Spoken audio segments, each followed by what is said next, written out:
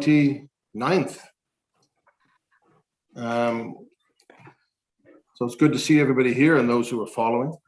I want to begin the meeting by acknowledging that the HRM is located in Mi'kma'ki, the ancestral, the traditional, the unceded lands of the Mi'kmaq people. The municipality acknowledges the peace and friendship treaties signed in this territory and recognizes that in Nova Scotia, we are all treaty people. We are in Jabuktuk, the Great Harbor.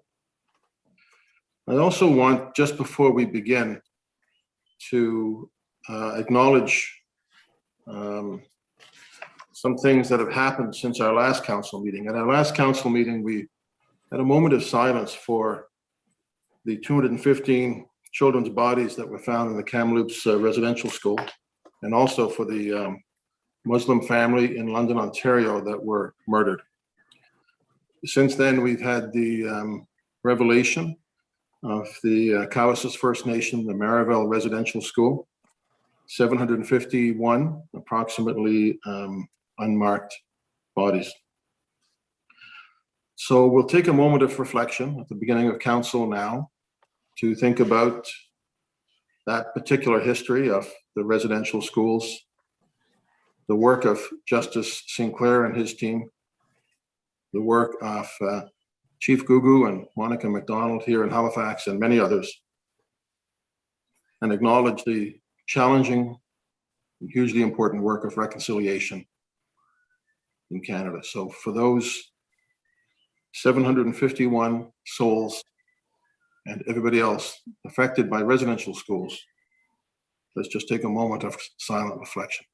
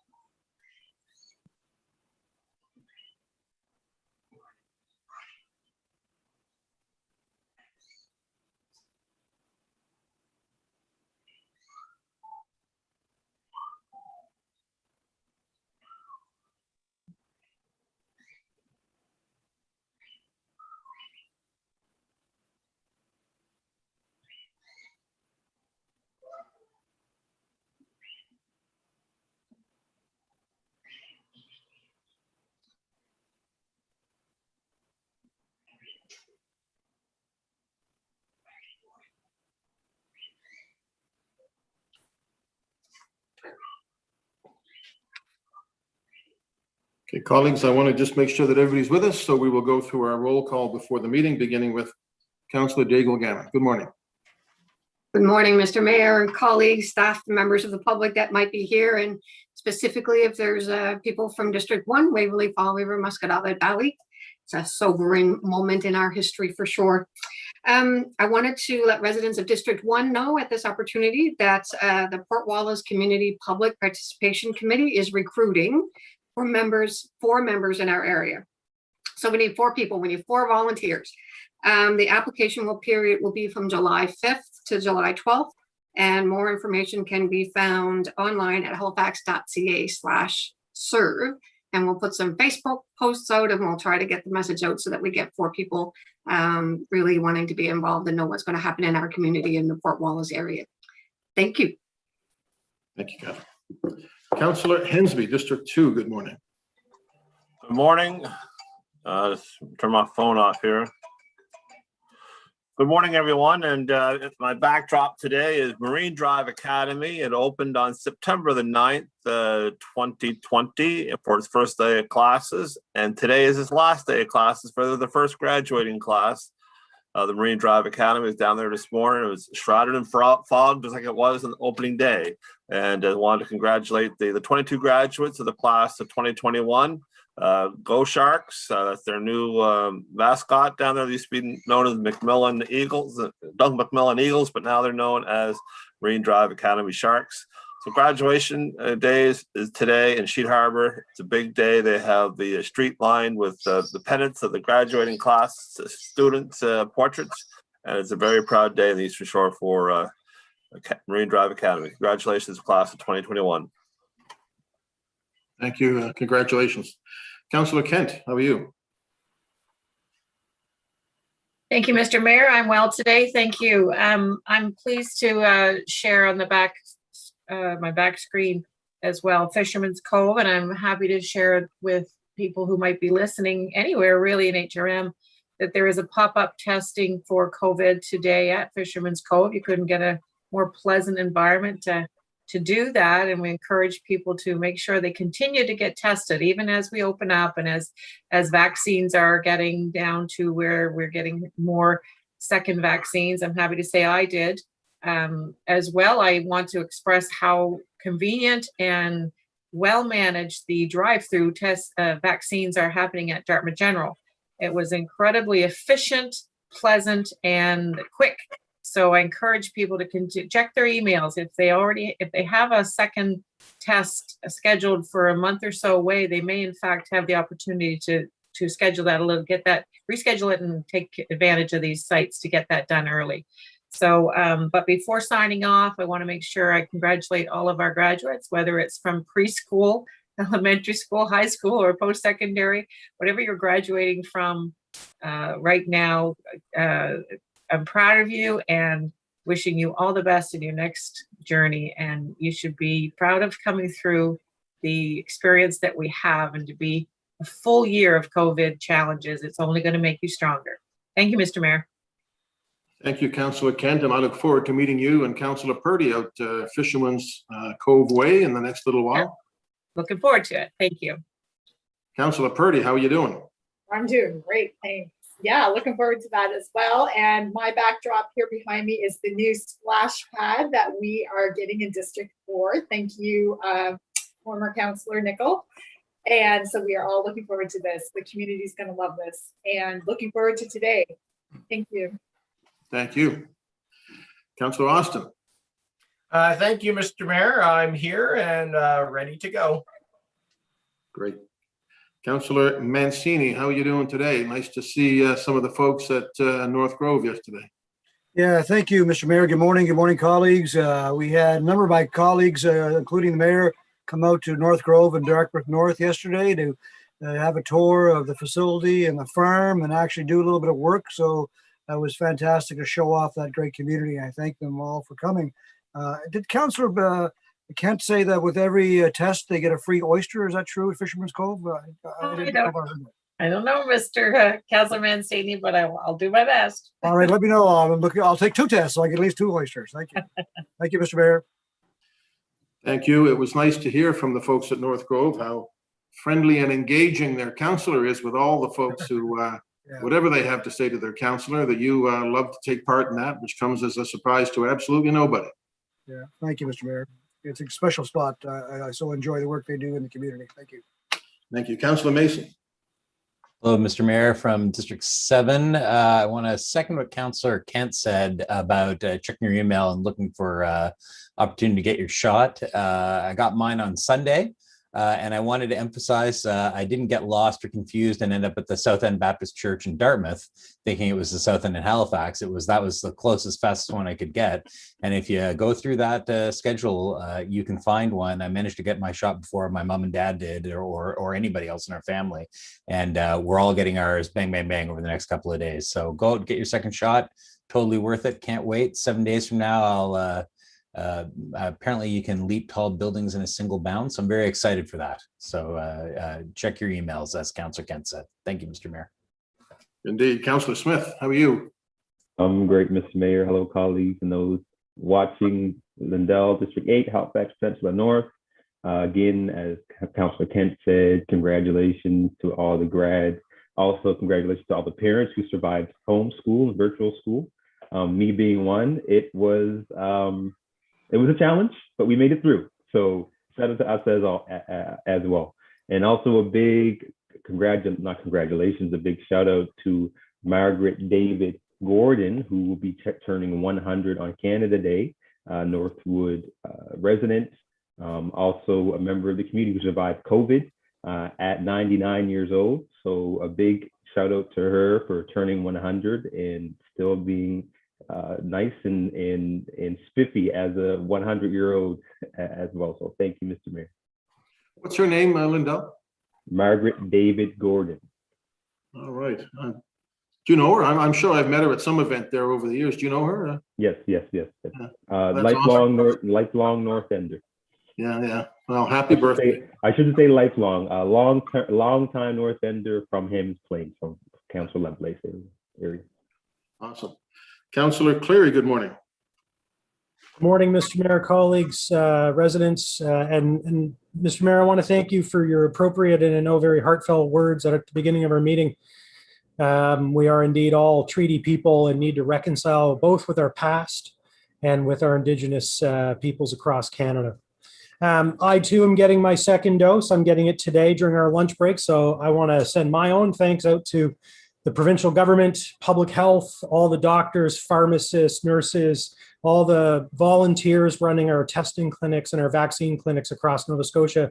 I saw numbers the other day that showed Nova Scotia has now moved from one of the last in vaccination coverage to the top across Canada. So big shout out to all those folks helping us stay safe. Well said. And let me put a personal thank you out to my sister who has volunteered, I don't know how many days up here at the convention center at the testing sites, and encourage people to get tested as well. The vaccinations are really important, but just keep on getting tested as well. Thank you, Councillor Cleary. Councillor Morris, how you doing? Great, thank you, Mr. Mayor. I would also like to thank you for having the moment of silence this morning. It felt very appropriate and right to share that with my colleagues and everyone on this this call today. I would like to congratulate the graduates and their families of Halifax West High School for coming through an extra tough year, and I hope it's smoother sailing from here on for all the graduates this year. And I also would like to thank the incredible health teams that are working around the clock to get us all immunized. I had my second shot as well at the South End Baptist Church, which was the closest, and sped up my second shot by a few weeks. So I'm very grateful for that. And we are making remarkable progress. Thank you. Thank you. Councillor Cuddle, second shot yet? Next week. I've got it lined up for next week. Looking forward to it. Hello, colleagues. Hello, staff. Hello, people out there watching us on Regional Council this morning. Nice to have you here. I'm coming live from District 11, Purcell's Cove, representing Spryfield, Sambro, Loop, and Prospect Road. Big shout out to all the grads out there. Very excited because next year we're going to have our new school opening. So it's nice to see the graduates from your school, Councillor Hensby. It's an exciting time. And I just want to give a shout out to all the volunteers out there who have been pivoting and rescheduling and reworking and trying to get things going over the last couple of months, whether it's with kids sports, whether it's with community cleanups, community fundraisers. The last couple of months have been really hard, and it's nice that, we're getting out again and seeing things happen in the communities. So thank you to all the volunteers who make those things happen. We couldn't do it without you. Absolutely right. Thank you. Councillor Stoddard, good morning. Good morning, Mr. Mayor and colleagues and those watching from home or wherever you might be tuning in. Just wanted to give a shout out from District 12, Timberley, Lakeside, Beachville, Clayton Park West, and Wedgwood. I'd also like to echo Councillor Kent's words. Congratulations to all our graduates, whatever level you are graduating from and going to in September. Wishing you all the best, and also a heartfelt thanks for all the parents who had to endure and the challenge of teaching from home. I'd also like to thank Councillor Mancini for inviting us out to see North Grove. It was a wonderful experience. And the staff there were just amazing, just amazing. I'd also like to thank the mayor for the moment of silence. This is the second last day of Indigenous Peoples Month, but we'd like to keep them in the forefront due to all of the anxious and sad things that are happening and have happened to them. And finally, I'd like to thank my council and my team for everything that they have done to make me feel welcomed. Thank you. Awesome. Councillor Lovelace, how you doing? Good morning. So I'm coming to you live from City Hall. I'm so happy to be back here at work and, seeing the bustling that's happening downtown and seeing people returning to work and our economy getting back and going. I'm really grateful for all of the work that folks have been doing to get our economy back up and running and make sure that people are tested and vaccinated. So shout out to all those folks. Mr. Mayor, thank you so much for the moment of reflection at the beginning of this meeting. It's been weighing heavy on our minds, and on July 1st, I'll be at Victoria Park with some of my colleagues here from 12 until 3 as we pause and reflect and create together. I'm very grateful to Kayla Bernard from Spec and Acadie, who is organizing this event with Heartwood and focused really on youth mental health and wellness for our community. I also want to give a huge shout out to the CPA and Sir John A graduates. It's been one heck of a year. It's been difficult for all of us, teachers, parents, everyone trying to succeed, and grateful that here we are. We did it. Congratulations. Shout out to all of you. Be proud. But I do want to let everyone know that, it is with a heavy heart that I let you know that on June 1st, we lost a much loved 19-year-old from Hughley, Kai Matthews. He was quite an amazing student. He graduated actually from Sir John A. Macdonald last year. And I know that all of Halifax is thinking of him and his family and his friends during this difficult time. He certainly was gone too soon. But the family is asking us to remember him when we see the lupins bloom. So I just wanted to let you know that we think of the Matthews family and wish them well and condolences on their loss. Thank you. Absolutely. Councillor Blackburn. Hello, good morning, everyone. Broadcasting live from the Beaver Bank bunker. I just want to send a shout out to fire services this morning. We had quite difficult fire on Lakeview Avenue yesterday morning. A house and truck heavily damaged, and the community was locked down for a time so that crews could do their work. And just wanted to express thanks on behalf of the community for the work our fire services do and did yesterday and do all the time. Thank you. Thank you. Councillor Russell in Sackville. Thank you very much, and good morning to everybody from wonderful Lower Sackville, where we have another water main break on Cobequid Road. We will hopefully get that fixed in the very near future. But for now, please bear with us. I would like to echo what Councillor Kent said about graduation. When I was on the school board, graduation was my favorite day of the year. It was the day that we saw a number of young people cross the stage, having accomplished the first really big thing in their lives. And I missed that. And I missed it last year as well. And I'm really looking forward to it next year.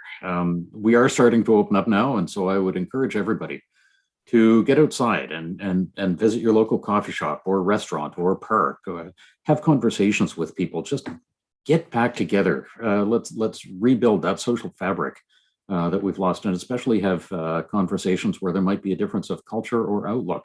Let's get to know each other better, and hopefully that'll help correct and refresh some of the things that we might have missed over the past number of years. Thank you very much, and have a great day. Thank you, Councillor. Deputy Mayor.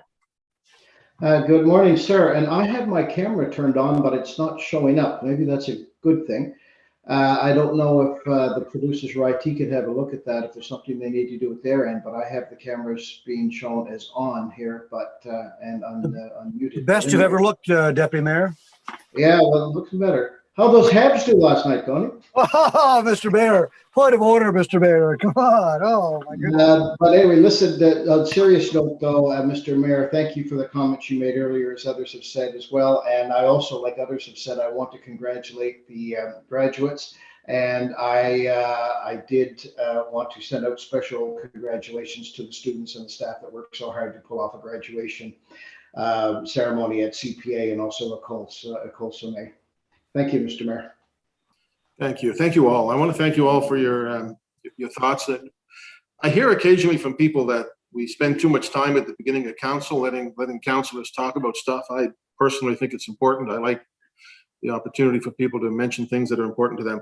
I want to let you know this morning I met with Mayor Amanda McDougall from Cape Breton Regional Municipality, who's in town doing some meetings with her beautiful son, Emmett, who I'm sure all of you have met. If you've met with her in the last little while, you've met with Emmett.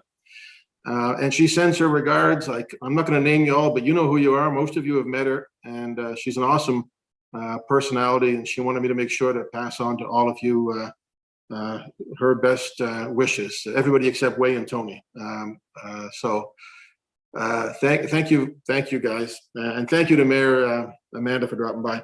I also want to mention that there's so much work to do on reconciliation, but a big step in my view was taken by the municipality. Not enough, but a big step. When we a week ago yesterday, Councillor Mason, Councillor Lovelace, and others. This was on a motion started with Councillor Cleary, really started with Councillor Mason before that. It was tremendous to recommission, I guess, the new Peace and Friendship Park. And I know it made a difference with our friends in the Mi'kmaq community, because I've heard from them. And so while we're all thinking about what we're gonna do on July the 1st this year, there'd be worse places to go than Peace and Friendship Park. A very well-known person told me that the day that it was opened, he went back and spent 2 hours there in the afternoon, and it was the best he felt in Halifax. So I think that's, we should be very proud of some of that stuff. So thank you all who had a part in doing that. Okay, approval of minutes of June the 8th. Does somebody want to consider approval? Did I see that you had a comment, Councillor Purdy? Was that on the minutes? Hi, yes, thank you, Mr. Mayor. I just wanted to say that there is a correction that needs to be made on 11.1.1, somewhere here, on page 2, that I actually voted against the motion, the amendment, and it says that I voted for. So just that little correction there. So we have that note. Mr. Clerk will make that change. That's noted and has been changed. So with that change, does somebody want to move the approval of the minutes? Councillor Purdy, you want to move those? Yeah, I move the order of the approval of the minutes. As amended. Councillor Stoddard to second. All those in favor? Aye. Aye. Opposed? Thank you. Okay, approval of the order of business. I know there's a number of things we want to do today. Before I go to council, I'm going to, sorry, let me get my chat going here. Mr. Clerk.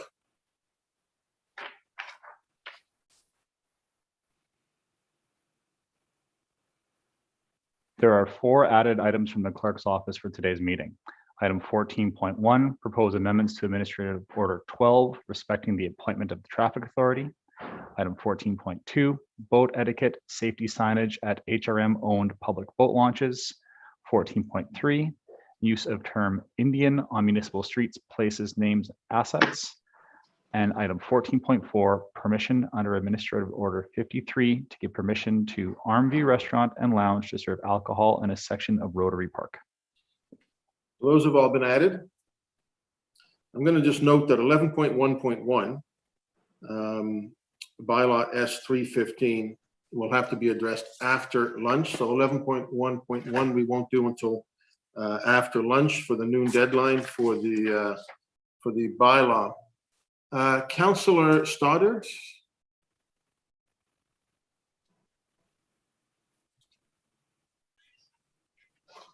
You're on mute, Iona.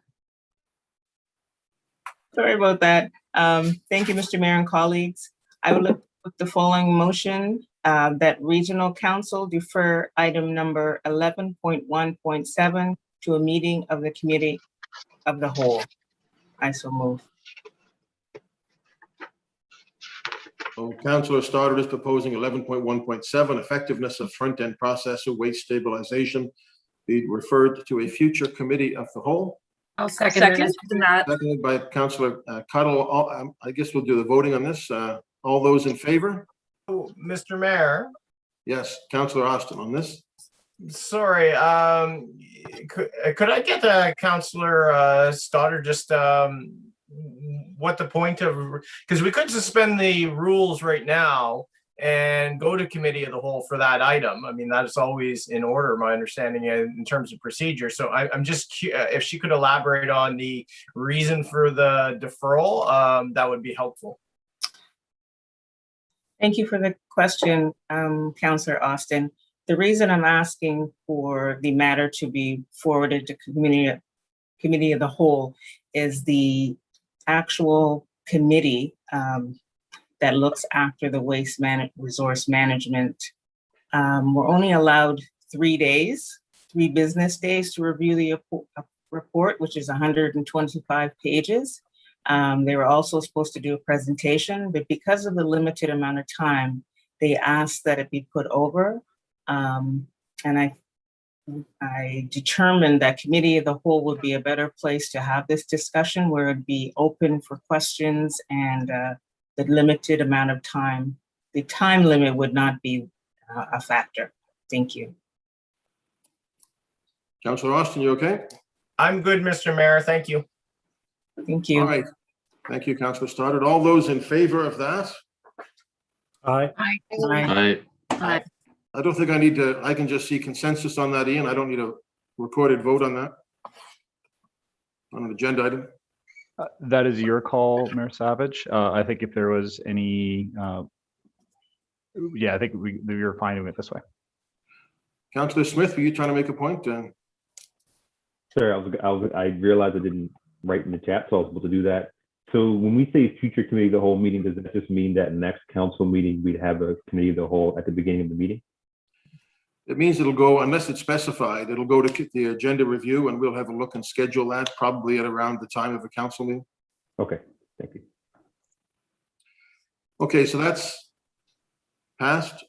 So item 11.1.7 will be referred to agenda review for a future committee of the whole. And we'll touch base with Councillor Stoddard. Councillor Mason. Sorry. Thank you, Mr. Mayor. I'm off mute, I am. I move that item 11.1.11, proposed administrative order 2021-003 OP, respecting amendments to municipal design guidelines, Red Book update, be deferred to a committee of the whole. Second. Second by Councillor Cleary. So to forestall Councillor Austin having to come in and ask why, I'll just say it's same, very long document, 398 pages. We have requests from UDI and from some community groups to have more time with it. I certainly haven't had enough time to read it and understand it. After talking to staff this morning, they suggested that it had already been, if you look at the consultation section, it's already been through our committee structure. So they would prefer to bring it to a committee of the whole, where we can ask all the questions we want and then take whatever action we want at that point. So I'd like to refer that to committee of the whole so we can have a fulsome discussion when the time is right. Thank you, Mr. Mayor. That motion is in the chat. I see no further discussion. If I may, Mr. Mayor, there are a number of us who are going to be on vacation through the end of July into August, and would just appreciate consideration for that timing when the committee of the whole is scheduled. Thank you. Okay, so appreciate it in terms of scheduling it while you're not here, or that when you are here. I kind of would like to be here on this one. So thank you for that. And we will, the clerk's office will make every effort over the summer to see who's who's away when there's a council meeting, and we will try not to inconvenience, although in some cases it may not be possible. But that's a good point, Councillor Russell. Thank you for that. Can't we just do it at his wedding? I am taking that Friday off, if you don't mind. Thank you. All those in favor of Councillor Russell getting married? No, it's a different thing. We'll say that's on consensus. Okay, so all those in favor of that motion of Councillor Mason's to refer item 11.1.11 All those in favor? Aye. Aye. Opposed? So that is carried. Just, you know, for people who may be watching from home, I've never felt there was anything wrong with referring or deferring issues that come up that can be somewhat detailed. Our rules are that councillors don't see reports weeks in advance. They get them usually late on Wednesday and they go public Friday. And so sometimes when there's a lot involved, it's not a bad idea to bring something to council and then allow it to circulate in the public a little bit so people can have a look. So I have no problem with that. I think it's some cases it provides better governance, to be very honest. So thank you to Councillor Mason, Councillor Stoddard. I'll just also say that we have 2 heritage hearings which will happen right at 1 o'clock. We have a public hearing tonight on the noise exemption request for the Birch and Anchor and Bedford. That will be at 6 o'clock. Okay, does somebody want to move the order of approval as amended? So moved, Mr. Mayor. Councillor Kent, Okay. seconded by I second Councillor that. Cuttle. Thank you, Councillor Cuttle seconds. All those in favor? Aye. Aye. Those opposed? That's our agenda. We'll move to the consent agenda. Mr. Mayor, I'd like to request that 11.1.6 be removed off the consent agenda. That's the silent fireworks matter. 11.1.6 will be removed from consent. I would like to request that 11.1.2 be removed from consent agenda. 11.1.2 will be removed from consent. Budgets and business area plans for area rated services. Does somebody want to move? I'd like to request 11.3.1 be removed from consent. 11.3.1 will be removed from consent. If there's no others, then does somebody want to move the consent agenda with those exceptions? Councillor Cleary so moves. Councillor Cleary moves, Second. seconded by Councillor Daigle Gammon. All those in Mr. Mayor, favor? before we vote, can you tell me which one Councillor Hensby put forward? Silent Councillor fireworks. Okay, so 11.6. thank you. All those in favor of the consent agenda with those exceptions? We Mayor need to Savage, vote. we typically do a vote call for the consent agenda if you would like me to run through Yes. that. Please, of course. Beginning with District 9, Councillor Cleary. Yes. District 10, Councillor Morris. In favor. 11, Councillor Cuttle. In favor. 12, Councillor Stoddard. In favor of the motion? 13, Councillor Lovelace. Voting yes. 14, Councillor Blackburn. Voting in favor of the motion. 15, Deputy Mayor Otet. Voting yes. Mayor Savage. Yes, And Councillor Russell, District 15, in favor. Thank you, Councillor Russell. District 1, Councillor Daigle Gammon. Voting in favor of the motion. 2, Councillor Hensby. Affirmative. 3, Councillor Kent. In favor. 4, Councillor Purdy. Voting in favor. 5, Councillor Austin. In favor. 6, Councillor Mancini. Voting in favor of the consent agenda. 7, Councillor Mason. For the motion. And District 8, Councillor Smith. all right. That passes. I'm just going to read the items that have passed on consent. 11.1.8, submission of parks and recreation projects for potential stimulus. 11.2.1, funding request for Neptune Theater, $100,000. 11.2.2, budget changes, composting facilities recap. 11.5.1, coming from Northwest Community Council, municipal planning strategy amendments for 18 Scotia Drive. 11.6.1, less than market value lease, the World Life Saving Society of Canada, Nova Scotia branch in Purcell's Cove. 11.6.2, less than market value lease agreement with Spencer House on Morris Street. 11.6.3, regional special events grant report. And 11.7.1 from Heritage, to include 5943 Spring Garden, 1538, 1540 Carlton in the Registry of Heritage Property. Those are the items which have passed on consent. Okay, colleagues, I'm going to call for any declaration of conflict of interest.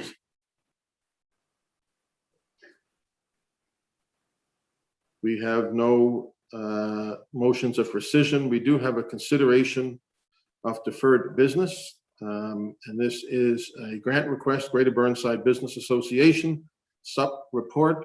Councillor Mancini. Thank you, Mr. Mayor. I'll put the following motion on the floor that the Halifax Regional Council defer consideration of a bid, which is the Business Improvement District Formation Grant Policy, pending council providing direction regarding the corporate grants review project's recommendation. So moved. Second. Second. Second by Councillor Blackburn. Councillor Mancini.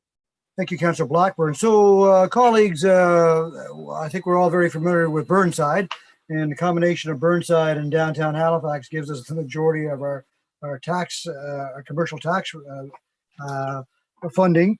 And there is a group called the Greater Burnside Business Association, who are a group of volunteers that work very hard to support and promote Burnside.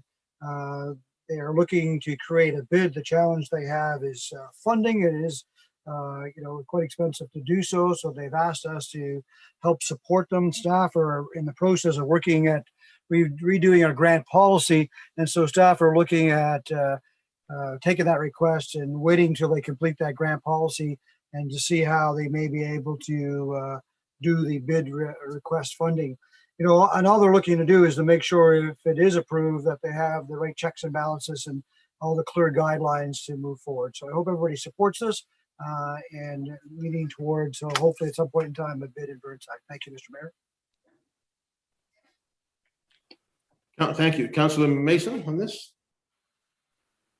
I just wanted to chime in and say I have strong support for this. I think that, bids in general are very important, but I think it's especially important to have one in Burnside to ensure that the other major employment and commercial tax contributor is similarly represented to downtown. The commonalities and potential policy concerns between the two areas are actually surprisingly high, but it's also a lot harder to organize, I think, in Burnside because of the, fundamental difference in layout and ownership, or layout and ownership and that kind of thing. So I do support this going forward, and I think it would be good for all of HRM for Burnside to have a bid. Thank you, Mr. Mayor. Thank you. Councillor Daigle Gammon. Thank you, Mr. Mayor. I also am a big supporter of this project. As a previous member of the Greater Burnside Business Association, I understand just how long that they've been working to do this piece of work. Now, in the report, it does say that the consultant should have the report to senior management by the summer of 2021. I'm wondering what is the timeline that it will get back into council so that the GBBA can start considering what their work plan might be like. Is there any timeline that's available to them? Okay, let's see. I'm not sure if we have Paul Johnson or Scott Sheffield. Yes, hello, Paul Johnson here, Managing Director of Government Relations and External Affairs. Through the mayor to the councillor, my understanding, we haven't been involved in the actual project intimately, but my understanding is that report is soon going to the Chief Financial Officer for review, and then they'll determine what the next steps are in terms of recommendations and implementation, that sort of thing. So that's my understanding where they are at this point. So we really don't have a timeline then to be able to provide to them. No, not at this point, but I expect that'll happen very soon. So we could certainly circle back when we have that information. Thank you very much. They'll appreciate that. Yeah. Thank you. All right, colleagues, ready for the question on this? Question.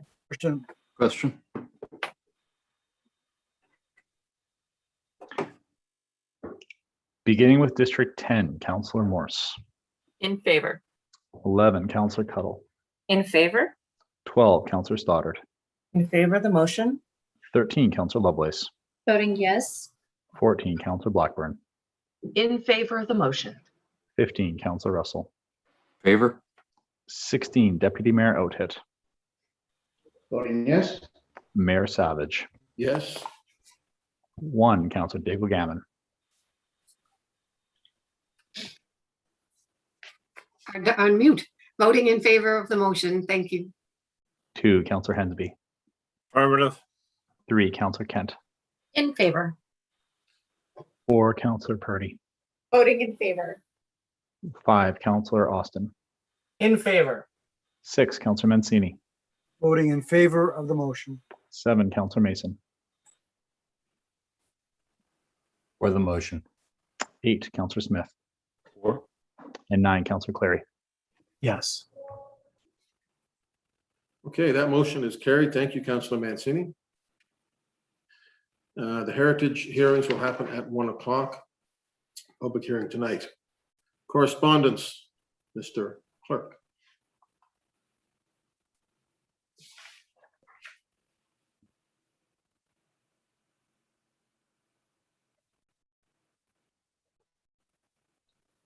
Correspondence has been received for items 8.2, 8.3, 11.1.1, 11.111, 11.6.6, 11.8.4, and 11.8.5. This correspondence has been distributed to all members of council. Thank you. Petitions, colleagues?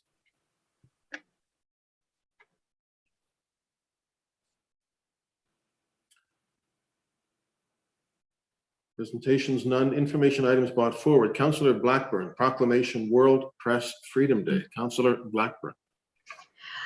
Thank you very much, Mr. Mayor, and appreciate the opportunity to speak briefly to this. I do have a quick question, though, for the clerk's office. This originally was on the agenda as a proclamation, so that that agenda was passed. So that doesn't make it an official motion that has been passed, correct?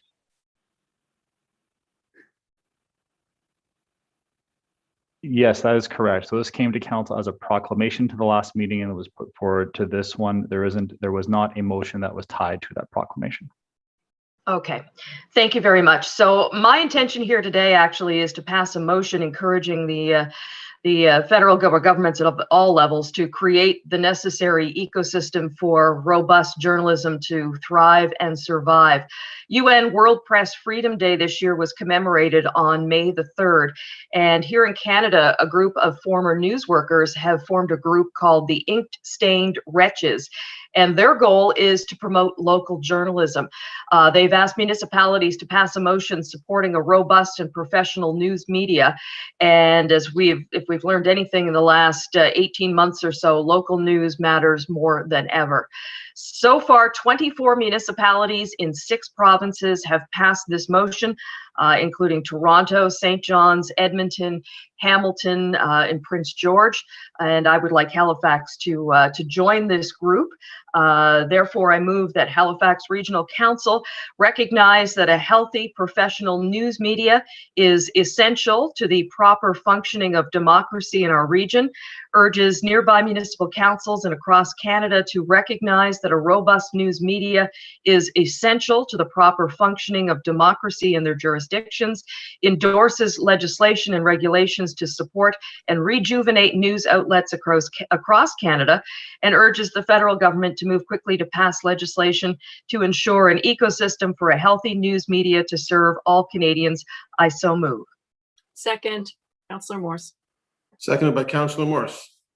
Thank you so much, Councillor Morris. Appreciate that. And nothing further to add. I just throw it open for discussion. Thank you. Thank you, Councillor. On this, Councillor Austin. Thank you, Mr. Mayor, and thank you, Councillor Blackburn. This is one that was actually in my inbox for a while there as well. Also communication from the Ink-Stained Wretches. former Herald employee who lives in my district. And, you know, I had kind of, I sat on this one. I talked informally with some colleagues because it's not something we typically do, right? You know, these kind of symbolic motions that are just, you know, kind of, you can pass anything about mom and apple pie, so to speak, but it doesn't have anything behind it. But now and then, lending a little bit of symbolic power to things, I think, is okay. It wasn't something I was prepared to bring forward just because we don't typically do this, but given that how integral the press is to everything that we do, just as politicians, the functioning of this place, I will support this. So thank you, Councillor Blackburn. Thank you. Can we see the motion, Councillor Blackburn or Clerk? Can we put the motion in the chat? Councillor Kent points out correctly, we don't actually see the words on this. Councillor Purdy, in the meantime. I'll do that straight away, sir. Thank you. Councillor Purdy. Thank you. Thank you, Mr. Mayor. So I think Sam kind of answered some of my question here. So this is a symbolic motion to support the freedom of the press, which I think we all agree is crucially necessary for a free society. And then how does, so, but isn't that kind of like a federal I guess I'm not understanding. So this is just a symbolic notion to say that we recognize that freedom of the press is crucially important and we support that as a municipality. I think so, but we'll get Councillor Blackburn to address that if that's not correct.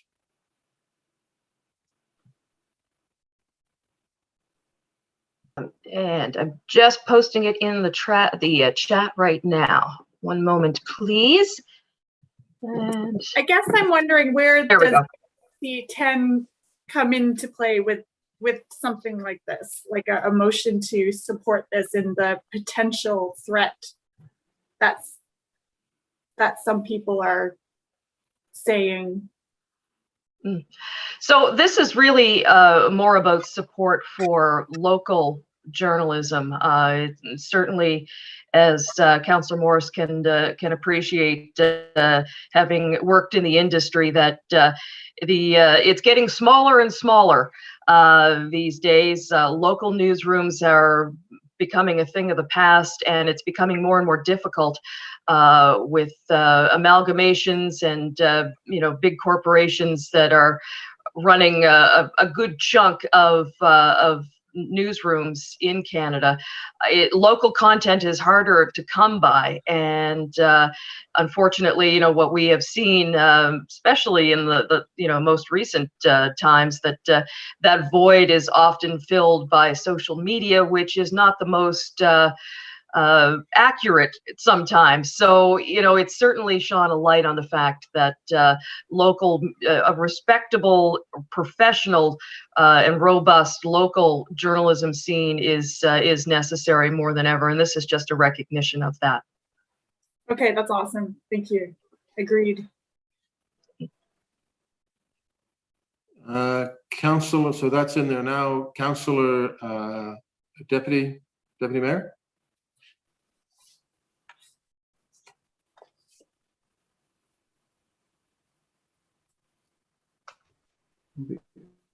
Sorry.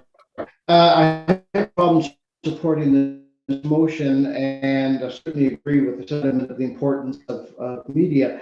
I guess my question is, though, is this sort of suggesting that the federal government should be funding local media if it's not viable? And then, of course, that opens the whole question about if government is funding media, will media truly be as independent as it should be? And I know there's been discussions about this lately with some federal funding and whatnot. So I don't know if Lisa's going to come back or not about this, about this or not, and just let us know what the groups it's nobody was denied that we need media, we need local media, but we also need independence of media. So I'm just sort of wondering what the overall objective is when it comes to, and is to say you need a healthy ecosystem and environment also could be could be financial. So I just want to dig into this a little bit more, just for clarification, because I like some of the groups that we have here locally who are really trying to fund themselves independently and be a different approach to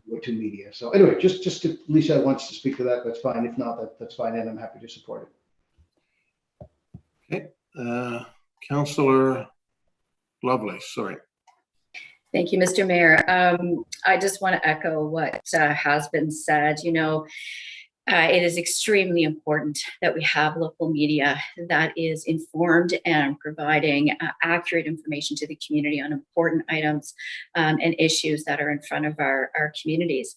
In addition to that, I think as we've seen this rise of misogyny in particular against women journalists, I'm very concerned about what's happening to this shrinking media locally, as well as the fact that women are not supported and feeling comfortable and are being attacked on the streets.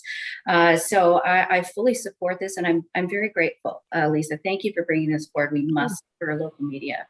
Thank you. Thank you. Councillor Kent. Thank you, Mr. Mayor. I'm happy to support the general idea of this motion. I'm a little bit of a stickler for language. I just want clarification on one point, which is the point where it says endorses legislation and regulations to support and rejuvenate new outlets across Canada. Is this motion, Councillor Blackburn, is this motion suggesting that we as a municipality are laying the groundwork for us endorsing something, or is this asking the federal government to endorse it?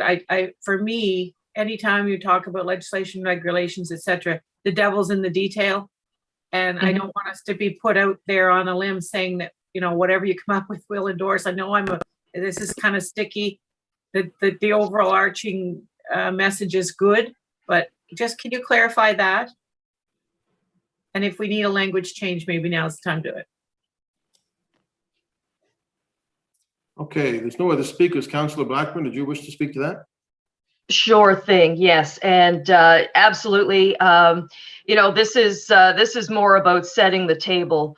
Other orders of government, in particular the federal government, setting the table in such a way that these smaller community-based journalism projects can thrive and survive. Things like the most recent tax breaks for digital subscriptions, those types of things, certainly, and speaking to Councillor or Deputy Mayor Outhit's point, this in no way calls for funding or promises anything. It's basically setting the table so that the federal government looks at what tools they have in their toolbox to help promote and make sure that these projects are serving our smaller communities where journalism is missing in large part. Not sure if that clarifies for Councillor Kent or whether she's wants to propose a language change, but this is not about holding up any one piece of legislation or endorsing any one piece of legislation. It's just endorsing the overall collaborative atmosphere to help these startups and smaller journalism businesses thrive. Thank you. I think that's very helpful to me. I still feel like maybe legal could weigh in on that language. That would be one more thing just to make me feel a little more comfortable. I'm completely in agreement with the overall intent here. Absolutely. Do we have someone that can speak to that, Mr. Mayor? Well, do you want to? What do you want to do? Well, I was thinking that I just would like an opinion from our legal folks as whether or not endorses legislation is a language we should be using in this kind of format. Well, we can ask John. It's up to council at the end of the day, but John, do you have a thought on that? Mayor, you're right. It is up to council in terms of their comfort with it, that it's pretty broad language in terms, you're not looking to endorse or support specific legislation, just legislation and regulations in general. Okay, thank you. I'm good. Okay, colleagues,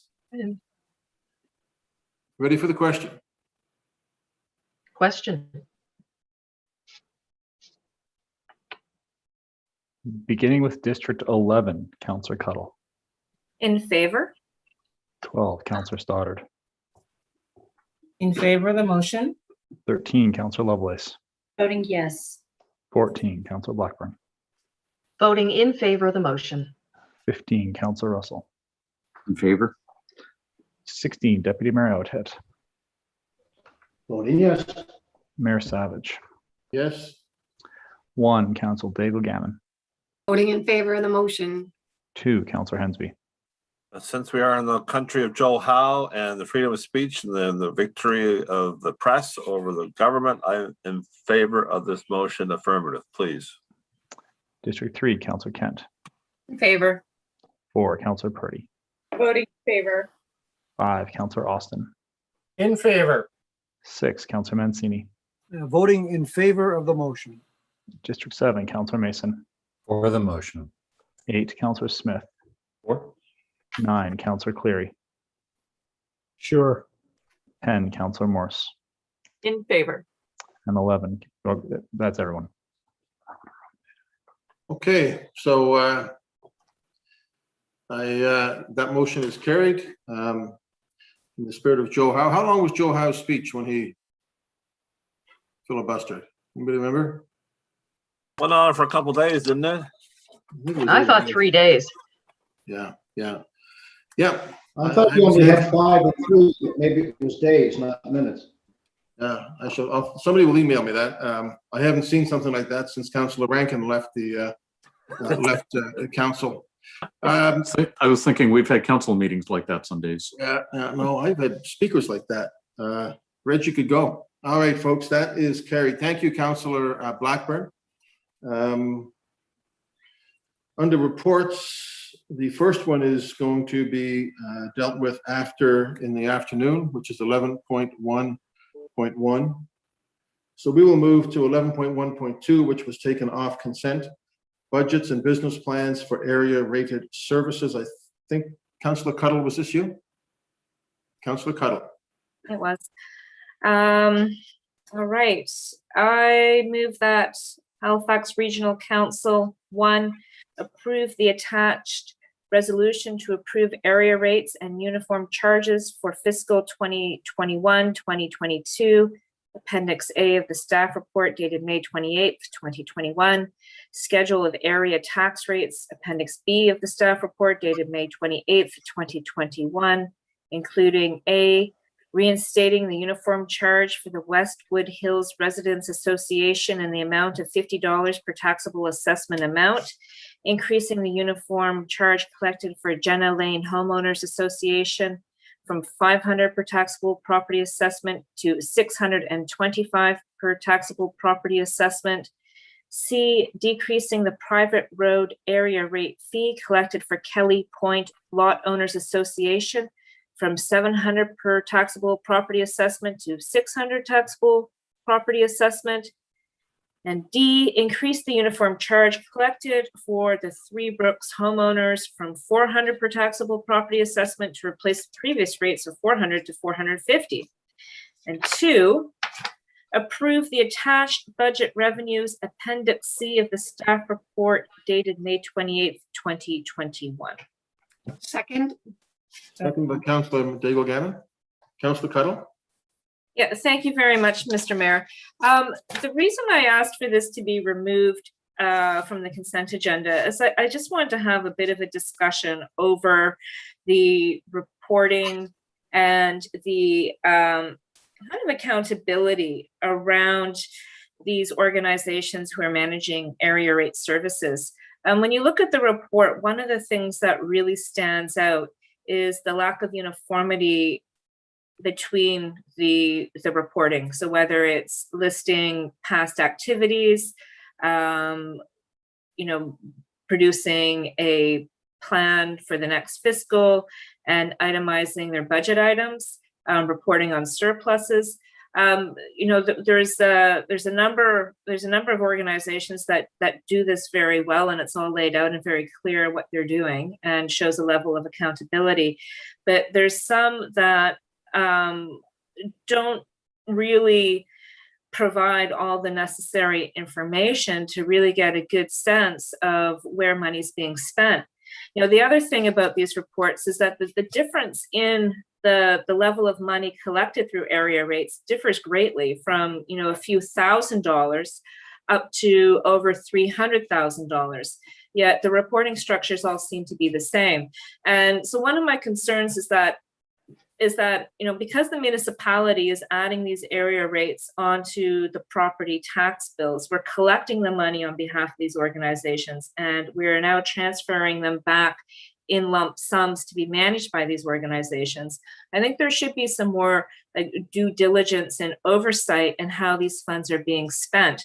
In a large part, the accountability is very dependent on the organization itself. And most of these organizations are volunteer run.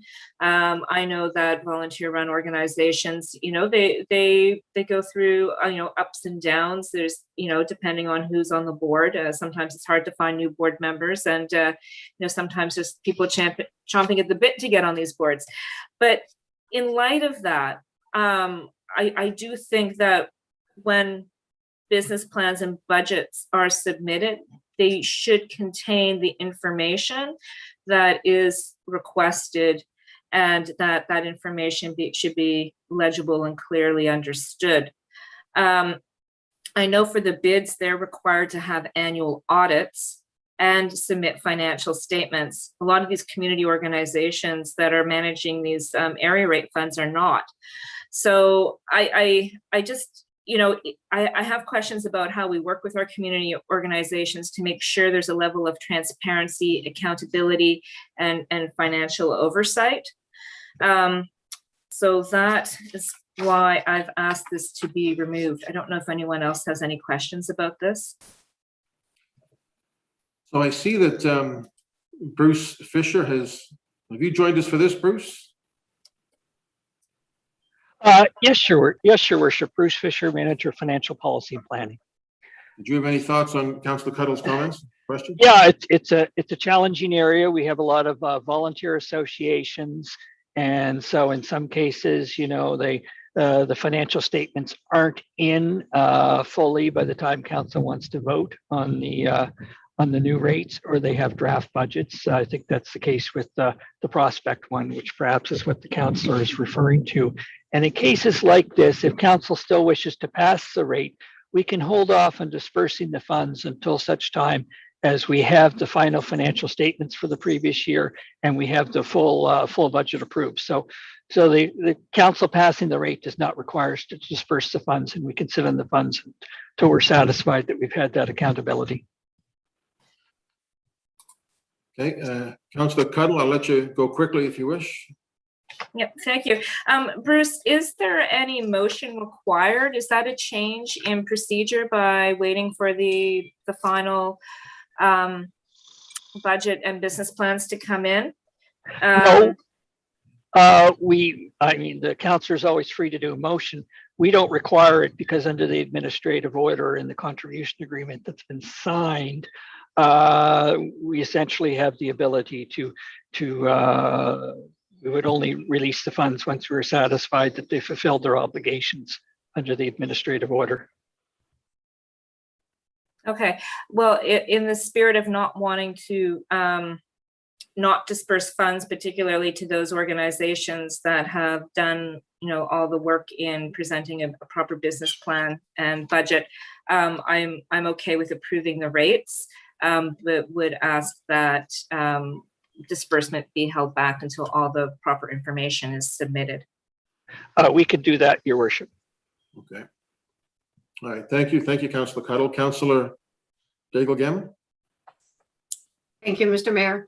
So having been on one of the area rates, the LWF Ratepayers Association. Councillor Cuddle, I do know that we did, and so I think theirs is just a little over 200,000, 213,700, I think is in my head, but they do have financial statements, and we did hire, not to do a full audit, because a full audit is a pretty significant cost. And so they have done like a notice to reader, or maybe they've done a review engagement report in order to satisfy the terms and conditions. And I do know that over the last couple of years, then the terms and condition and the oversight of HRM in some of the area rate communities has been sort of scaled up. So I have seen a lot more accountability in the last couple of years, and I have had, say, probably in the last 10 to 15 where I've been involved with the Ratepayers Association. So it's good. Thank you. Councillor Lovelace. Thank you. Thank you, Bruce. I know you and I have chatted about this over the years with regards to area rates, and in Hammond's Plains in particular, we have a couple of homeowners associations that have suspended rates. Westwood suspended their rates based on the fact that, you know, they knew they couldn't hold any community events, for example. So reinstating that is important to them. You know, we're grateful for the volunteers who step up and do this work. I just have a question in regards to you know, the requirement for these volunteers to be paying out the finances out of their own personal pockets and bank accounts. So if they do want to hold events, and then there's a 30 or 45-day wait to be reimbursed, is that still the case?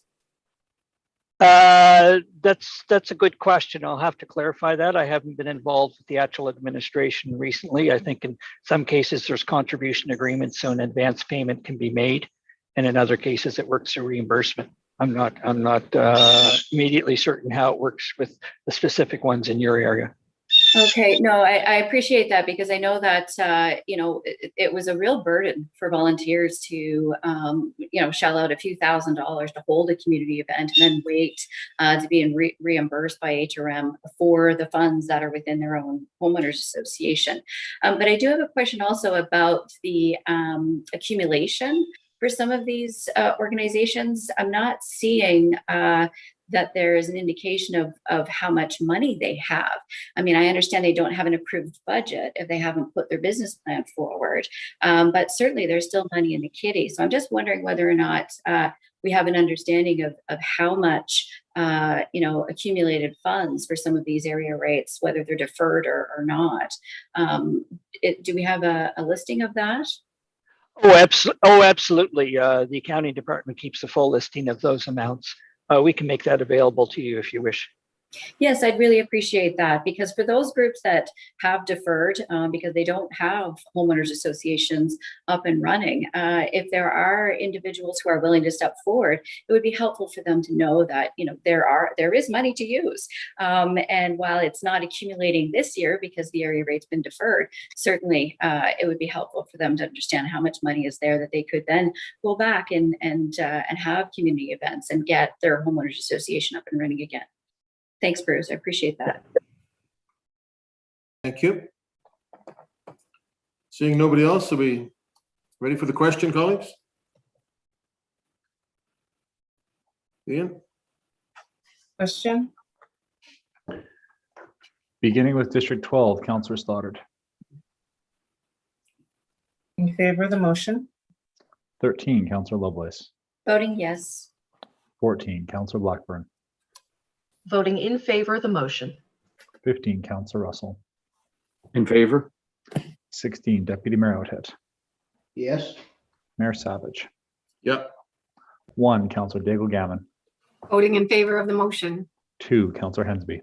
Affirmative. 3, Councillor Kent. In favor. 4, Councillor Purdy. Voting in favor. 5, Councillor Austin. In favor. 6, Councillor Mancini. In favor of the motion. 7, Councillor Mason. For the motion. 8, Councillor Smith. For.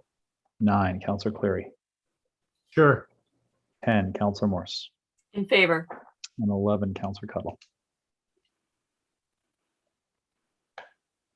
In favor. Is that all the votes, Ian? That is. Okay, that motion carries. Thank you, Councillor Cuttle. 1113, Municipal Planning Strategy Amendments for Bedford West, sub-areas 12 and 1. Deputy Mayor?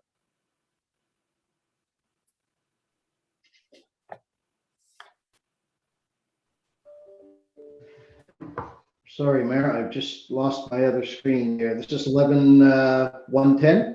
1113. 1113. Okay, can someone put that on for me? Sorry, I've just lost my other screen.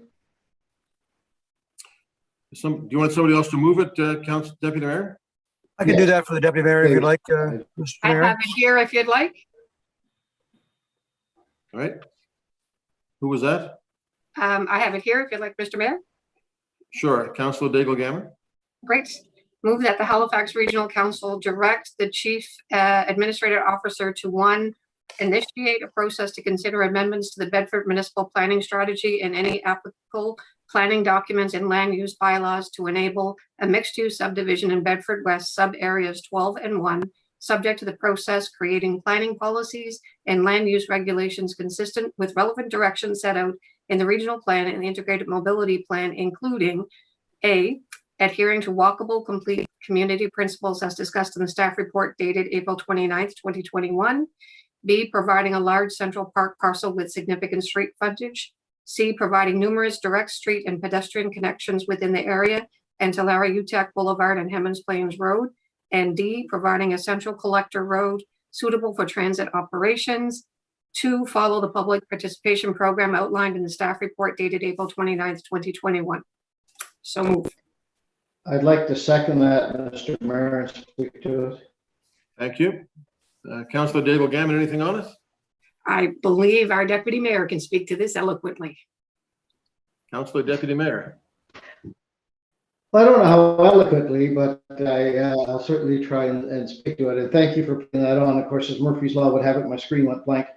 I need that. So I want to obviously strongly support this and second it, but I also want to thank staff. If you look at this this motion, it's actually quite unique in the sense that it is really moving forward with some of the things that we have discussed in our integrated mobility plan, safer streets, walkable communities, safer communities, this sort of thing. So I really like how the planner for this, I believe it was Sean Gillis, has broken these out and bought the support in from the developer as well, because I think this will be a very interesting and timely approach to this new area. My one comment is, and this will be coming up a little later, Mr. Mayor, is that we now have to get Larry Utek Boulevard in order and ready for this development and also for the 2 schools that are being built. And we're going to touch on that in a few minutes when we go down to 11-110. But happy to support this, and kudos to staff to, I think, really trying to, and the developer, to move forward with how we envision new developments going forward. Thank you, Mayor. Thank you. Anybody else on this? Question. If not, ready for the question? Beginning with District 13, Councillor Lovelace. Voting yes, thank you. 14, Councillor Blackburn. Voting in favor of the motion. 15, Councillor Russell. In favor? 16, Deputy Mayor Outhet. Voting yes. Mayor Savage. Yes. 1, Councillor Daigle-Gammon. Voting in favor of the motion. 2, Councillor Hensby. Affirmative. 3, Councillor Kent. In favor. 4, Councillor Purdy. Voting in favor. 5, Councillor Austin. In favor. 6, Councillor Mancini. Voting in favor of the motion. 7, Councillor Mason. For the motion. 8, Councillor Smith. 4. 9, Councillor Cleary. Sure. 10, Councillor Morse. In favor. 11, Councillor Cuttle. In favor. And 12, Councillor Stoddard. In favor of the motion? That is everyone. Okay, that motion carries. Thank you, Deputy Mayor and Councillor Daigle-Gammon. We're going to move to 11.1.4. This is proposed amendments respecting civic addressing, street naming, and renaming. I'll take that, Mr. Mayor. That would be Councillor Lovelace. Yes, thank you. I move that Halifax Regional Council adopt the amendments to Administrative Order 29 respecting HRM civic addressing policies as set out in Attachment A to the staff report dated May 11th, 2021. Second. Seconded by Councillor Kent. Councillor Lovelace? Thank you. So I'm pleased to see this moving forward. I know there's been Shirley Elliott Court, for example. We needed to address that. I think what we have here is a number of private lanes that need to be named. And as is normal practice, developers have put forward names for those streets. I did have a question for staff though about Ladybug Lane, and I'm not sure if Gail, you noticed this or not, but there was just a mention of Ladybug Lane in Hubli, and I wasn't quite clear why that was there. I think it was just a typo or maybe left over. It may have been in consideration previously. So just wanted to raise that to make sure that we're aware that that was in there and maybe shouldn't be. Okay, we'll go to Gail McLean, she who knows all. Thank you, Mr. Mayor. Gail McLean, Civic Addressing Coordinator. You're right to the councillor that was a typo from a previous report. Thank you, and we'll make that correction. Okay, other than that, I'm good to go on that. Thank you. All right, anybody else? Ready for the question? Question. Beginning with District 14, Councillor Blackburn. Voting in favor of the motion. 15, Councillor Russell. In favor. 16, Deputy Mayor Oathit.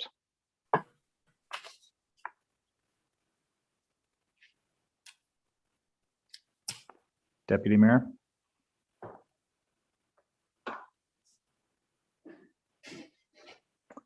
Mayor Savage.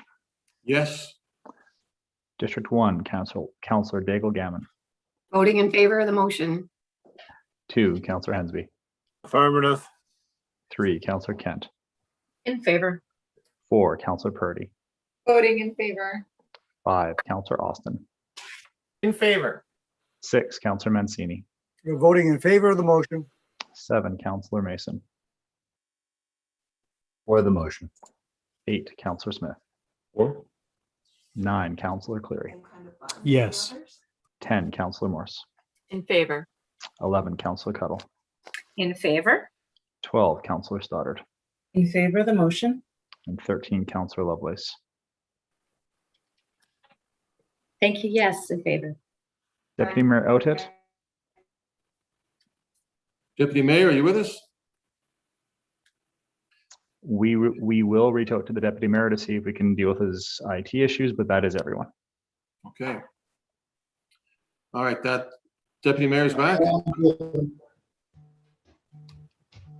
I am here and voting yes. Thank Okay, you. We see you now, but we're having some trouble hearing you, Tim. Okay, that's carried.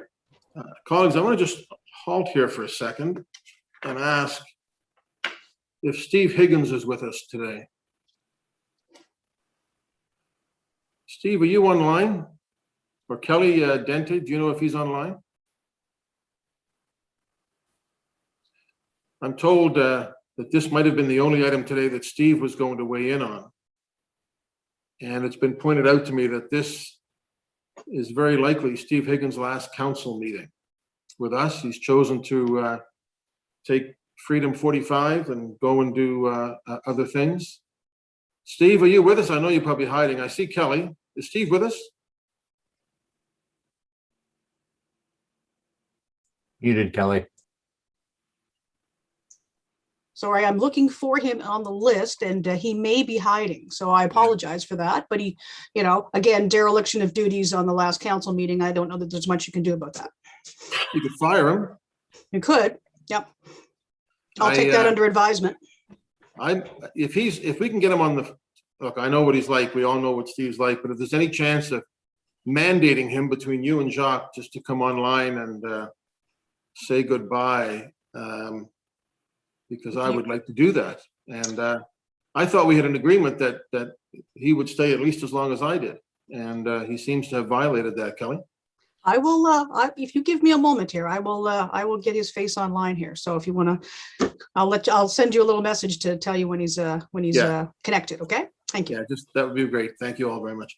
Okay, let's move ahead then, colleagues. We'll come back hopefully to a chance to pay our respects to Dr. Higgins. 11.1.5 is alternative approaches to public intoxication, feasibility of sobering centers and managed alcohol programs. Who would like to take that one? Is that a Councillor Cleary? Councillor Smith. It's Councillor Smith. Councillor Smith? Yep. Councillor Smith. I move that Halifax Regional Council direct the Chief Administrative Officer or designate to work with provincial government, staff, and other key stakeholders to examine potential changes to examine alcohol policies and regulations at the municipal and provincial levels to reduce harmful patterns of alcohol consumption. And 2, partner to develop options for regional council's consideration for establishment of a sobering center in HRM. Second by Mancini. Seconded by Mancini. Councillor Smith.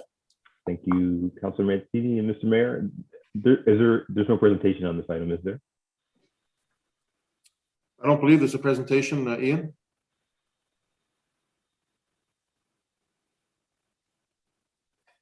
We do not have a presentation. Let's hit this report. Okay, great.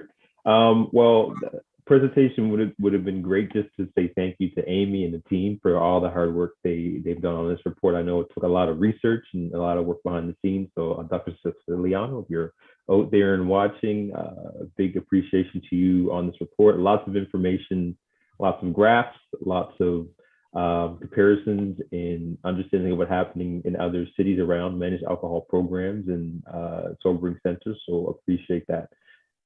So really, I don't have much to comment other than I support the direction that staff are asking us to take here, understanding that, here in Nova Scotia, when it comes to health issues and health policies, that is with our provincial government, but as HRM and in our policing services, we do play a role in supporting that in some sense. So I support the direction, and I love us to be more involved, but that's just not the case here in our context. I do have 2 questions that I'd like to get some more context on. So I'm not sure. Oh, I see Dr. Siciliano there. Hello. 2 questions. One is in the report, service demands regarding police. What I'm wondering here is, and I don't know if you'll have the answer to this, maybe, I don't think if Chief Casella is here or not, but greater efforts made by officers to identify alternative safe spaces to transport individuals. I'm just curious on, currently with how our service calls are answered, what is being done related to being able to transfer individuals to safe spaces. And again, unless the chief is here, I'm not sure if you have that information or not. The other question I had is looking at the other managed alcohol programs and sobering centers around the country, and even some that were recognized in the US, we see that the ones that are run by the city, or not run, that have funding by the city, are mostly places that have the city plays a role in social services.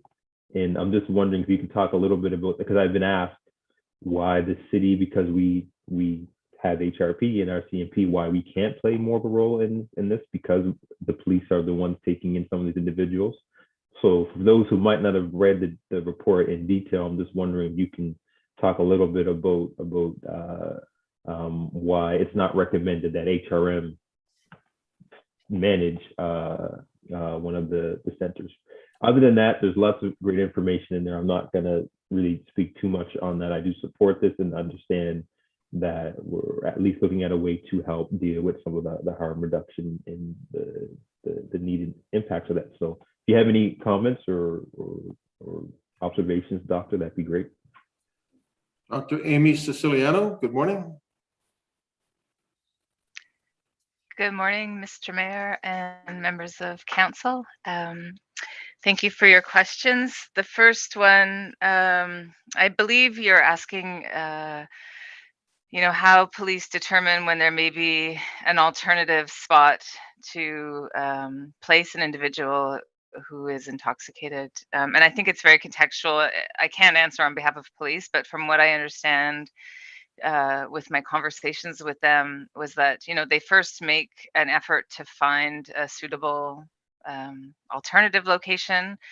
So in order for that to happen, there would need to be a responsible, sober adult at a residence that could watch over the individual, and the police have to be confident that that person would be in a position to monitor the individual who was intoxicated to ensure their safety. So if they can't, they can't be confident that that's going to happen, then they would take them to the prisoner care facility. Does that answer your question? Okay. The second one is more complicated, and I think that there's different ways that funding is allocated to sobering centers, to your point, depending on the level of involvement by the municipality in terms of healthcare services, like a relationship with public health, for instance. But there's huge variations across the country. So why we should play a role in this, I think what I tried to make clear in the staff report was that we are already playing a role in providing care for people who have public intoxication. So it makes sense for us to provide that care where appropriate through a different mechanism, whether it be funding a agency to stand up a sobering center, or providing other alternatives that could help divert folks from the prisoner care facility. Thank you. That's helpful. I have another question, but I'll come back, Mr. Mayor. All right. Councillor Blackburn.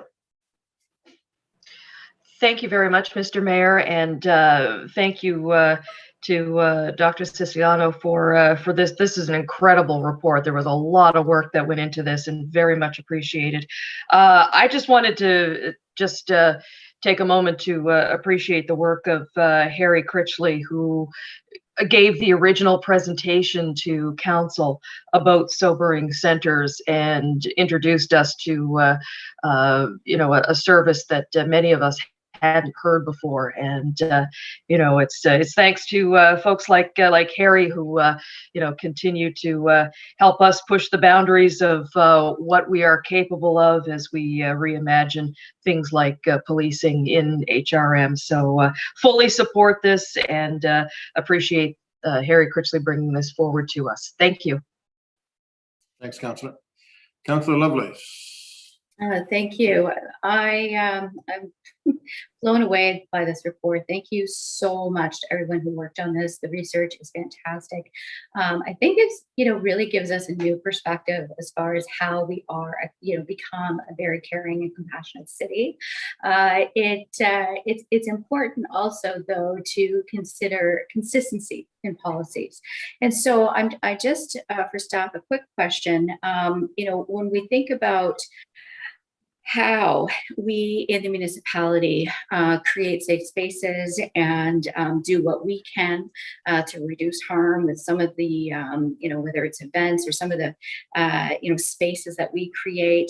I'm just wondering whether or not we're also going to be considering how we use alcohol and promote alcohol at our special events in our park spaces, and just, thinking about, are we creating a consistent message? And so I just wanted to find out from Amy if that's in top of mind when we think about reducing these harmful patterns of alcohol use. Thank you for the question, Councillor. And so the first recommendation in the motion actually is speaking to that, that if we want to reduce the volume of people in the prisoner care facility, I think it really makes a lot of sense for us to look more carefully at our alcohol policies at the various levels. So certainly our Administrative Order 53, but there's other work ongoing right now in the province that I'm involved in, and happy to play a bigger role in that, to really understand, what type of policy levers would actually work best to help reduce the impacts of harmful drinking on individuals, our communities, our families. So certainly that's something that I think that we need to look more closely at. Okay, thank you. Yes, it's definitely more than 53, but certainly that is a piece. So I just wanted to make sure that's under this umbrella. Thank you.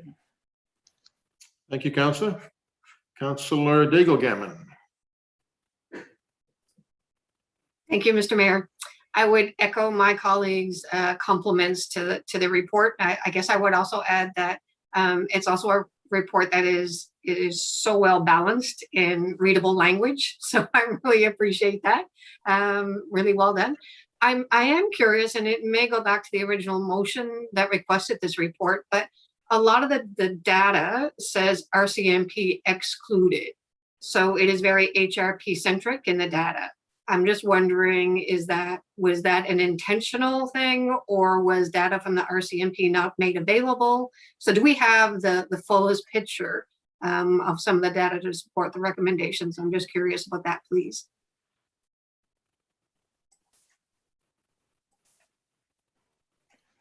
Thank you for your question, Councillor. Essentially, the number of intakes from RCMP were quite small, so we didn't feel that. So that was the first. That's the first point. The second point is that it's difficult. It's more difficult to access data from the RCMP than it is from HRP, because there's different data agreements that we would have to access, or different ways that we would have to access data from RCMP versus HRP. So we felt, because the numbers were so small, that it actually wouldn't make a significant impact on our understanding of the issue. If you look at I'm just trying to find the figure in here that that includes the RCMP numbers, you'll see that they are quite small to begin with. So I think I did see something that would lead me to believe that statistically relevant would be a concern. Yes.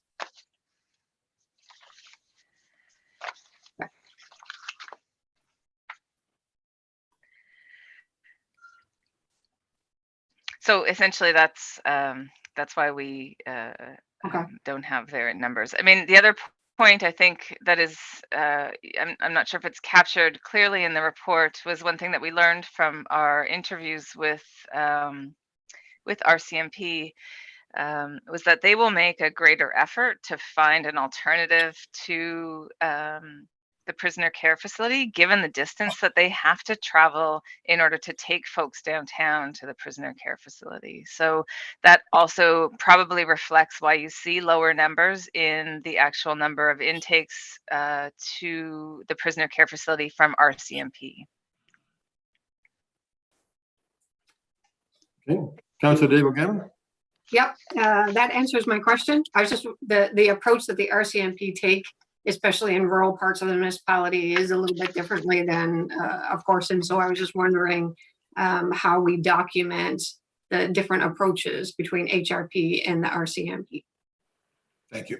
I'm good with the answer. Thank you. Thank you, Councillor. Councillor Russell. Thank you very much. I'm sure this is not going to come as a surprise to many, but I'm not going to be able to support this report or the recommendations in it. Once again, we're swimming outside of our lane. The health and well-being of Nova Scotians is a provincial responsibility, and as we take on more and more of what the province should be doing with housing security, with food security, with a number of things, it means that we are taking funds away from what we should be doing. Not that this isn't important. This is a significant issue. It's just not our responsibility, and I feel that we are Collecting the taxes in order to do what we should be doing. And the province is collecting taxes to do what they should be doing. And this is something that they absolutely should be doing. As far as the education goes, we used to have a Department of Health Promotion, and they did a reasonable job of that type of thing. And it would be nice to see this happen under that department, should that happen again. I also am looking at the chart on page 16, where it talks about the total male intakes and the total female intakes from 2015 to 2020. And the numbers have gone down significantly. From quick math says 2,200 in 2015 down to 600 in 2020, which I think is phenomenal. So I think we have a need, but a far less need. And if this keeps going down to zero, not that it'll ever get to zero, then for us to start a program now and invest funds in it, I don't think it's the right place for our funds right now. So again, I'm not going to be able to support this. Thank you very much. Thank you. Councillor Smith, did you indicate you wanted to close on this? Yeah, thank you, Mr. Mayor.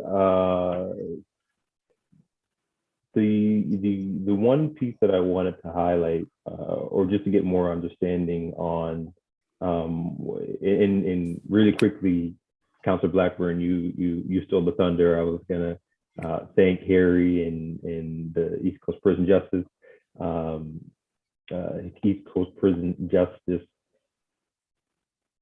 oh gosh, it's leaving me now, organization, for their advocacy on this, and there were some other partners that were included with them that advocated for this. So thank you, Councilor Blackburn, for highlighting their work and advocacy on this.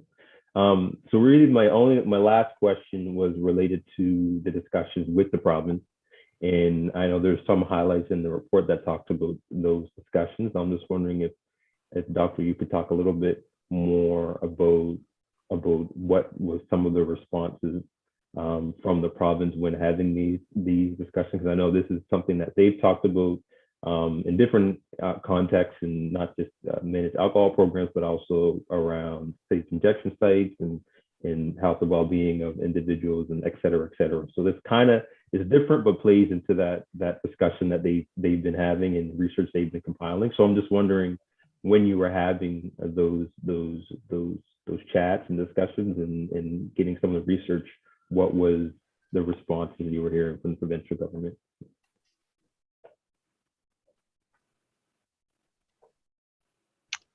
Since I started the research for this report, I've been having regular conversations with the Department of Health and Wellness. As indicated in the report, they started a funding for a managed alcohol program and are continuing with that funding. As far as I understand, indefinitely.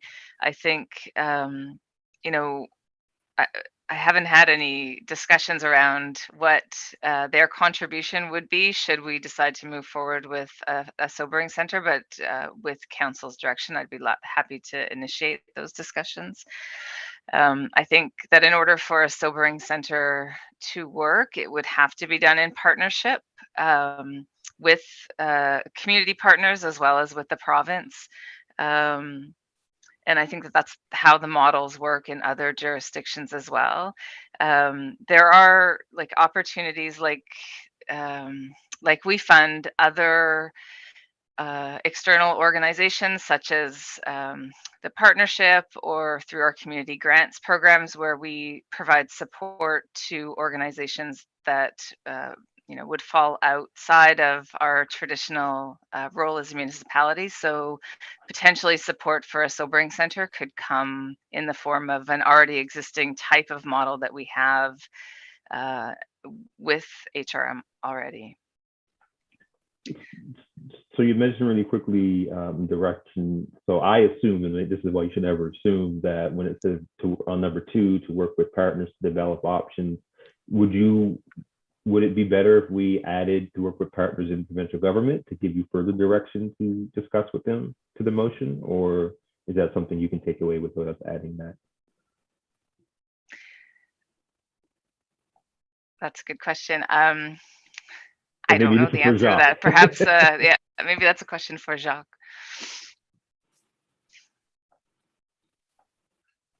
Good morning, Dr. Bay. everyone. Mr. Mayor, through you to the councillor. No, we don't need further direction on that. We will be having conversations with the province on this. And to your point, this is a provincial responsibility. Some of the conversation this morning have been around that. So we would certainly be looking to province and perhaps the federal government to partner with us and other organizations to make this happen. And all of that would come back to council at some point. Should the council, should municipality be required to put in a financial contribution. All right, works for me. Thank you, Mr. Mayor. Thank you. Thank you. Thank you, John. Thank you. Councillor Mancini.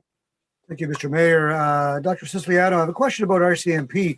The RCMP, to your knowledge, they don't have a prisoner care facility such as we have here downtown Halifax HRP. Is that correct? That's correct, Councillor Mancini. So even if they did have a prisoner care facility, we would be very difficult in dictating how that facility would work, or in fact, switching to the sobering center because of the model that we have with RCMP and HRM in the province. Would that be correct also? You know, I'm not exactly sure. I think that, you know, currently as it stands, RCMP use the prisoner care facility through an agreement. I don't know the details of that agreement with HRP. And that may not have been fair for me to ask that question to you, Amy. I apologize. My point is that if we're changing anything, it's very difficult to get RCMP to change it because of the way that our contract, our model that works. And I do want to respond to Councillor Russell's comment about this is outside of our scope, and it isn't. It's our facility. It's our police force. As Dr. Siciliano said, we need to partner here with the province and with other agencies to take a look at this. Look at our city. Today on the agenda, we have a number of items that deals with businesses in the downtown core that sell alcohol, expanding the noise bylaw to allow them to do more of that business and encouraging that. We are a university town, you know, and unfortunately sometimes what happens is intoxication, or some of it's just simply partying, and one consider that harmless. Others that is an issue, there, you know, it's addiction, and putting people into sobering centers is a much better approach than throw them into call it what we've always called it, the drunk tank. And so I fully support this. I think the investment of dollars is simply $25K for consulting. So I fully support this, and this is our responsibility of the type of municipality we are. So thank you, Dr. Siciliano, you and your team, Mr. Mayor. Thank you. Councillor Cuttle.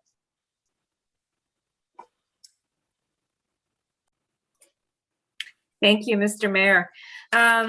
Yes, I want to thank you too, Amy, for the report. Your reports are always have great detail and information and data in them, and I really appreciate the depth that you go into on these subjects. You know, I was just Councillor Mancini just said many of the same things I was going to say, that we are already dealing with public intoxication. It's just a question of how we're dealing with it. And I believe that this report is questioning the drunk tank, and is that the most effective way to deal with this issue? I think it is important that we are involved. A lot of the public drunkenness issues are an urban issue. They're happening in our city, in our communities, and by being at the table, we bring a different lens to the issue about where the problems are happening, how you can create an effective sobering center that kind of meets the needs of our communities. So I think it is important that we have a voice at that table and that we are part of it. And I also just want to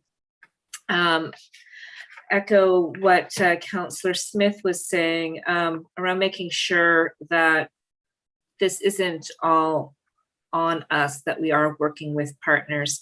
I feel fine now after what Jacques said, that is the path that we will be taking, that this isn't, this is also a provincial responsibility, and that our work with other levels of government is essential to figuring this out. So I will be supporting this, and thank staff and council for bringing this forward. Thank you, Councillor. Councillor Kent. Thank you, Mr. Mayor. I'm really pleased to see this come forward. I wasn't going to chime in because to me this is a no-brainer. It's the right thing to do. But I wanted to acknowledge at least that the concerns that Councillor Russell brought up, we do consistently, and this is not a big change from when I was on council before. The amount of the number of times that things are either pushed into our lap from the province or barriers put up. We have a long list of things that we would like to see them change.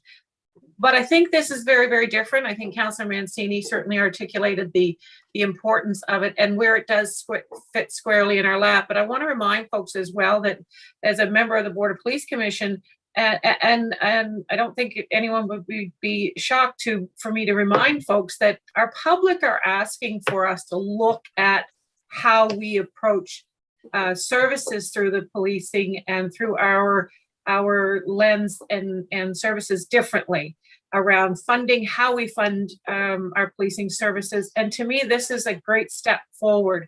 It is not negating the very, very important piece of partnering. We need to work with our other levels of government to make sure that we do this well and right.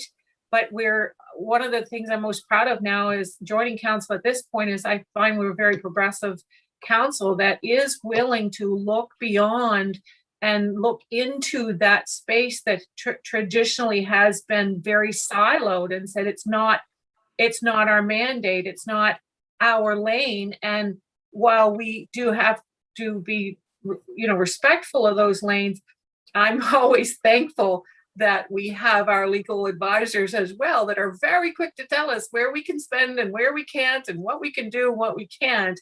And we're not hearing that. We're not getting that out of this report. We've had a lot of really good quality information coming forward to us today on a really vital piece. And so I'm very happy to support it. I do hope that the public will see this as us doing things differently here. And as we develop these partnerships and deliver on this service, I'm hoping it's going to be a model for us continuing down that path of how can we work with communities to better serve the public that are in our need of our help and helping change their lives. So thank you. Thank you. Okay, colleagues, ready for the question? Question.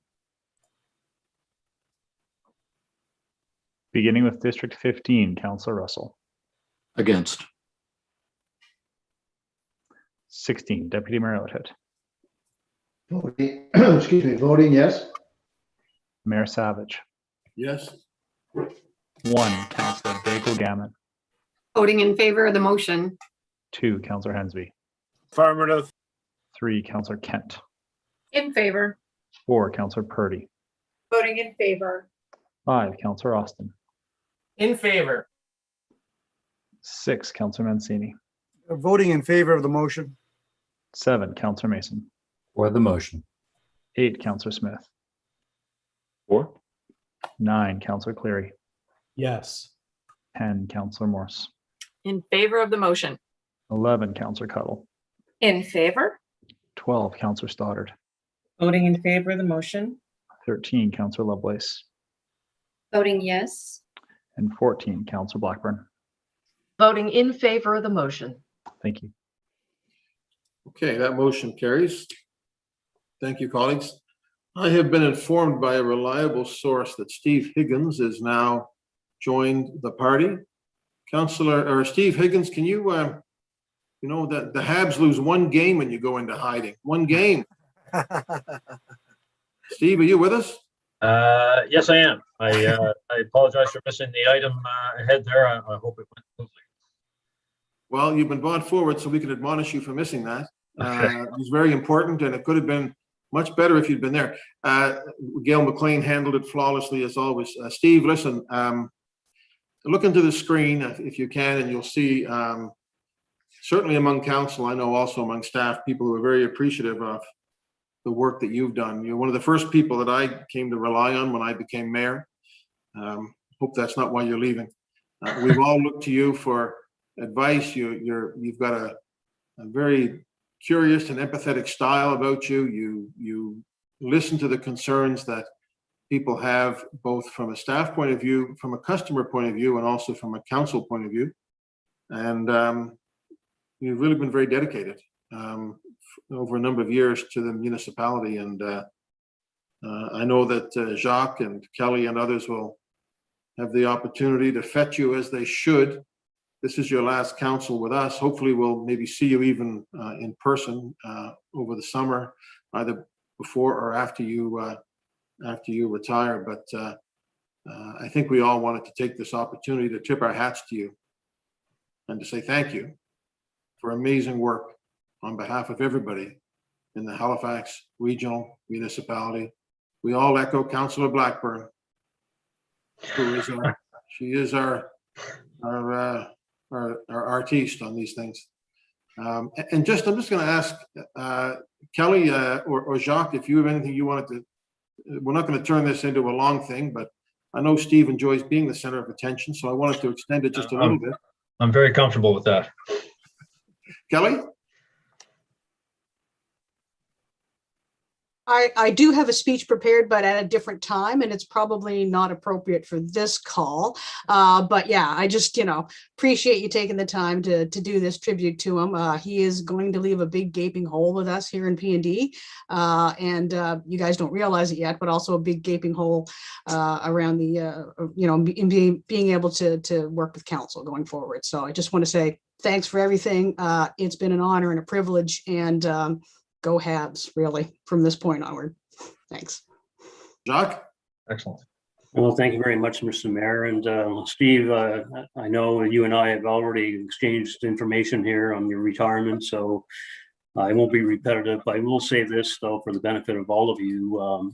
When I arrived at HRM in 2016, there was no senior advisor to the CAO in the office. That position had been vacated, and I think it was pretty much the unanimous advice from everybody I talked to is that you got to get Steve Higgins back. So Steve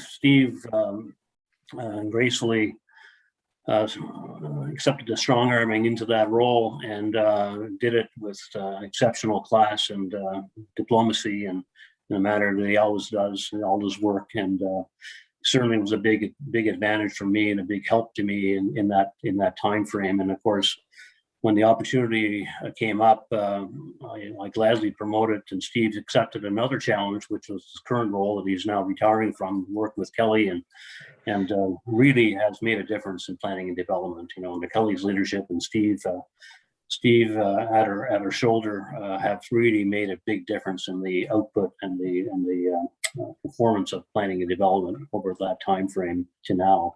So a lot of the credit goes to Steve for improving processes and getting fast tracking applications and dealing with the development community, in a way that only he can do.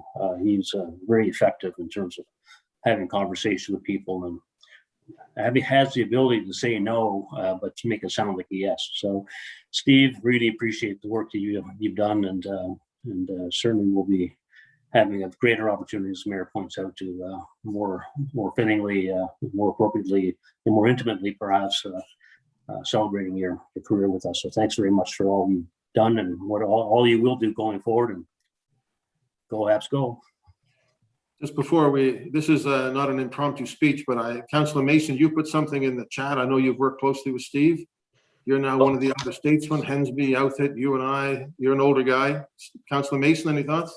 You love saying that, don't you? Yeah, well, Steve was the special advisor to the CAO, Richard Butts, when we all got elected, you and myself and Matt and Steve Craig. And so, Steve, you've been kind of the problem solver that I've gone to even prior to your current job for quite some time. And, you always had a very pragmatic kind of approach, either to calm down counselors and help us understand, is it really a problem that requires emotion, or simply to work through staff on the administrative side to try and find a problem and a solution to the problem. So, I've really appreciated you and your support for everything we've been doing these last 9 years. And yeah, I'm going to miss you when you're gone. I can't believe you're leaving. It's about, you're going to a better place, retirement. Thank you very much, everybody. I can't, I'm a little bit lost for words at the moment. Didn't really see this coming when Kelly emailed me or texted me and said, you need to get on council. I thought, oh, what have I done now? So there's a certain amount of relief in behind my face at the moment, but I can't tell you how much I appreciate this this moment. It's one of the top moments of my last 25 years here. I really do appreciate it. Steve, thank you. I don't know how anybody could do as well as you do in both supporting your staff and also working with, never throwing anybody under the bus, and supporting and understanding what our constituents want. Stay away from ladders in your retirement. I will. Juliet, be safe. Steve Higgins, ladies and gentlemen, take yourselves off mute and let's give a round of applause for Steve Higgins. Yeah. Cheer on the thunder. Let's go Lightning. Thank you, Steve. Thank you. Thank you for everything. Have a look Thanks, at Tony Stevie. Mancini. Steve Higgins was one of the great ball players in Nova Scotia not that many years ago, like 70, 80 years ago. He was one of the very best ball players in Nova Scotia. Big third baseman. Everybody was something at some point in their lives, and I was fortunate enough to peak at age 13. So, all right, folks. Steve Higgins is the best. We're going to take our break right now. We're going to come back at 1 o'clock. All right. Thank you. Just a reminder, we will be coming back to this meeting link and we'll be shutting off your microphones and cameras right now. And we will, before you do that, we will be coming back to the heritage hearings. Yes, 1 o'clock heritage hearings. Okay. Thank you.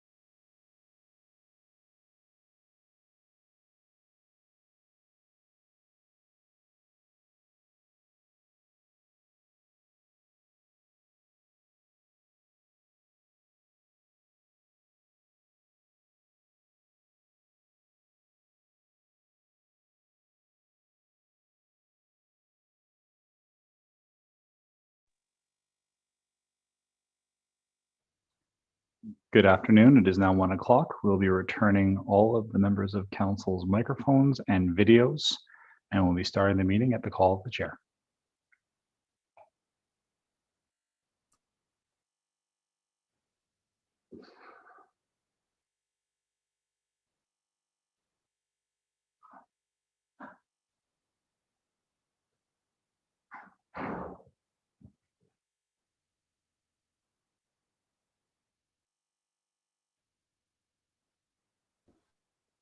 Ian, it's Tim. I'm just wondering if you can see and hear me now. We've done some things over The, Tim, micro- you sound terrible, buddy. the microphone does appear to be lagging. Okay. All right. And Ian, did you get my email about the friendly amendment as well? Yes, I did. Thank you. Tim, it's really hard to hear you, buddy.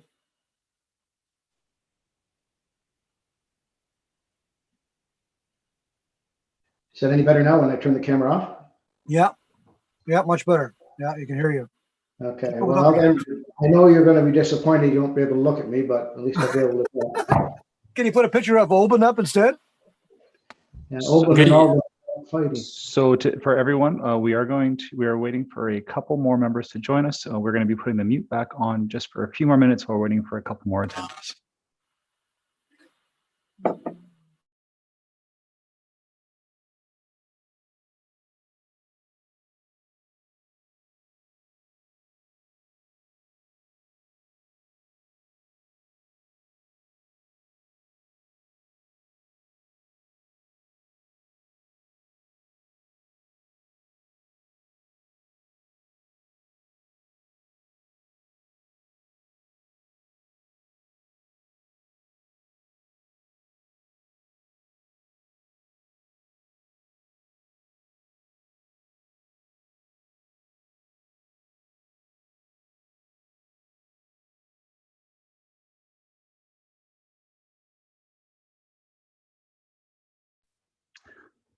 So we do have additional members in. We will be returning your microphones and taking off the slide, and the meeting can be restarted at the call of the chair.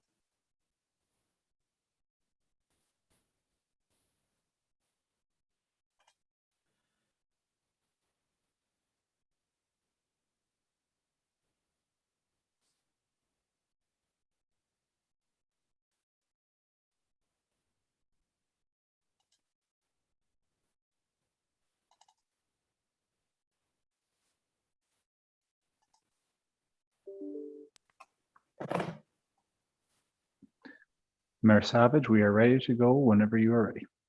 Okay.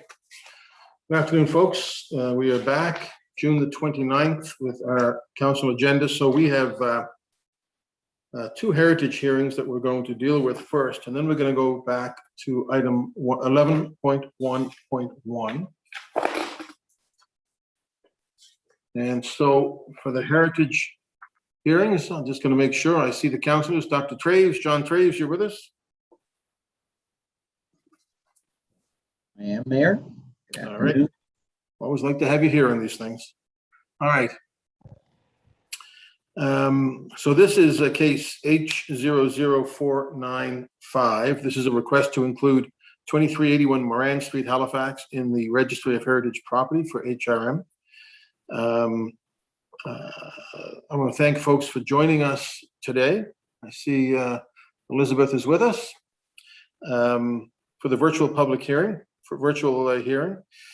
The order of events for this hearing will be similar to a regular heritage hearing. We will start with the staff presentation and then give the property owner a chance to present. As a reminder to council and those watching from home, at a heritage hearing, only the registered property owner can speak or provide correspondence to council. So we're going to begin.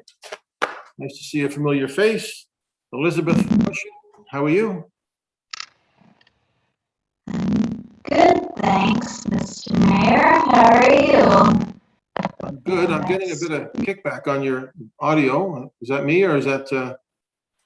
No, we're getting the same thing, Mr. Mayor. We can't hear her, Elizabeth. We can't hear your audio is breaking up. Try again, Elizabeth. Does it sound okay, Mr. Mayor? No, it's not working. Not working very well. Elizabeth, if you try turning off your camera, your audio should be okay then. Mayor Savage, this is Ian here. If you could just give us a couple seconds, we're going to probably have to ask the presenter to leave and rejoin to get the sound to work properly. Okay, no problem. It's the same answer we get with IT.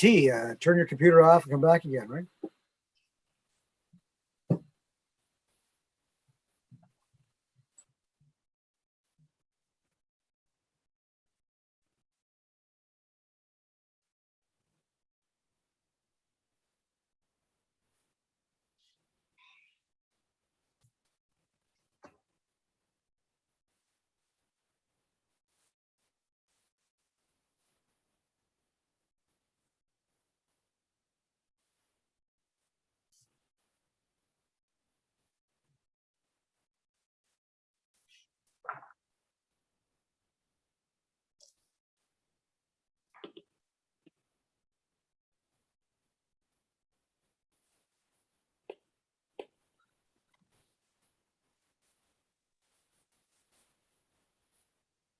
While we are just waiting, can I please confirm with members of council if anyone is not able to have their video come off or their microphones on mute, so we can just make sure that is addressed. So I've been able to rejoin. Sorry, is the sound better now? Excellent. It is. The joys of technology. Yeah, nice to see you. Okay, Elizabeth, go ahead. You have a presentation for us? I do. Ian, are you able to allow me to share my screen, please?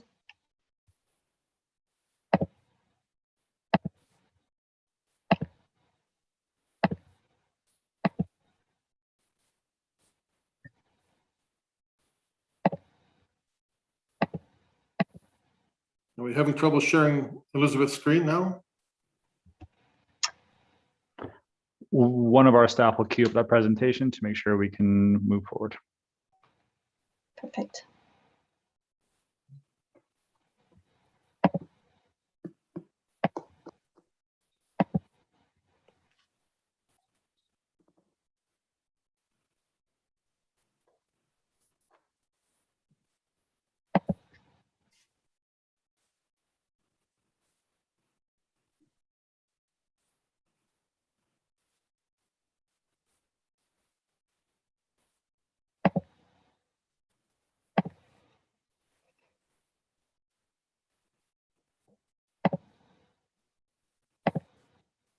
All right.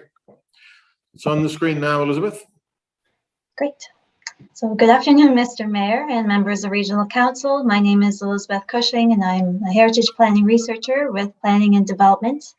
We have two heritage hearings today, starting with H00495 Heritage Property Registration Application for 2381 Warren Street.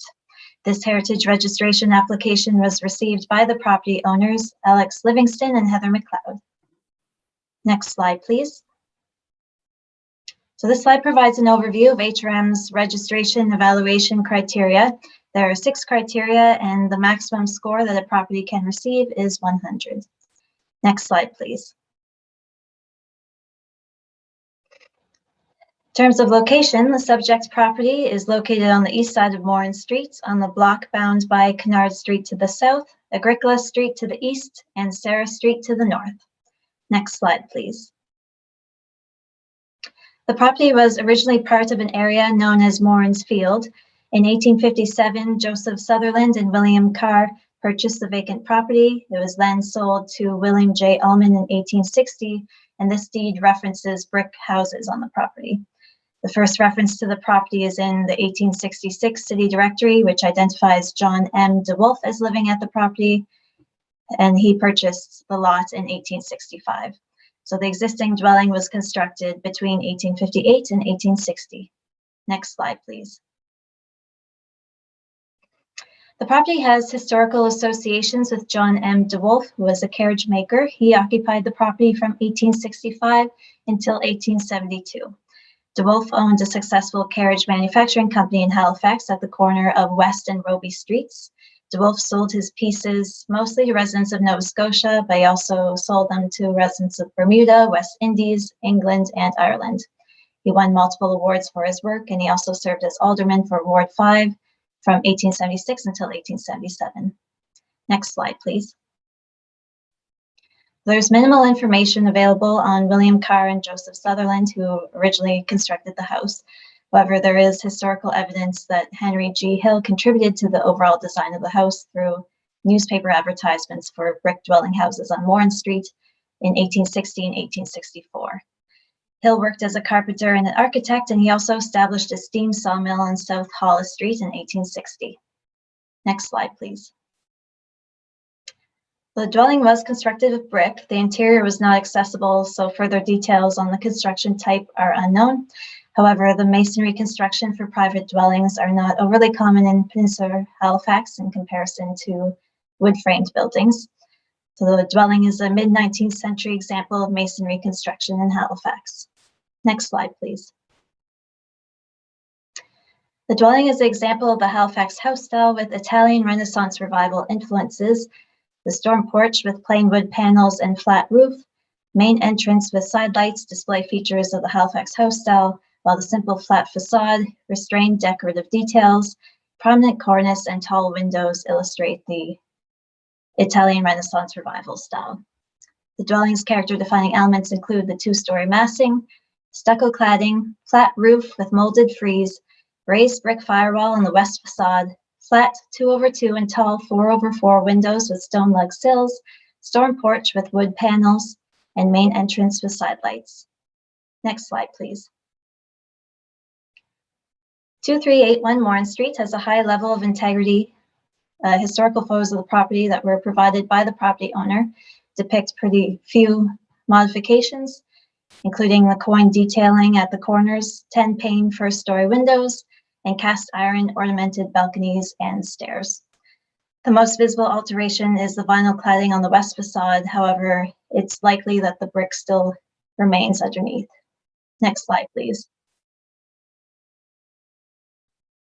The dwelling sits prominently at the corner of Morin and Sarah Streets with a unique design and serves as a landmark in the area. This portion of the streetscape is characterized by a series of mid-19th century dwellings that have similar massing and architectural features. So 2381 Morin Street is a unique masonry residence that represents a unique housing style from the mid-1800s. Next slide, please. This provides a summary of HAC's scoring of the property, which received 68 out of a possible 100 points. Next slide, please. So our recommendation is that Halifax Regional Council approve the request to include 2381 Warren Street, Halifax, in the Registry of Heritage Property for the Halifax Regional Municipality, as shown on map 1 of the staff report dated March 17th, 2021, as a municipal heritage property under the Heritage Property Act. Thank you. Okay, thank you very much, Ms. Cushing. Is there any questions of clarification? I don't see any in the chat. Just on the scoring again, is there a breakdown per category? Or is it just the total score we've shown? Through you, Mr. Mayor, to the councillor, the individual scoring for each category was presented at the top right corner of each slide. Okay, thank you. Anybody else?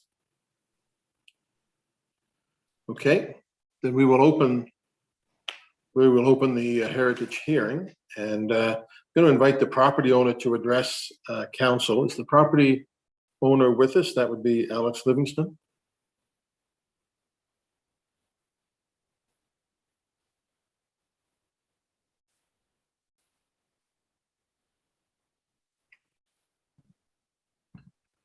Alex Livingston, I see a name on the screen. Good afternoon, I'm on sir. board. Good afternoon. Hi, how are you? Well, thank you. Welcome And- to council. The floor is yours, sir. Thank you for joining us. Thank you. And I, as well as my wife, Heather McLeod, would like to thank City Council for giving consideration to our heritage application. And we also wanted to express our appreciation to the unfailingly helpful staff of the Heritage Property Program, who were always very quick to answer our questions. And of course, a big thank you to Elizabeth Cushing for her work on putting the Heritage Report together on our property. And you know, if council decides to approve our application, we're going to be delighted to have our property added to the list of approximately 420 registered Heritage Halifax properties. I was looking online about how many exist. And as a sort of a little sidebar, surprised to notice that of those 420 properties, only 50 of them date 1858 and earlier. And ours is a 1858 building, which I think underscores the value of these heritage programs that the city has implemented, because it shows the sort of fragility of maintaining a connection to our architectural heritage.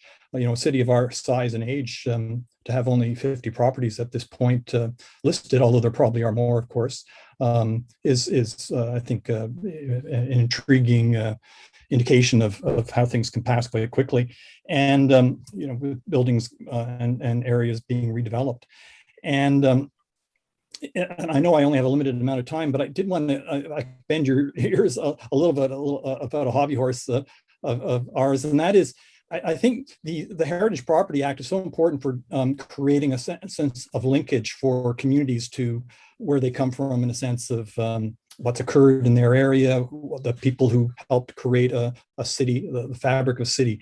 But I think what's happening is there's still a bit of a missed opportunity with our heritage plaque signs, in that I've always appreciated, if I'm in a city like, for instance, let's say London, England, where their heritage property plaques add a little bit of information about the historical significance of the individual aligned to the property.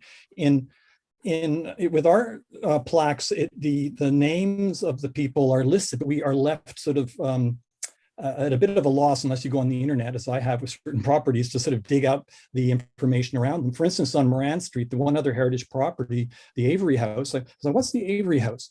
So I go look it up. As it turns out, Avery was a key figure in the discovery of DNA, Dr. Oswald Avery. And he was a pioneering microbiologist whose research led to Watson and Crick's discovery of the double helix structure of DNA. And his father was a very well-respected Baptist minister. But if, for instance, if the Avery House was just had underneath Avery House, pioneering microbiologist linked to discovery of DNA helix or something, it brings it alive. Or the Charles Fairbanks house, another close house to us on Maynard Street. I was saying to myself, what's Charles Fairbank house? Well, I find out, I go online, he was the chief engineer of the Shubenacadie Canal, and the house was built in 1850. Very interesting. So I guess I know these are complicated things to implement, but I would encourage, if it ever comes up to council, to be supportive of the idea of maybe readjusting our plaques to have a little more real estate, so to speak, on them, a little scale down the size of the city crest. It's currently taking up about half the plaque, and pump in a little bit of information so that people walking down the street can enter into the realm of the history of that neighborhood. And just on my last example is, for instance, if our property were approved and if it were named the John DeWolf House, I think having carriage manufacturer or maker underneath his name would pop people right back into a era that has gone, obviously. Who knows, with greenhouse stuff, maybe carriages will come back. But it's I think it's definitely an important component. And the last thing I would say on that, I think it's an opportunity to link the city to not just historically important figures in politics, as often can be with houses or in business, but the people who made cities on the level, grocers who made enough money they could buy a house, or carpenters or mariners, watchmakers. I mean, that's all rich fabric. The last thing I'll say is I would hope at some point the 3-year expiry date on heritage designation could be reconsidered so it's a bit longer, given the amount of resources that the city has put towards in staff and time and money to create heritage districts and heritage properties. To allow an expiry date of 3 years for someone who's bought a property, wants to tear it down, seems very short. There might be some sort of middle ground that doesn't scare people off, 5 years or 10 years. That's what I'd like to see. Because I'll close again by thanking you for giving me the time to talk and to reinforce that my wife Heather McLeod and myself are very supportive of the application and haven't changed our mind in anything. Thank you very much. Thank you very much. That was very, I'm off mute. That was very interesting. Appreciate very much. Some good suggestions as well. Thank you, Mr. Livingston. We will come back on debate, but are there any questions of clarification at this point? Councillor Cuddle, are you on debate? On debate? Okay. Okay. Then I will accept a motion to close the public hearing, the heritage hearing, sorry. Moved by Councillor Cuddle, second by Councillor Mason. Seconded. All those in favor? Aye. Okay. What are the wishes of council? Is this Councillor Mason? Who is taking us on this one? Councillor? I think this is Councillor Smith. I'm on Heritage Advisory. I'd be happy. Yeah, go ahead. Sure. Go ahead, Councillor Cuddle. I say that now I have to find it. What number is it? Oh, here it is. Right in the front. 8.1. Okay. Yep. I make a motion that Halifax Regional Council approve the request to include 2381 Moran Street, Halifax, in the Registry of Heritage Property for the Halifax Regional Municipality, as shown on map 1 of the staff report dated March 17th, 2021, as a municipal heritage property under the Heritage Property Act. Second. Seconded. Thank you, Councillor Cuddle. Yeah, thank you.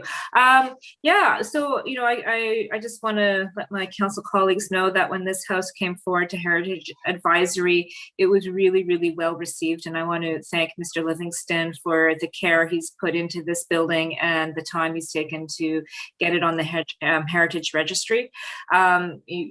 You kind of took many words right out of my mouth in terms of the importance of heritage, our built environment, the story it tells about our city, and our pathway to where we are today. So all of that is great stuff.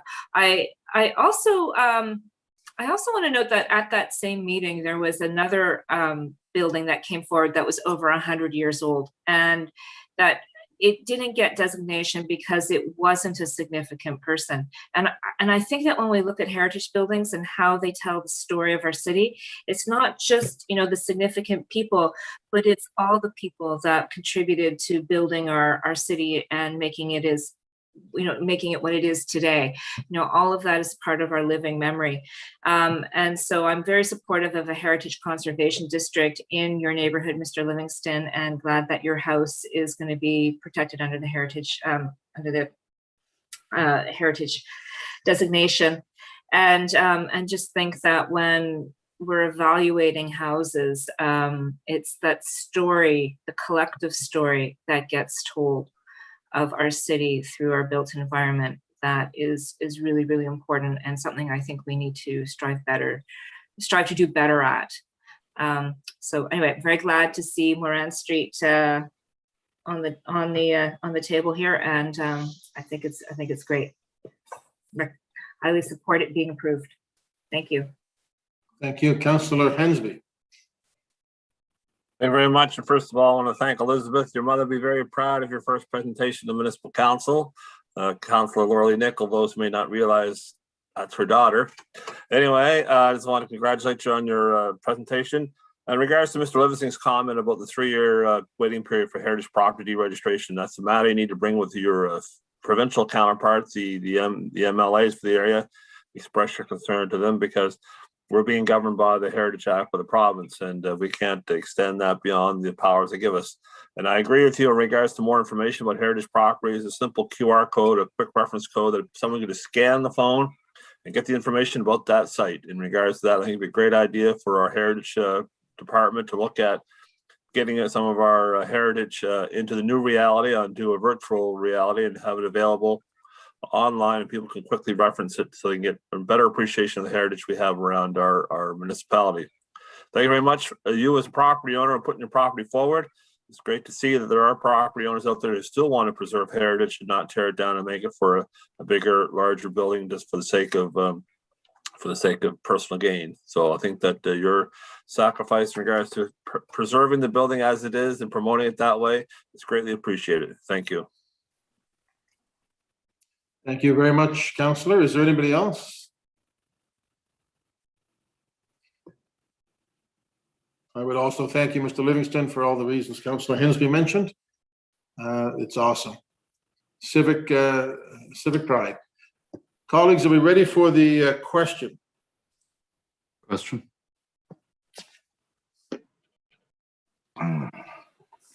Beginning with District 16, Deputy Mayor Otet.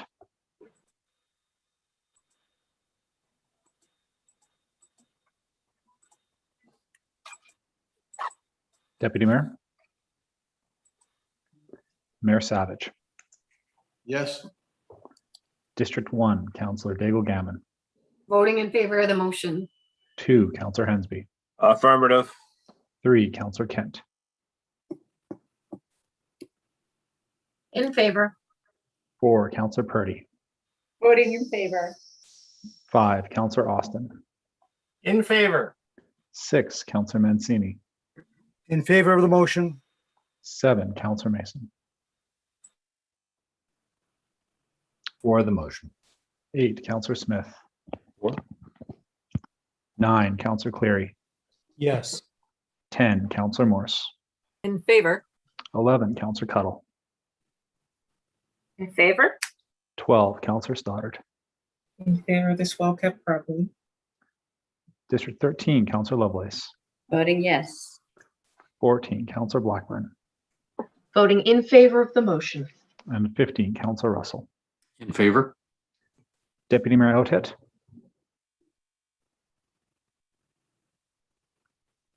Mayor Savage, that is everyone.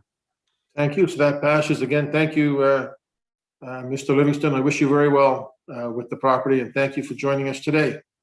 And thank you. Okay. Colleagues, we're going to move to 8.2, case H00496, request to include 2224 Maitland Street in the Registry of Heritage Properties. Again, I believe we have Elizabeth Cushing is going to do this one as well. Ms. Cushing, the floor is yours. Thanks, Mr. Mayor. I was wondering if the clerk's office would mind sharing my presentation again, just to save us from any technological difficulties. There we go. Thank you. This is the heritage hearing for H00496, heritage registration application for 2224 Maitland Street. And this is an application again by the property owner, Beverly Miller. Next slide, please. Again, a reminder of HRM's registration evaluation criteria. There are 6 criteria with a maximum score of 100. Next slide, please. In terms of location, the subject property is situated on the block bound by Maitland Street to the east, Cornwallis Street to the south, Godgen Street to the west, and Prince William Street to the north. Next slide, please. The property was originally part of land that was granted to Joseph Scalish in 1840. Scalish sold the property in 1855, and this deed references that there was a building on the property at that time. Despite this property ownership change, however, the city directories list Scalish as living at the property as early as 1864 to 1865. And the Scalish family occupied the property up until the turn of the 19th century. So overall, the dwelling was constructed between 1840 and 1855. Next slide, please. The property is a unique and representative example of a Georgian-style salt box house. The salt box style is a colonial style of architecture that dates back to the 1650s. The style can be characterized as wood-framed buildings with a 1.5-story main facade with an extension of a single story. It has a pitched roof with unequal sides, and the rear roof line is steeply sloped with a central chimney. Next slide, please. The structure is a 1.5-story wood-frame dwelling with masonry foundation that has been faced with concrete. The interior, again, was not accessed to identify any notable building technologies. However, the salt box style is not overly common in peninsular Halifax. Next slide, please. The property was originally constructed as a Georgian-style cottage. This can be found throughout the north suburbs. And again, it can be characterized by its 1.5-story massing, central Scottish dormer, central brick chimney, and asymmetrical main entrance. The house was modified in the 19th century with a 1-story rear addition, which created the salt box style roof line. Character defining elements of the property include a 1.5-story form, wood shingle cladding, salt box style roof line, central Scottish dormer on the north facade, and the central masonry chimney. Next slide, please.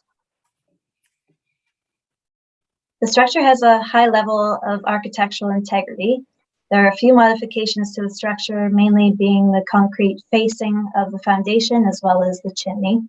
The original structure may have had a square plan with a side gable, but this has been altered with a 1-story addition to the rear to create the salt box roof line. However, this modification likely took place in the early to mid-19th century. Next slide, please. This portion of Maitland Street between Cornwallis Street and Prince William Street has been significantly altered, with several buildings demolished and replaced with surface parking. 2224 Maitland Street has the historical and visual associations with other registered heritage properties, such as the St. George's Round Church Complex and the New Horizons Baptist Church. And all these properties are unique examples of early 19th century Halifax architecture. Next slide, please. In sum, the HAC scored the property 68 out of a potential 100 points. Next slide, please. Our recommendation is that Halifax Regional Council approve the request to include 2224 Maitland Street, Halifax, in the Registry of Heritage Property for the Halifax Regional Municipality, as shown on map 1 of the staff report dated April 6, 2021, as a municipal heritage property under the Heritage Property Act. Next slide, please. And that concludes my presentation. Thank you. Thank you very much. Any questions of clarification from council?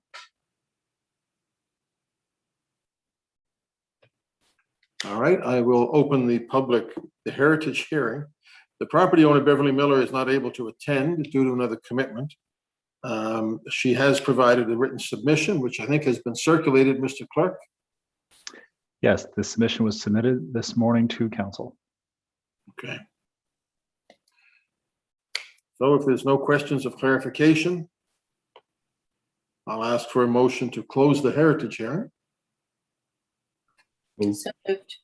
Moved by Councillor Smith, seconded by Councillor Lovelace.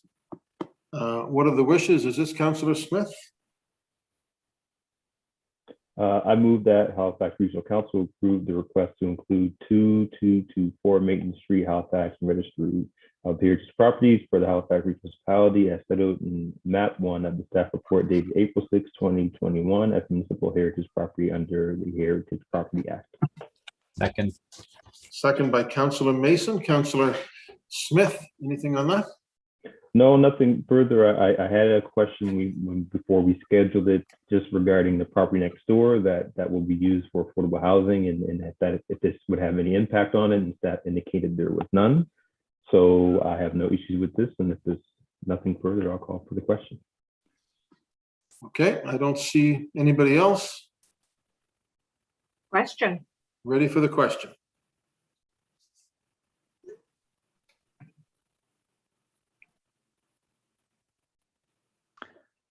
Beginning with Mayor Savage. For it. District 1, Councillor Daigle Gammon. Voting in favor of the motion. 2, Councillor Hensby. Affirmative. 3, Councillor Kent. In Sorry, favor. thank you, Councillor. District 4, Councillor Purdy. Voting in favor. 5, Councillor Austin. In favor. District 6, Councillor Mancini. Voting in favor of the motion. District 7, Councillor Mason. For the motion.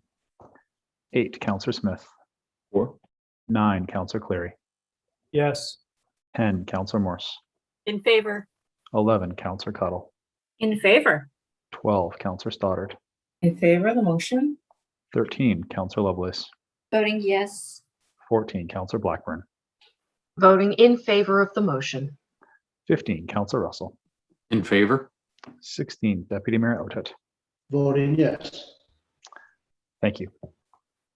Okay, that carries. So thank you very much. And thank you to the property owner, Beverly Miller. And Elizabeth Cushing, take a bow. Well done. Thank you, Mr. Mayor. And we hope to see you soon. Thank you very much. Okay, colleagues, we're going to move to, I believe, Ian 1.1.1. This is the second reading on streets and proposed administrative order respecting roadside memorials, policy for roadside memorials. Do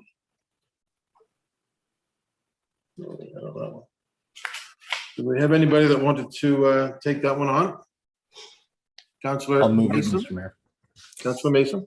I move that Halifax Regional Council 1 adopt bylaw S315, amending bylaw S300 restricting streets as set out in attention B of the staff report dated May 11th, 2021. 2, adopt administrative order 2020-006 OP policy for roadside memorials as set out in revised attachment C of the staff report dated May 11th, 2021. I so move. Second. Second by Councillor Blackburn. Councillor Mason? I think, I'd like to thank staff for all their hard work on this. And, these are always going to be difficult discussions to have, trying to maintain compassion for those who have experienced a loss and have, suffered some trauma, but while also trying to put a reasonable structure in place to ensure that, we have a little bit of clarity. We are having a discussion earlier this morning about this. And I think it's pretty clear from what staff said that they don't intend to be going around on, 18 months or 2 years plus 1 hour taking down memorials. It's that's the window, right? And after that, I imagine really operationally, it'll be late summer when the spring cleanup's done and all the other stuff that happens in summer's done, that you would see a process of cleaning up memorials at that point if time had passed. And I think that's reasonable. So I'm going to support the presentation or the proposal as presented. I look forward to hearing my colleagues' thoughts on the matter, if any. Thank you, Mr. Mayor. Thank you. Councillor Austin. Thank you, Mr. Mayor. And on this one, I don't agree with setting a time limit on these if they're being maintained. I was in the minority who voted when we had this 9-8 last time. I don't think anyone's really, we had a very good discussion on it last time, so I'm not going to belabor the point at this point because I don't think anyone's really going to change their mind here at the last moment. But I would like, my request would be, could we split the motion and vote separately on 1 and 2? Because I have no problem amending the streets bylaw to exempt roadside memorials, but I can't support number 2. Thank you.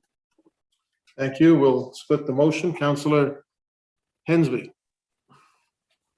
Thank you very much, Mr. Mayor. And I too was one of the minority voices, I guess, in the 8-9 split vote on this matter. In regards to having an indefinite time period, I really appeal to the members of council. Perhaps a reconsideration should be perhaps sometimes someday in the future, because I believe that the public are are still going to express their concerns about this particular time limit of 2 years. I just want to clarify in regards to this bylaw. It reference only to municipal streets. It has no impact on any of the provincial roadways. I want to make that confirmed. So provincial highways and the rural roadways and HRM that are not maintained by the municipality, this bylaw does not apply to. Can I get that confirmation, please?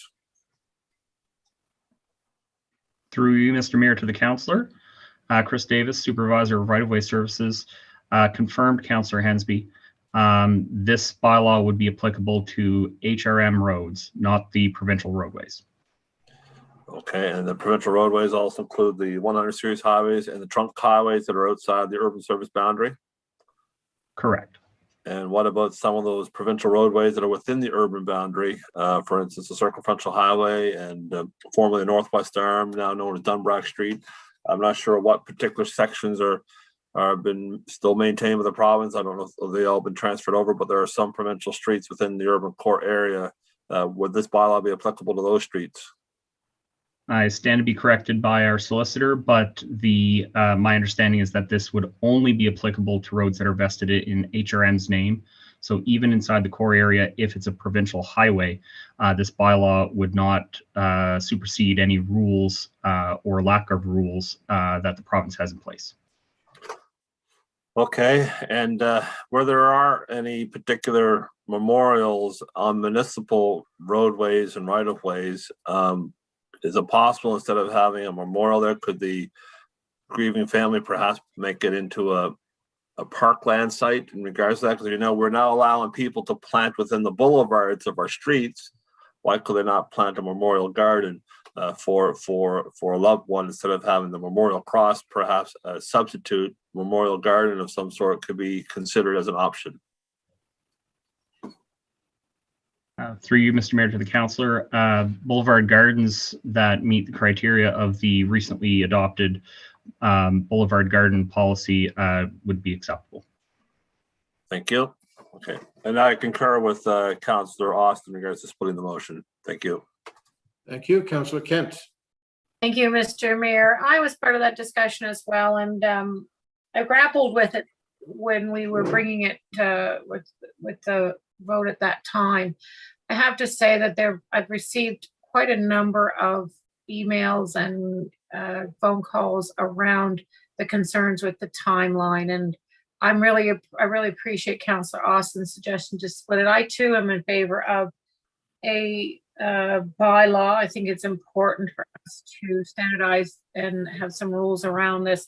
But I my family and my brother in particular lost his son, 28-year-old son, during COVID last year, and I can't imagine the trauma to him. And well, I can. I see it every day, but I guess I just feel that taking something like that away from residents is, I just don't see enough of an argument to not allow it for an indefinite period of time, knowing that we would have standards of which it has to be kept.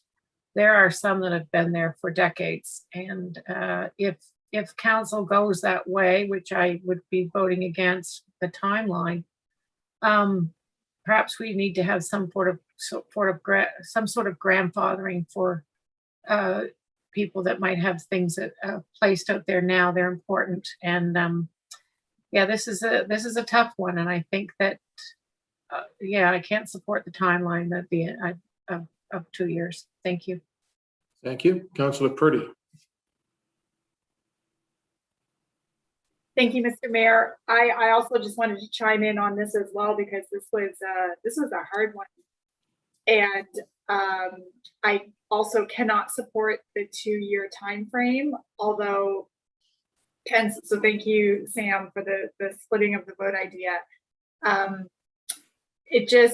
There doesn't seem to be enough argument in favor, in my opinion. And I was wondering if we're concerned about the wording of what in good standard means, like to be kept up, and what upkeep means.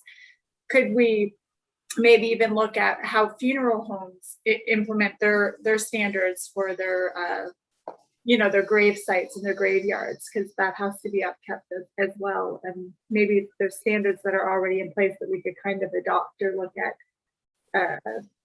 implementing similar standards. So thank you. Yeah, I can't support the 2-year. Thanks. Thank you.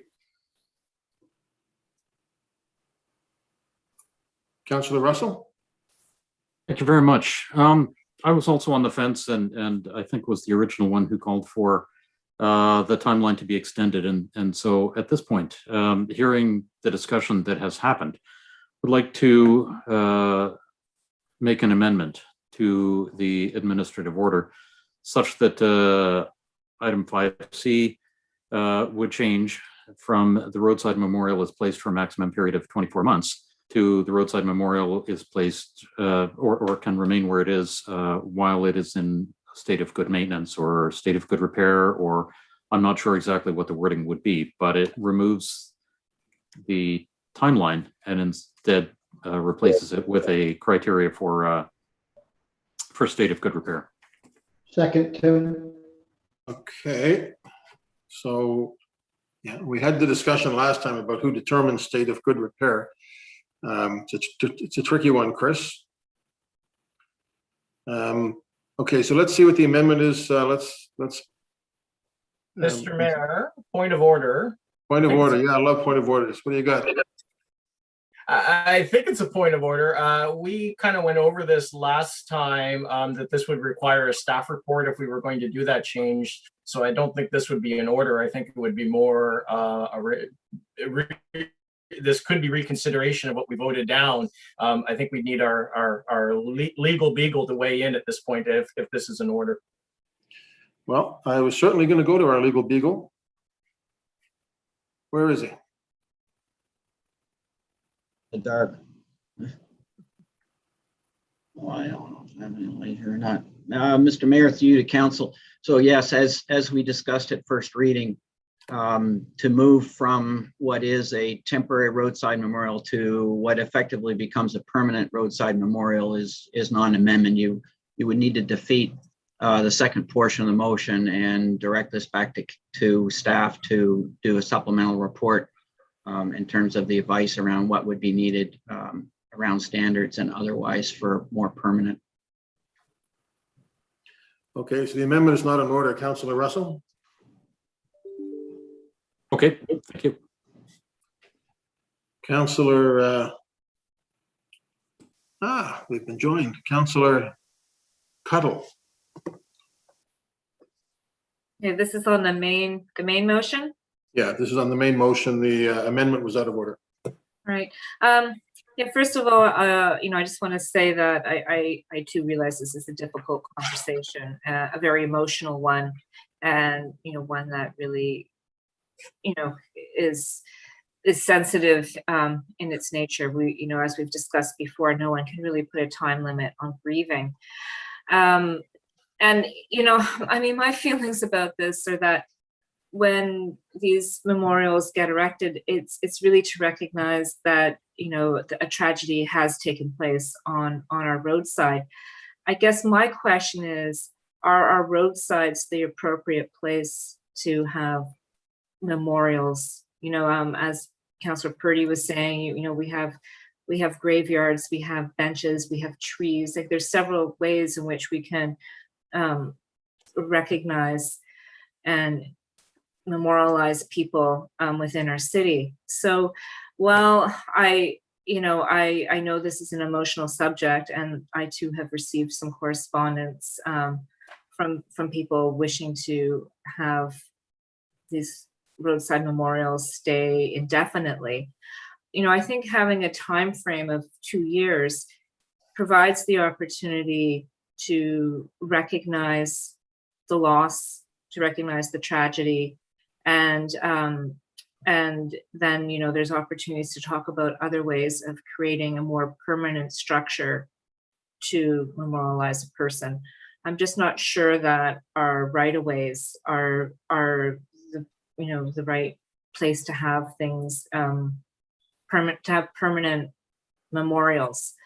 So I'm weighing this back and forth as well. You know, I at the end of the day, I think that we have to look at, you know, what is reasonable, what is respectful, and what is the intended purpose.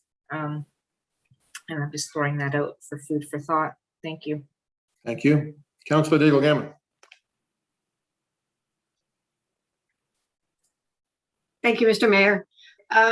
So when I look at attachment C, item 11, it does say 18 months. So just making sure that I understand that the motion, excuse me, is that it's in place for 18 months. And in our previous conversation, I was and still am in favor of as long as they are in a state of good repair. There was a lot of emails that came my way and phone calls after our last conversation on this subject. And it is, you know, it is right. It's almost like there's no right answer to this for people. And maybe at this moment in time, given a pandemic, given the how people can behave in the world right now. And so having a roadside memorial, I believe if we remove them, then what we're doing is we're putting those people who are grieving, we're putting them in a place where they're going to be now non-compliant with a bylaw as they express their grief. So I'm still in support of as long as they are in a state of good repair. We really, and this council doesn't intend in any way by this motion to tell people how they grieve or where or how they acknowledge it. That's absolutely for sure. This is just about the roadside memorial, but I would stay in that place of saying as long as they're in a state of good repair. Thank you. Okay, thank you, Councillor. So Councillor Mason was on the amendment. Do you still wish to speak? No. Councillor Cleary was on the amendment. All good, Mr. Mayor. Thank you. Councillor Lovelace. Thank you, Mr. Mayor. So I just have a comment about logistics. You know, I agree with Councillor Cuttle. You know, we need to be responsible and respectful, you know, and reasonable. And when I think about a permanent roadside memorial, I guess my question is, what happens when that street changes? What happens when there's infrastructure at that street? What happens when, you know, that roadside memorial that's been there for 10 years is no longer appropriate?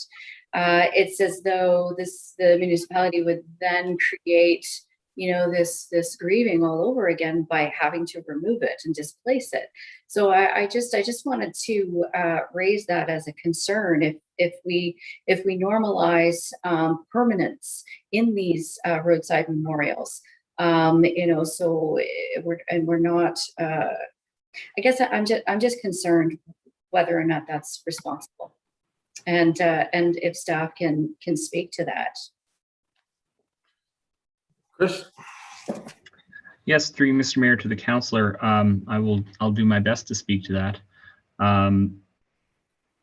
I think you bring up some very thought-provoking comments, and you know, when it comes to strictly speaking, what's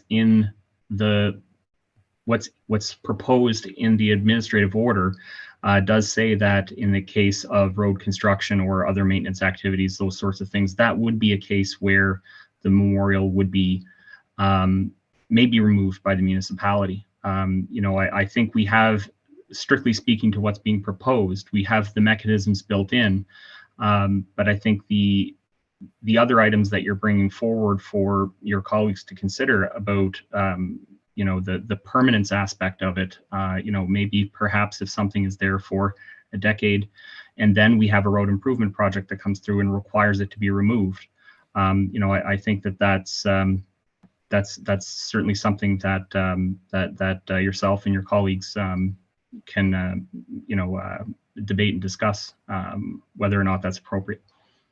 Thank you. I do think that it's in a sense, re-traumatizing the family all over again, through whether it's regular maintenance or extension of water service. I'm just thinking that I'm just concerned about the permanence of these structures, and we do have plenty of other ways to memorialize our loved ones, and so I just wanted to put that out there for consideration. Thank you. Thank you. Question. All right, colleagues, we're going to split the question. Are we ready for the question? Mr. Mayor, I've got a question of clarification, if you don't mind. It's Mancini. So I know who it is. Go ahead. Is there but there is no amendment on the floor right now. There was one suggested, but it's out of order, right? So we're speaking on the main motion. We're speaking on the main motion. It was determined by Mr. Traves that the only way to do what Councillor Russell wanted to do was to defeat and then come back, I think. So, Mr. Traves, I think Councillor Mancini raises a good question. If one of these is defeated, where does that leave us? Oh, if the second one is defeated, it leaves room within the bylaw for a future administrative order respecting roadside memorials, but staff would need direction from council as to what it is that you would like to see. Although I'm hearing it would be a permanent roadside memorial, so there would be a supplemental report on that if desired. If they both fail, then the streets bylaw remains the same. Okay. Is everybody clear? Thank you. Okay. So number one is we're adopting bylaw S315, amending bylaw S300, respecting streets. That's number one. Are we ready for that question? Yeah. Can I just ask a question of clarification on that one? So is that, so we're voting then on a bylaw change to have a policy for roadside memorials? We're not voting on the 2 years in this first one. It's just saying that we're changing the bylaw to have a policy on roadside memorials. Is that correct? John, go ahead. Mayor, to council. The first one would provide an amendment to the bylaw, which would allow in future, either today or otherwise, for roadside memorials, which are currently prohibited, in accordance with an administrative policy. And so it's an enabling piece. So it just would now permit in the future, if whether or not the second motion passes, an administrative order setting out the terms by which you could have roadside memorials. Thank you. Okay. So on number one, ready for the question, Ian? Beginning with District 1, Councillor Daigle-Gammon. Voting in favor of the motion. 2, Councillor Hensby. Affirmative for part 1. 3, Councillor Kent. In favor. 4, Councillor Purdy. Voting in favor. 5, Councillor Austin. In favor. 6, Councillor Mancini. Voting in favor of item number 1. 7, Councillor Mason. For the motion. 8, Councillor Smith. 4.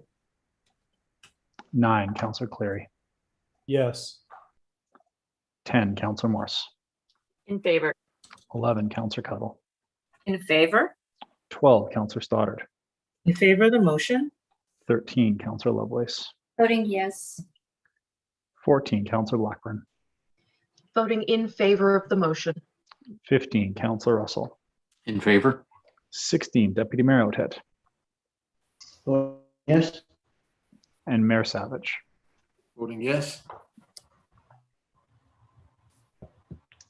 And thank you. That motion carries. We're going to now move to number 2, which is to adopt the administrative order, the policy for roadside memorials as set out in the staff report. Everybody clear? Ready for the question? Beginning with District 2, Councillor Hensby. Negatory. 3, Councillor Kent. Opposed. 4, Councillor Purdy. Voting no. 5, Councillor Austin. Against. 6, Councillor Mancini. Voting in favor. 7, Councillor Mason. For the motion. 8, Councillor Smith. 4. 9, Councillor Cleary. Yes. 10, Councillor Morse. Yes. 11, Councillor Cuttle. Respectfully in favor. 12, Councillor Stoddard. Voting against the motion? 13, Councillor Lovelace. Voting yes. 14, Councillor Blackburn. Voting in favor of the motion. 15, Councillor Russell. Against. 16, Deputy Mayor Outhet. Voting no. Mayor Savage. In favor? District 1, Councillor Daigle Gammon. Voting against?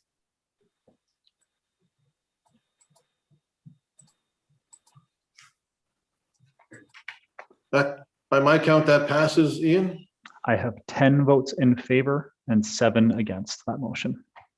Okay. I counted 9-8. I think it was 9-8. Sorry, my apologies. It was 9-8. My apologies. Okay.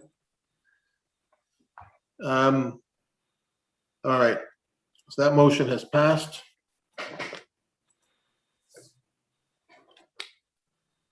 Colleagues, we move to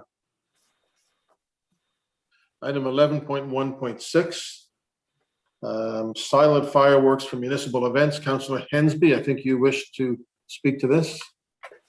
I'll put the motion on the floor first, sir. The Halifax Regional Council direct the Chief Administrative Order, CAO 2-1. Use close proximity pyrotechnic grade fireworks at municipally organized festivals and events where the audience is less than 90 meters away. 2, use commercial grade for large scale fireworks displays in Halifax Harbor and Bedford Basin where the audience is more than 150 meters away. And 3, continue use of the municipality official notification process through all media platforms indicating potential noise impacts and the timing of events with fireworks displays. And 4, request proof of community notification from events with fireworks displayed as a condition of funding in the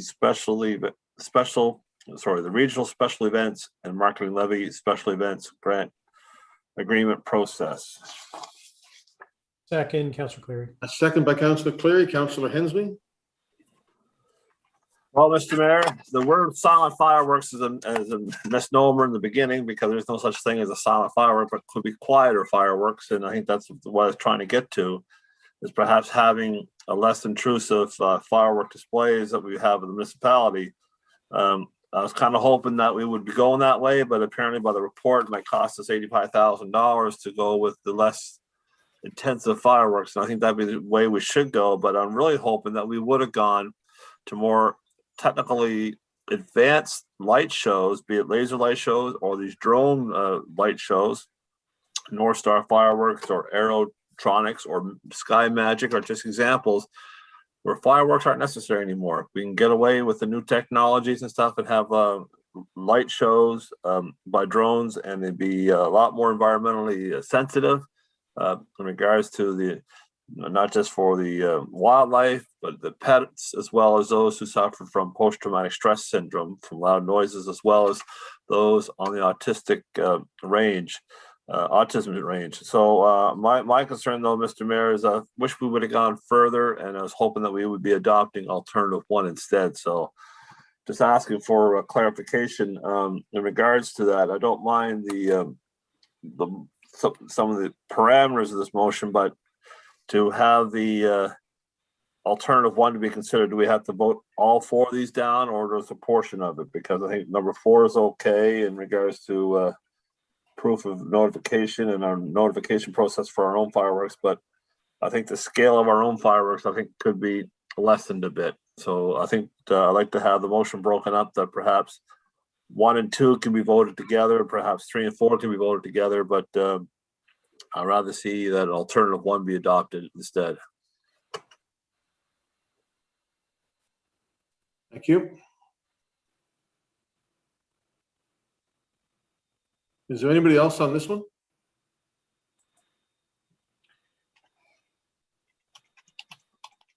So are you asking that we split up the motion, Councillor Hensby?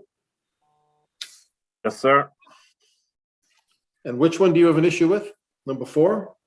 No, I have an issue with 1 and 2 because regards to the proximity of pyrotechnic grade versus commercial grade. I think that we can go with a lesser grade fireworks show in regards to the intensity of the noises. I think that the report talks about other firework displays that cost maybe $85,000 more per year to do so. Okay, we have some people who want to speak now. Councillor Mancini. Thank you, Mr. Mayor. I'm wondering if staff can elaborate on an alternative one that the councillor is suggesting. I'm not clear on understanding what that really means. I don't know if Elizabeth Taylor's on or somebody else. Who do we have, Maggie or Elizabeth? Who do I?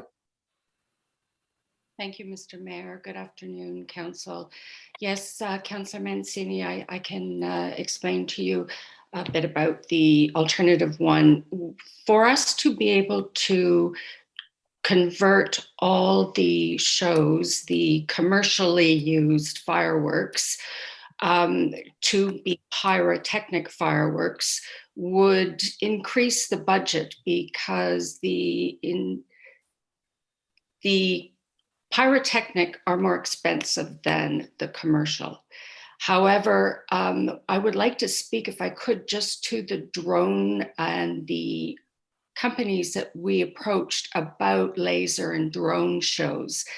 Currently, at the moment, for us to do 10 shows, as we do with our regular fireworks, we talked to companies that Councillor Hensby mentioned, North Star.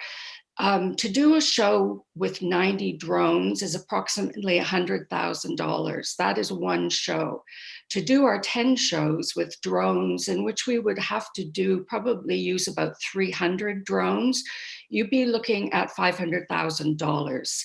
So we are prepared to look at enhancing shows with drones when the technology becomes more accessible and the price becomes more affordable. In order to do the large commercial shows that you would see from the harbor, whether it be for Bedford Days or Canada Day or Natal Day, we use the commercial because you need the height, first of all, for people to see it at a distance, and you also need the height to be able to provide for space for the progression of the fireworks that can climb above the previous smoke level. So to answer your question, to convert pyrotechnics, we would need to double the cost of our shows that are commercial in order to provide the same impact for people to be able to see them. And that's why our recommendation is to keep with the fireworks at the level of what we have at the moment. And of course, keep a very open mind and communication with these drone companies to see what is possible. There's also a question of what will be approved by traffic controllers for some kind of significant drone display. That's again up in the air as well. No pun intended. No pun intended. Up in the air. I see what you did. Sorry. Yeah, bad joke. I have another question, Mr. Mayor, but I'll come back. I think my time is up. Is that correct? Thank you. Thank you. Okay. Councillor Cleary. Thank you, Mr. Mayor, and thank you, Ms. Taylor and our staff who've been working on this. And I appreciated the report. And it was interesting when Councillor Hensby first had this idea a couple of years ago and pitched it, and we voted to get a staff report on it. I honestly wasn't sure what would come back. And this I found very thoughtful, very thorough. And I agree with staff. So actually, I'm in favor of all 4 elements of this for a number of reasons. The first one is we do a limited number of shows as a municipality each year, and they're on regular, consistent dates and times, and people know what to expect. I mean, if it's Canada Day, if it's New Year's Eve, if it's Bedford Days, Natal Day, people know that this is coming. And if they do have pets or children that are sensitive, they usually make alternative arrangements if they're not going to go enjoy the show. the vast majority of complaints that I get, and in fact, to be honest, I don't think I've ever received a complaint about one of the municipal shows that are put on. I regularly get, either through social media or through emails and some phone calls, is complaints about impromptu shows that their neighbors are putting on that they weren't aware of. And the dog or the cat or the child goes crazy because it was just out of the blue, and they're often not on regular holidays, although they sometimes are on Canada Day and Christmas and New Year's and those things. It's usually, oh, my kid got a job, or my, son graduated from high school, and all of a sudden, a bunch of people on the street are lighting off fireworks, which I understand. And it's actually one of the things from the report that I found interesting was the clarification around our noise bylaw and what residents are allowed to do and what we do, and when people generally are allowed to do fireworks. And so I guess my question is, for the general public, we can't say to them, oh, please use quiet pyrotechnics, because they wouldn't be able to get a hold of them anyway. They can only get the residential stuff, or the whatever it's called, the consumer fireworks. And so the vast majority of complaints that come in, we have really no control over, except after the fact to say, hey, you shouldn't have done that. And so I think going with the staff recommendation, not only because of the cost, I don't think $85,000 is a lot of money when it comes to showing our civic pride, but I also think the technology, and especially if we look at really silent things like drones, we're just not there yet because of our small size and the accessibility. So anyway, my advice would be go with the staff recommendation, whether we break it up or vote on them separately. I'll be voting for all four. But to wrap up, my final question would be around, if you can just confirm for us, Ms. Taylor, and for the people watching, because maybe they don't know and they should be reminded, when can the general public set off fireworks? Through you, Mr. Mayor, to the councillor, I'm sure my colleagues in fire would be able to answer that better than I can. I do know that there are statutory holidays that have been approved by the bylaw. In order to get a permit, they must apply through the process through fire. I think we're all aware that in our neighborhoods, there are legal fireworks that take place. And as you say, bylaw officers are contacted. However, usually by the time anyone is able to find, in fact, they very rarely find the people because they've gone. So it is the statutory holidays, and there is a list, and anything over and above that, unless they've received an exemption, would be considered as an illegal act. Thank you very much. I appreciate that. You're welcome. Thank you. Councillor Stoddard. Thank you, Mr. Mayor. Just a question of clarification, if you wouldn't mind, Ms. Taylor. Item number 4, it says request proof of community notification. I'm just not clear on that. Would you mind explaining that, please, and thank you? Thank you for the question, Councillor, through you, Mr. Mayor. When we release a grant to a community organization, the community organizations many times will have small fireworks displays as part of their celebrations. And what we thought would be helpful is if that in the grant agreement that we set with the communities, if we could suggest to them that they send us some notification, whether it be on their Facebook page, because most of the non-for-profits would have some kind of website or method of communication, if they could let us know that they have in fact alerted their community to the fact that there will be fireworks. This was just an additional layer that would be able to help people who may have some issues with loud noises, pets, that kind of thing.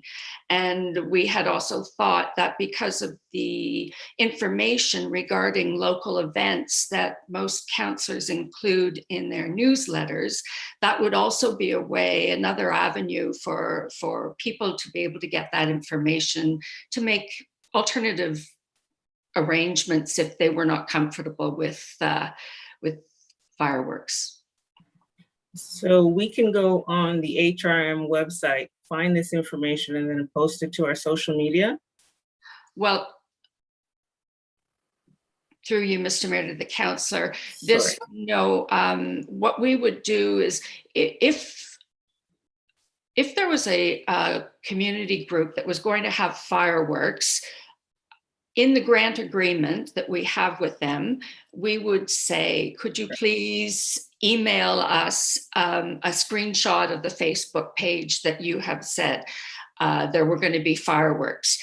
We wouldn't necessarily capture that in a list. However, if you wanted to reach out to civic events, myself, any of the councillors, I could provide you with that, information. I think we give out about 45 community grants and established festival grants. Some of those, of course, won't have fireworks, but a few will. And of course, probably for the next year or so, we won't be entertaining too many fireworks, I wouldn't imagine, but we can provide that information offline to you. Great, thank you so much. Appreciate that. You're welcome. Thank you, Councillor. Thank you, Ms. Taylor. Councillor Austin? Thank you, Mr. Mayor. And my experience with fireworks over the last few years is very similar to Councillor Cleary's. I have had an occasional comment about our large shows, but the vast majority of the complaints are about people setting off backyard fireworks, particularly on the days that are not allowed, where it can, through the summer, it can be pretty constant sometimes. So my question for Elizabeth on the report, just in terms of the emphasis, we heard about the cost factor. I agree with Councillor Cleary, that's not necessarily the be all end all of the decision. But I just wanted to, I'm wondering if she could comment a little on because what I took away from the report is it's not just a matter of cost, you're also talking for a large show with significant distance.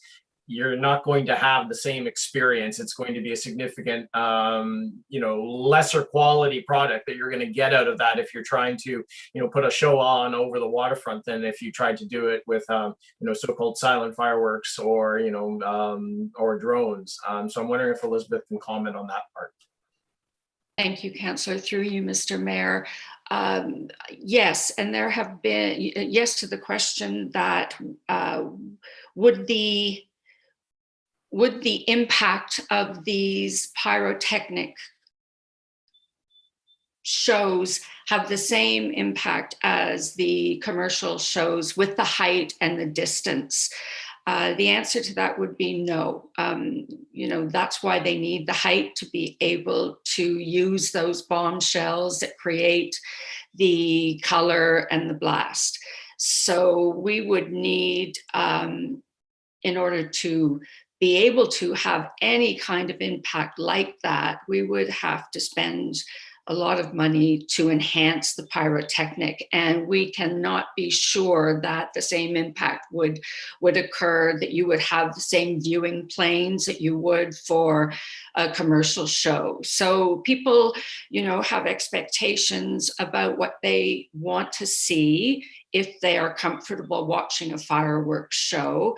And there's been studies done that show that it simply doesn't have the wow factor that, of course, fireworks are known to provide, and the excitement and anticipation, So I would say money is not one factor. It is also the lack or the lessened experience of what traditionally we are all anticipate when we go to see a show. Doesn't mean that you can't do it. You can. You could have it lowered from a decimal 90 to 120. Versus 115 to 125, those would be the difference in the sounds, but it wouldn't be the same show as we're all used to seeing. Thank you, Ms. Taylor, for that. And so I will be supporting all the staff recommendations too. I think for the small number of days that we have our large shows on, for the amount of enjoyment that the public gets out of them, I think it's a reasonable place where we have landed. And if you're talking complaints, I can only imagine how the phone lines would light up if people go to the fireworks display, and it's quite an underwhelming experience. So I will support the recommendations. Thank you. Thank you. Councillor Lovelace. Thank you, Mr. Mayor, and thank you, Elizabeth. Really helpful to understand this issue. You know, as my colleagues have said, the phone calls and complaints that come in about the backyard or the you know, the fireworks that are going off in the park and nobody knew about it, it is certainly disconcerting. You know, because there hasn't been notice. And so I just want to point out, you know, my comment, I guess, is around a little bit of rigor and consistency in policy, and also jurisdiction. So when we're talking about municipal events funded by municipal taxpayers or tax dollars, whether it's a, you know, special event or community group, I'm trying to understand how area rate fees fit into this, because the community groups that have area rates are, you know, using those tax fees, those tax dollars, to then have, let's say, a Canada Day, you know, event in HRM Park. So my assumption is that that community group also has to go through the process to book the park, get the permit, notify people that it's happening. So I'm just wondering whether or not that notification process is adequate for Facebook, like for our community, because I'm just wondering whether or not that's really appropriate, the expectation that everyone's on Facebook, when in fact they're not. So, you know, I'm just wondering whether or not that is specific in the policy, or if we're just saying, you know, you just need to provide some kind of proof that there's community notification. Through you, Mr. Mayor, to the councillor.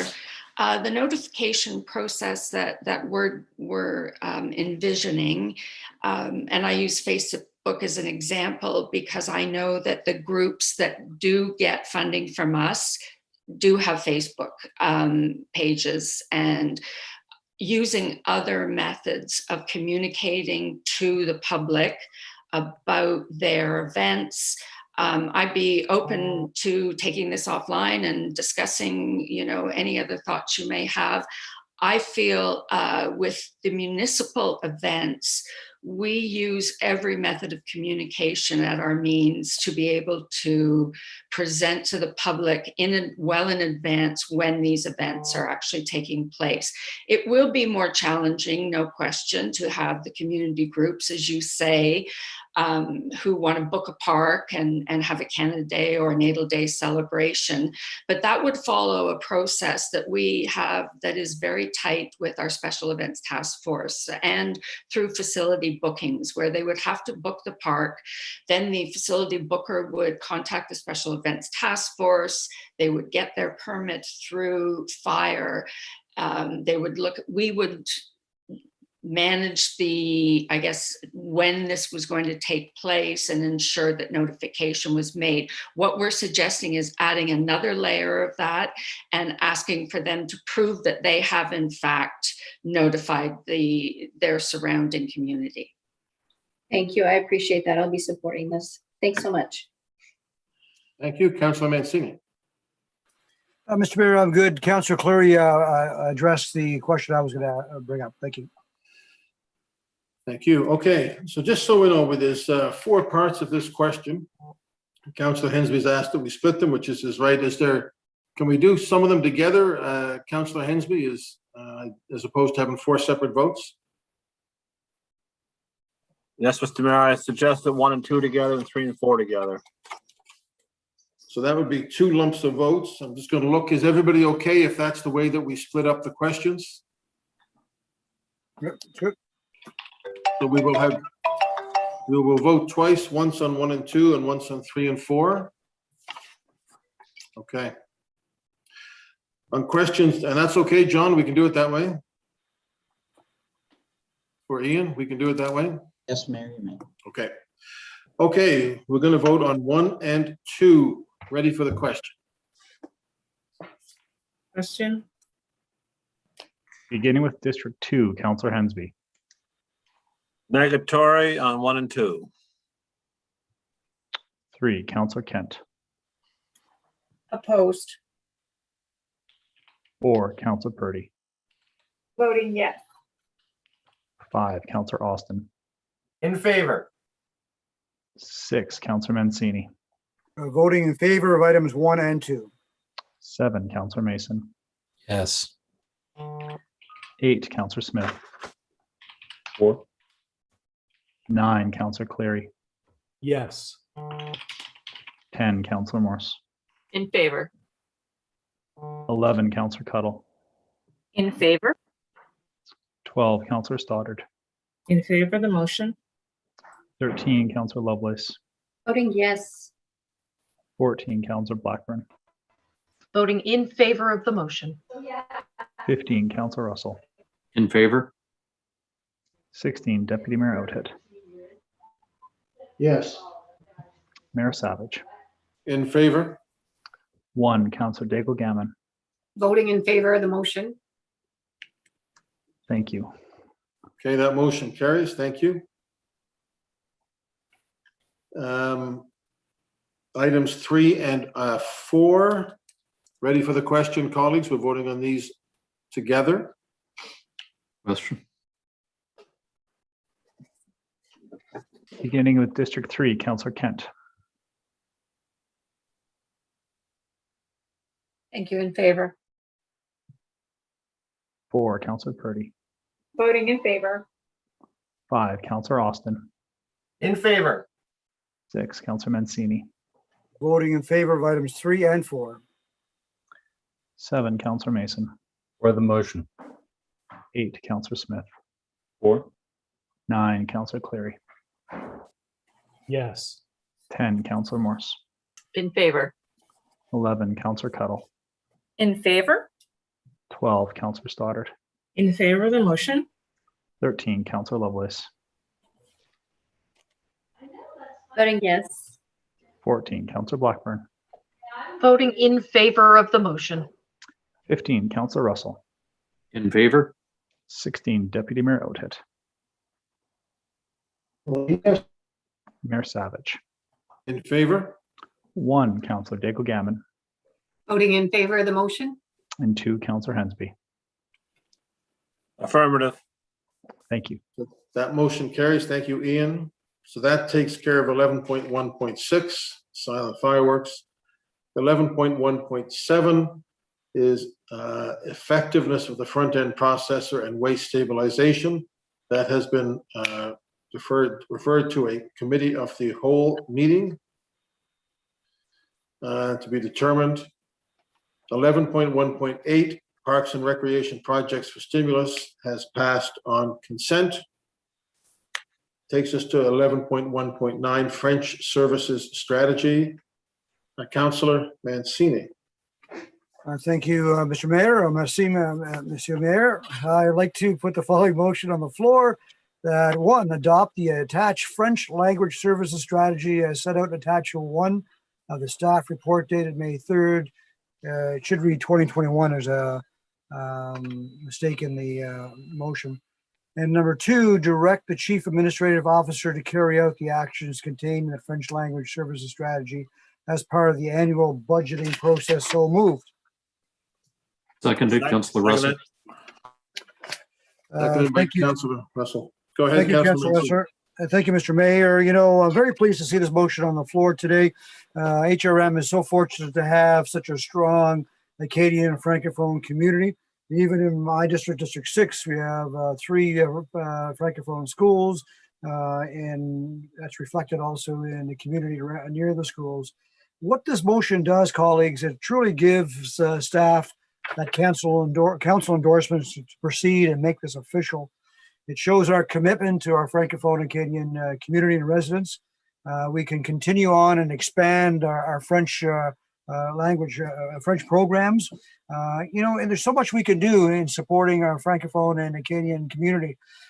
This also sets the stage that anytime people are interacting at one of our customer service centers, we should be clearly identifying which one of our employees speaks French or any language, in fact, and taking full advantage of that.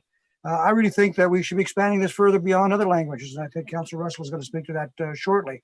I will look at Councillor Morris's area. I mean, the large Arabic community it's in her community. Fantastic. So I fully support this. It's a long time coming. To Tracy and her team, thank you for your work that you do on this. I know that the residents of my community are very excited to see this on the table today, and hopefully everybody fully supports it. Thank you, Mr. Mayor. Thank you. Councillor Russell. Thank you. I also absolutely fully support this. I think it's been a great body of work to be able to provide these services in whatever the language of the resident that we're working with. To be able to speak to someone in the language that they're most comfortable in is fantastic. French is the second official language of Canada, but it is not the most spoken language in HRM. Well, not even second or third. And I really like the report. I like effectively everything about it. When it looks at the online component of it, it talks about having a microsite, about having two subject lines or a bilingual subject line. And when we are considering expanding beyond French to Arabic or Mandarin or whatever the additional set of languages is, would simply appreciate consideration for it to allow not just one extra language, not just the other extra language, but an option of languages. So we could have a fully bilingual site. And the way that this is typically done is someone clicks a flag that generally denotes the language that they would be working in, and it translates the whole thing.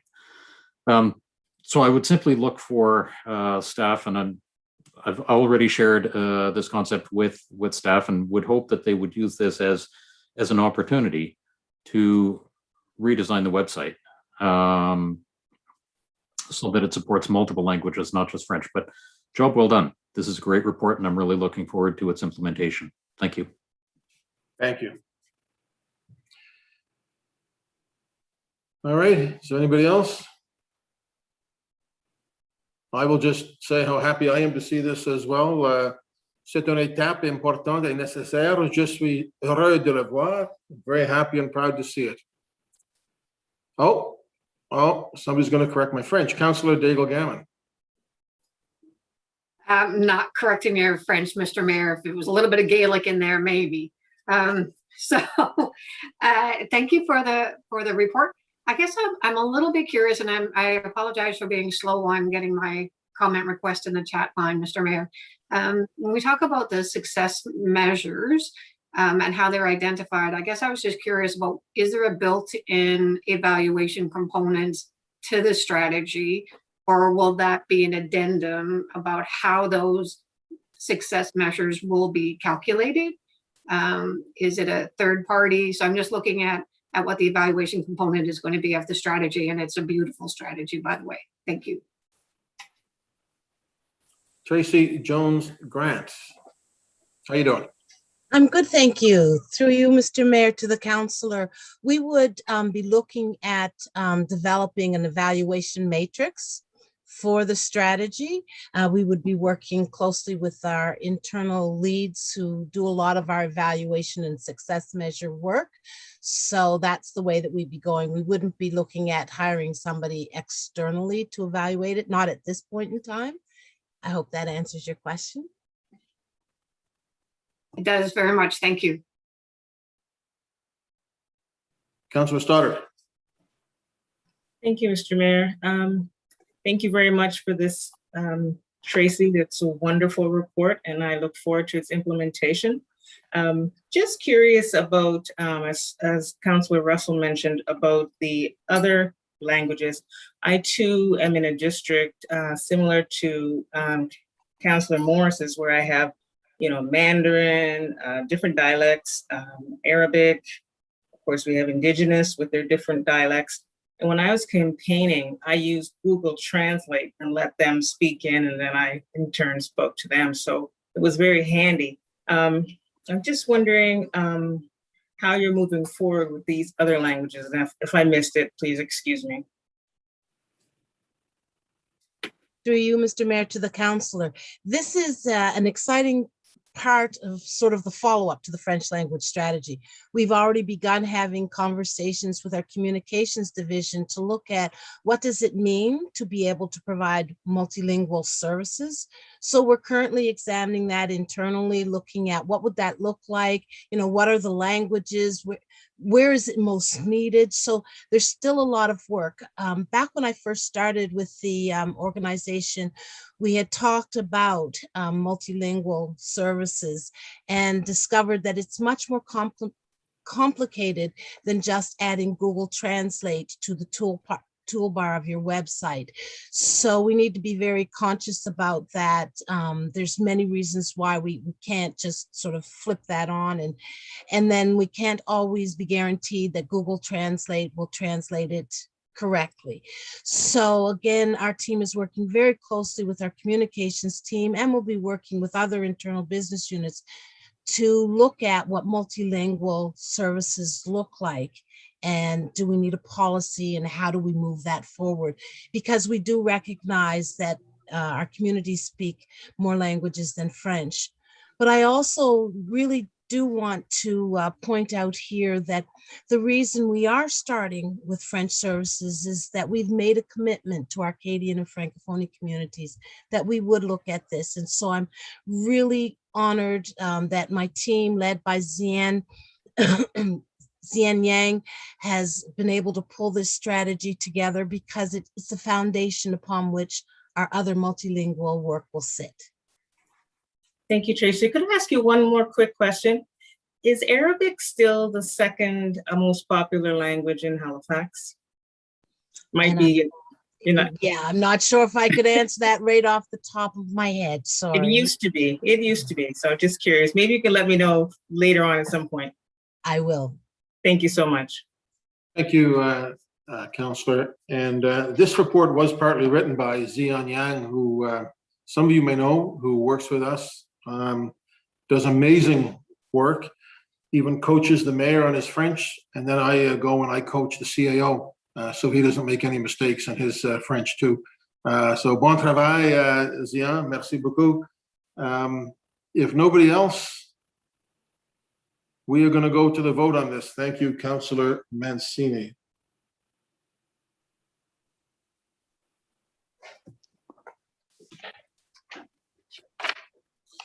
Beginning with District 4, Councillor Purdy. Voting in favor. 5, Councillor Austin. In favor. 6, Councillor Mancini. Voting in favor of the motion. 7, Councillor Mason. For the motion. 8, Councillor Smith. 4. 9, Councillor Cleary. Je suis content de voter oui. 10, Councillor Morse. In favor. 11, Councillor Cuttle. Oui. 12, Councillor Stoddard. Absolutely in favor. Thank you. 13, Councillor Lovelace. Absolument. Merci. 14, Councillor Blackburn. Bien sûr. 15, Councillor Russell. In favor. 16, Deputy Mayor Oathead. Moi, oui. Mayor Savage. Oui, bien sûr. District 1, Councillor Daigle Gammon. Voting in favor of the motion, oui. 2, Councillor Hensby. Oui, merci. And District 3, Councillor Kent. In favor. Thank you. Okay, that's the votes. Thank you. Thank you, Councillor Mancini, for your ongoing work, in particular with French language. We, French community, we are a officially dual linguistic country. I think this is important. 11.1.10, this is alternative procurement, Broad Street South Roundabout. Councillor Deputy Mayor. Thank you, Mr. Mayor, and I'm very pleased to bring this forward. I'll start with the motion on the floor. Council. Mr. Mayor, his audio is really bad. Design and construction of a single lane roundabout at the intersection I'll turn the Council- camera off, see if that helps. Yeah, that's Is better. that any better, Tony? Yeah, that Yes, looks, thank yeah, you. you look better. Go ahead. I've got a face for radio. So it's moved that the Halifax Regional Council award the design and construction of a single lane roundabout at the intersection of Larry Tech Boulevard and Broad Street South through an alternative program procurement to West Bedford Holdings Limited at a maximum of $3.9 million, net HST included, with funding from account number CTU 01006 Bedford West Oversizing, as outlined in the financial implications section of the staff report dated June 20th, 2021. So moved. Seconded, Lovelace. Seconded, And Councillor thank you, Lovelace. Councillor Lovelace. I want to start by saying how pleased I am, grateful for the help that I received from our CAO, from Jerry Blackwood, Kelly Denty, Peter Duncan, getting this to us quickly. I was worried that this was going to drag on over the summer, and then another construction season might have been missed. This was one of the projects approved when we looked at the Bedford West capital cost contribution review about a year ago. And I think, as many of you have heard me say, we obviously have a very quickly growing, fast-growing community there, but also there are 2 schools about to be built. It's underway now, and we have to make sure that these roundabouts, the Métis, and some other things are in place prior to these schools opening. So allowing this to go this way and through to the developer allows us to get this done faster and to address it this construction season. Thank you, Mayor. Thank you. Ready for the question, colleagues? Question. Beginning with District 5, Councillor Austin. In favor. 6, Councillor Mancini. Voting in favor of the motion. 7, Councillor Mason. For the motion. 8, Councillor Smith. For. 9, Councillor Cleary. Yes. 10, Councillor Morse. In favor. 11, Councillor Cuddle. In favor? 12, Councillor Stoddard. Voting in favor of the motion. 13, Councillor Lovelace. Voting yes. 14, Councillor Blackburn. Voting in favor of the motion. 15, Councillor Russell. In favor? 16, Deputy Mayor Outhet. I think I'll for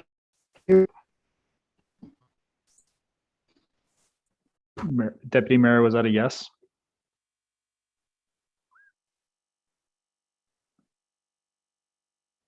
He's frozen. I saw the thumb. Perfect. Mayor Savage. Mine too, yes. District 1, Councillor Daigle Gammon. Voting in favor of the motion. 2, Councillor Hensby. Affirmative. 3, Councillor Kent. In favor. And 4, Councillor Purdy. Voting in favor. Thank you. That motion carries. Thank you, Councillor Outfit, and thank you, staff. Item 11.1.11, which was the respecting amendments to municipal design guidelines, the Red Book, has been referred to a future committee of the whole. 11.2.1, funding request for Neptune Theatre was passed on consent, which is great. 11.2.2, budget changes, compost facilities recap, passed on consent. Colleagues, that takes us to 11.3 out of community planning and economic development, 11.3.1, which is a first reading on a bylaw respecting noise management and mitigation, Argyle Street Entertainment District. I'm guessing Councillor Mason.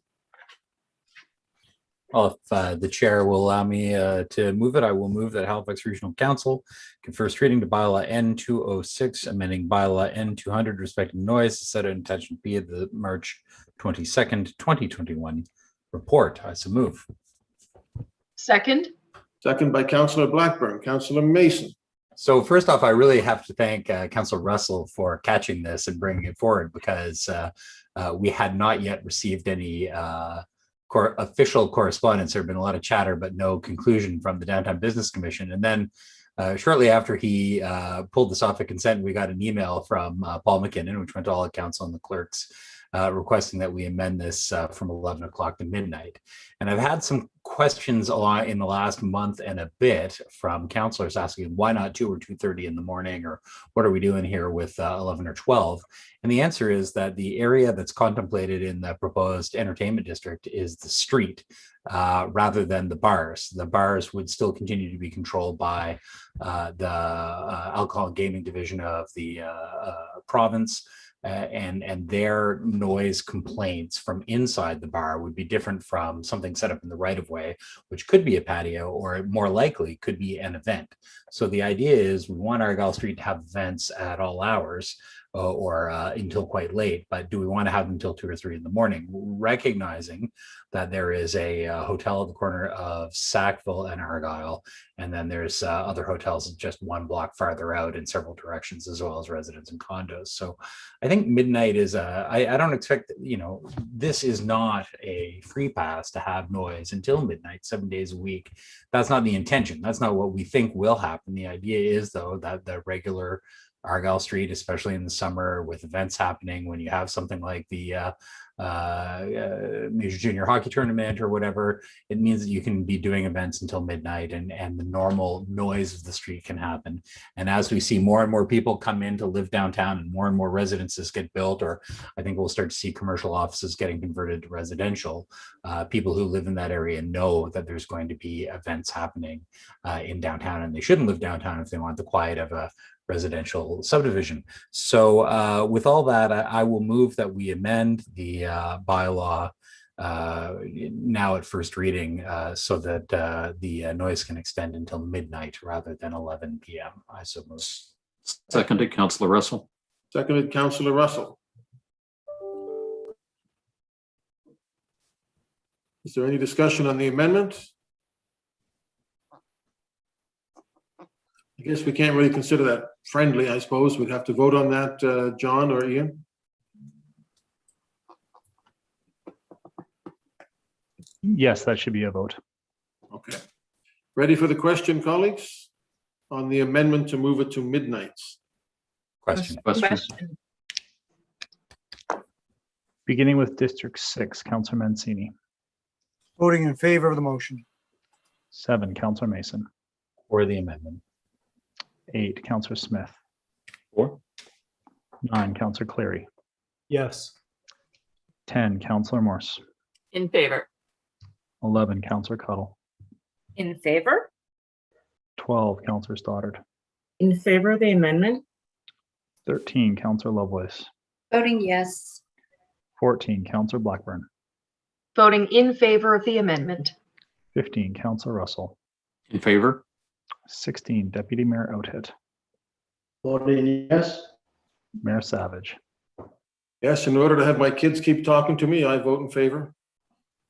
1, Councillor Daigle Gammon. Voting in favor of the amendment. 2, Councillor Hensby. Affirmative. 3, Councillor Kent. In favor. 4, Councillor Purdy. Voting in favor. And 5, Councillor Austin. In favor. Thank you. That amendment carries. We now have an amended motion. Councillor Russell. Thank you very much. I love the report. I love the concept. I think that the idea of an entertainment district in downtown Halifax is fantastic. When I first read it, I was wondering why it didn't extend to historic properties, but that would create a non-contiguous entertainment district, which would present a whole pile of challenges on its own. One of the things that I was concerned about or questioning was that the public engagement piece for this was simply by a survey online. And although there were 127 responses, that's not statistically significant in any stretch. When we do an MPS or an LUB amendment, for example, we get in touch with each of the residents that live within a certain perimeter around whatever is being affected. And where this was so narrow that it was Argyle Street, we would know all of the affected, or we should know all of the affected residences, and we should be able to reach out and contact them directly. And I'm just wondering why that wasn't done, or would that be done for similar things like this in the future? And just looking to get more direct public engagement.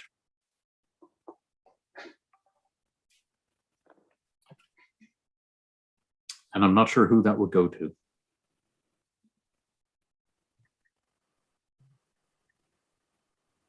Who might like to speak to that? Do we have anybody?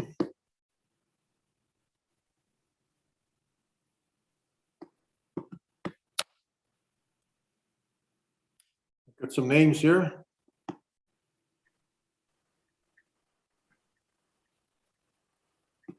Ben Sivak has joined us. And Kelly Denty too. Well, who wants it? We'll go to Ben. Thanks. Okay. Thanks, Kelly, and to you, Mr. Mayor, and thank you for the question, Councillor Russell. I think there's a few of us online. I think we're all wondering who's going to answer this question. You make a fair comment there.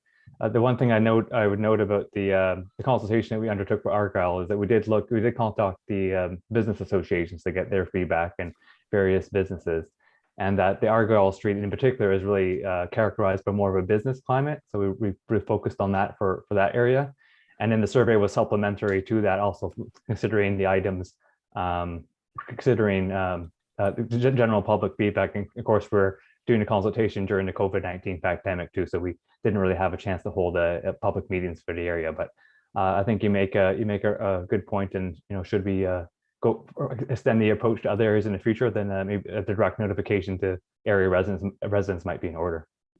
Okay, I appreciate that. I mean, I have every expectation that the businesses would certainly, especially in that entertainment district, would certainly want the time to be extended. So I have no doubt that they would support that. But it would be the residences who I think would be most affected. The second thing is, and I guess it's not going to go back for further review, and this is totally unrelated to what's happening here, but it's the noise bylaw exemption. It would be nice to have some clarity or remove item 5.2 in the bylaw, where it talks about the Sobeys Warehouse Mall, Wacky Wheatley's, and the CNR right away. I have no idea where those are. And there is no geographic descriptor, there's no address, there's no nothing. So please, if staff could make a note, the next time this bylaw comes up for discussion or review or whatever, that either some clarity is provided around where those are. Do we even have a Wacky Wheatley's? Or please remove that clause from the bylaw. Thank you very much, and I will be supporting this motion. All right, Councillor Hensman.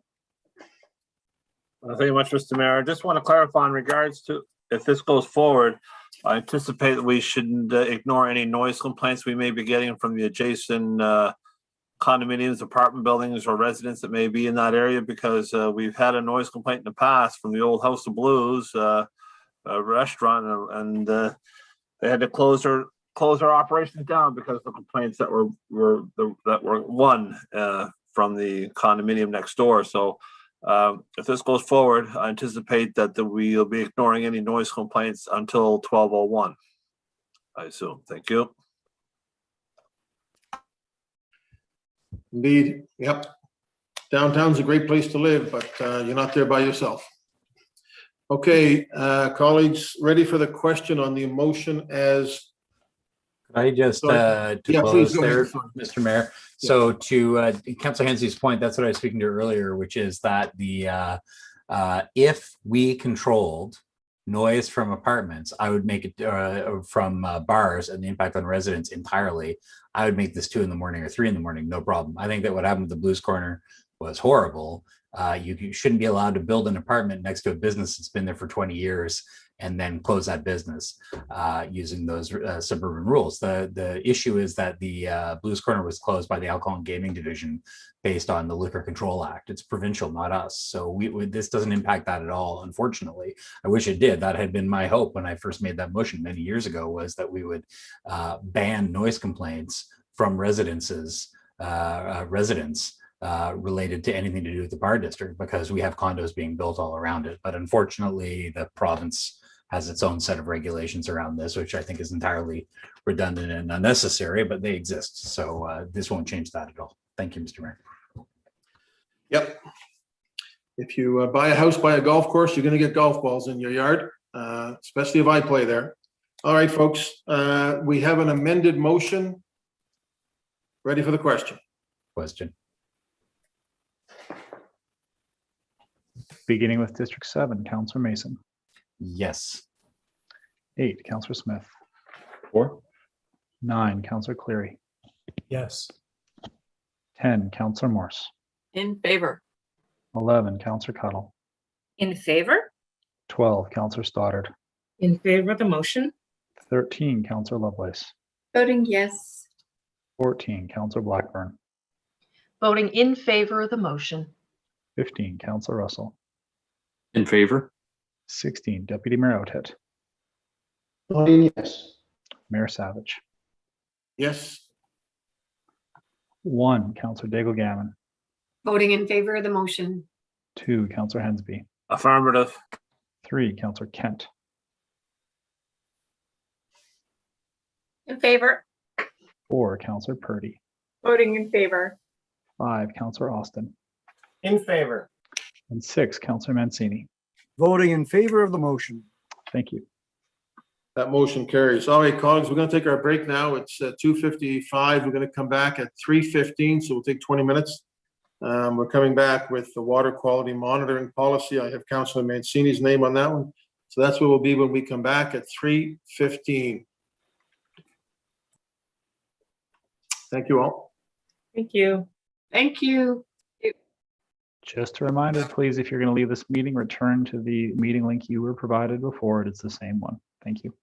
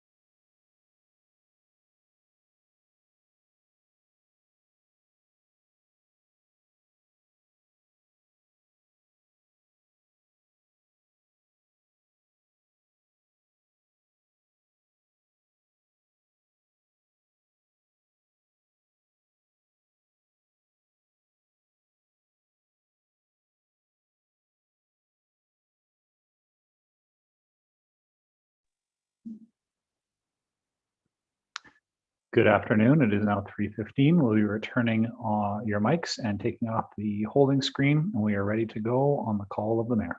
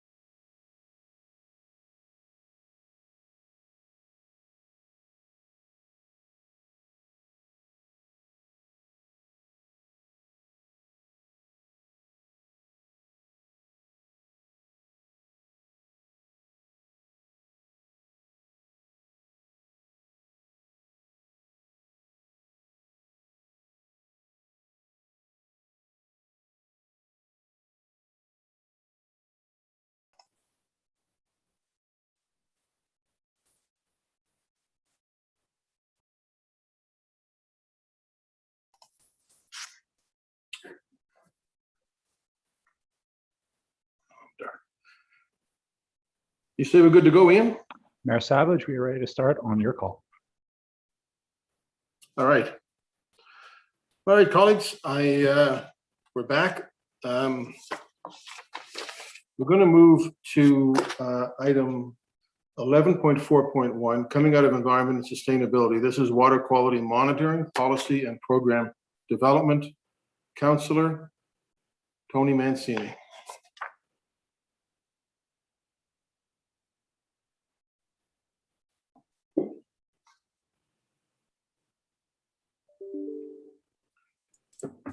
Are you there, Tony? Councillor Mancini? Read that if he's not.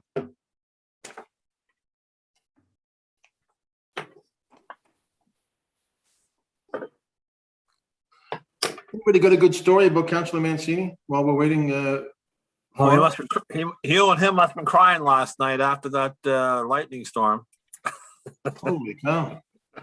You're getting a little bit bored for the last month that the Bruins have been out, eh? You got nothing left to say. Exactly. All right, Councillor Mancini, are you with us? I know we wanted to move. Great call first tonight. I'm sorry? Okay. I think the deputy mayor's internet is almost as bad as broadband in rural Halifax. You can't hear me? Mayor Savage, you are coming in loud and clear. Okay, I think it's just the deputy mayor is just a little creaky. Okay, if Councillor Mancini, are you with us? If not, I can read that. okay, why don't you go ahead and then we'll let him go when he's finished with Spirit. Go ahead, Councillor Russell. Wonderful, thank you. I move that Halifax Regional Council direct the Chief Administrative Officer to adopt and implement a detailed water quality monitoring program based on Framework 1 as outlined by AECOM in their water quality monitoring policy and program development report as outlined in the discussion session of the staff report dated May 6, 2021. Second, Councillor Austin. Thank you. Councillor Austin second that. Thank you. This is an amazing report.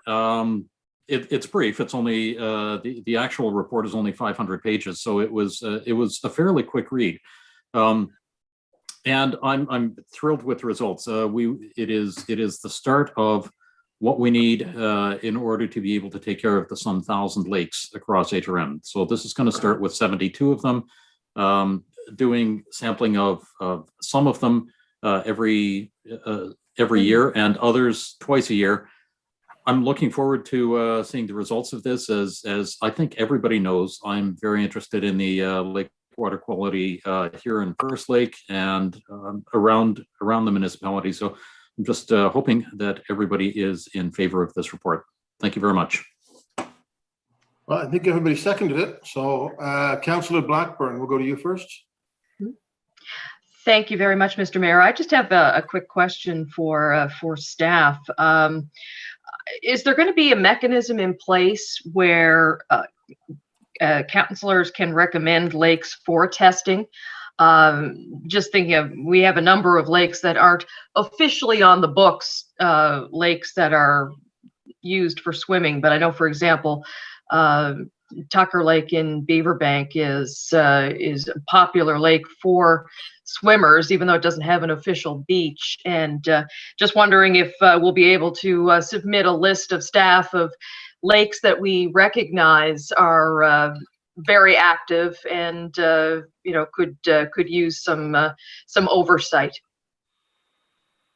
I see Shannon Miedema is with us.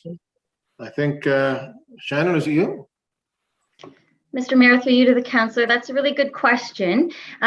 We'd like the lake program, the lakes to be able to be adaptive. So a lake could fall off the list, a lake could be added to the list, and there can be different considerations for that.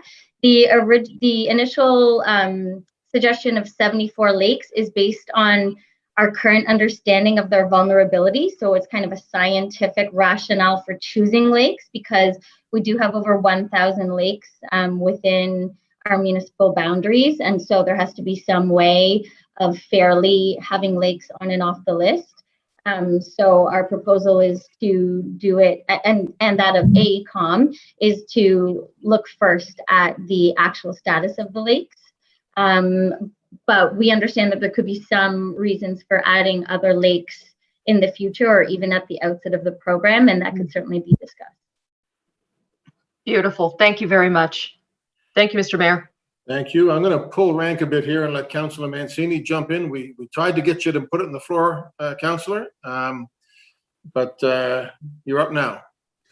My apologies, Mr. Mayor and colleagues. I had to go fix my hair and I was a little bit late getting back in. So thank you, Councillor Russ, for putting this on the floor for me. I appreciate it. You know, this is one of my very first motions when I got elected in 2016 that I put on the floor. And living in Dartmouth and understanding the importance of our lakes, not only in Dartmouth, but across our HRM, this comes at a very critical time. Climate change is here. The development, the growth that we have going on in our municipality is all around us, and that does have an impact on the quality of our lakes and just the overall human impact. And all we have to do is look at the past summers, and just recently, blue-green algae. We see it in Albert Lake and other lakes. The Lake Micmac and Lake Banook, we've had issues with the weeds and the pollution that from some of the homes. Councillor Austin's pollution control study was extremely important. One of the things it did identify, though, especially around Lake Banook, we didn't have as much of the fear of that straight pipes going into Lake Banook, so that was fantastic. And I don't know if this was mentioned before, and again, I apologize for coming in late here, but we used to do the lake monitoring. It was a former CAO that canceled the monitoring of the lakes because he felt that monitoring the lake, any work related to lakes, is the responsibility of the province. Well, I agree. In theory, it is the responsibility of the province. I believe the municipality plays a big role in this, and monitoring lakes is critical. And we're not only talking about the Dartmouth lakes, we're talking about 74 lakes. And I love the fact that the community is going to get involved. And I see Shannon and your team. I know that's a big part of what you're bringing forward and recommending. And we have many community groups that are willing to step up and participate in doing the testing. So 2 questions I have for Shannon, maybe your team, is that no testing going on this year because this is the prep year. However, that still leaves us a gap of not getting some of these lakes tested. But maybe you could explain to how we are doing some testing now, or part of that is also if residents are identifying things which they believe or perceive to be blue-green algae or something else, how do they go about and raise that flag so we can investigate that? And the second part of my question is, why, once this program is in place, why only twice a year? So if you could explain the rationale, once a year, twice a year, 5 times a year, why the number of twice a year? Thank you. Thank you, Mr. Mayor. Mr. Mayor, to you, to the councillor, I'll take this opportunity to introduce Emma Waddy, who is on the call as well. She's our water resources specialist, and she's going to answer that question for you, those 2 questions for you. Hello, Emma. Thank you, Mr. Mayor. Through you to the councillor. So to answer your first question, what we are monitoring this year, we're continuing our monitoring at beaches, supervised beaches, to have bacterial samples taken. on a weekly basis, and that started actually last week, even though the supervision starts this week.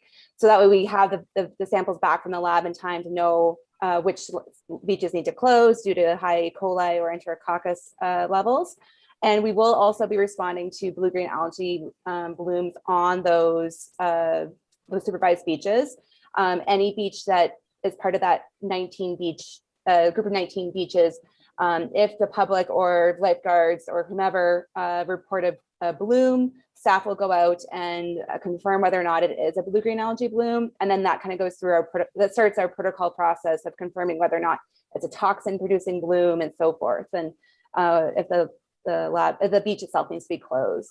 So Emma, just on that point then, so if a resident perceives an issue, their best bet is simply calling 311, is that correct? That's correct. Okay, thank you.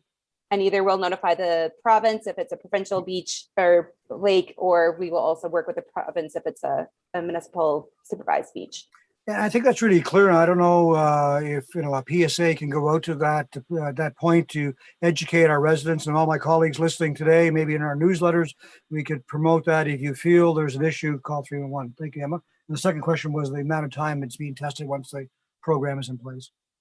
Yeah, so lakes generally don't change as drastically as rivers would, for example. So because lakes that, for example, that have an inlet and an outlet, usually at the bottom of the lake, I'm kind of getting into the science of limnology here, but you're enthusiastic, which is good, Emma. I appreciate the enthusiasm.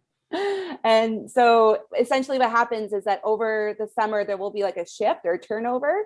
So in the summer, there'll be a shift of the water being stratified so that it'll be cooler on the bottom and then warmer on top. And then in the winter, it will change over so that it's cooler on top and warmer on the bottom. Right. And so we take a sample in the spring when that is stratified, and then we're seeing more and more so that stratification is essentially not happening as drastically in the summer because of our warmer weather and climate. So that's why we have a spring sampling time and then a summer sampling time.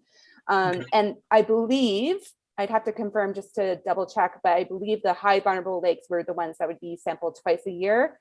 I think at first all lakes would be sampled twice a year, and then those that would be less vulnerable would only be sampled once a year because there wouldn't be that inherent that need to know as much information. Great, Emma. Thank you for that explanation. Mr. Mayor, thank you, colleagues. I hope you support this as an extremely important motion for our municipality and our lakes. Thank you. Thank you, Councillor Kent. Thank you for your patience. Thank you, Mr. Mayor. I am thrilled to see this come forward.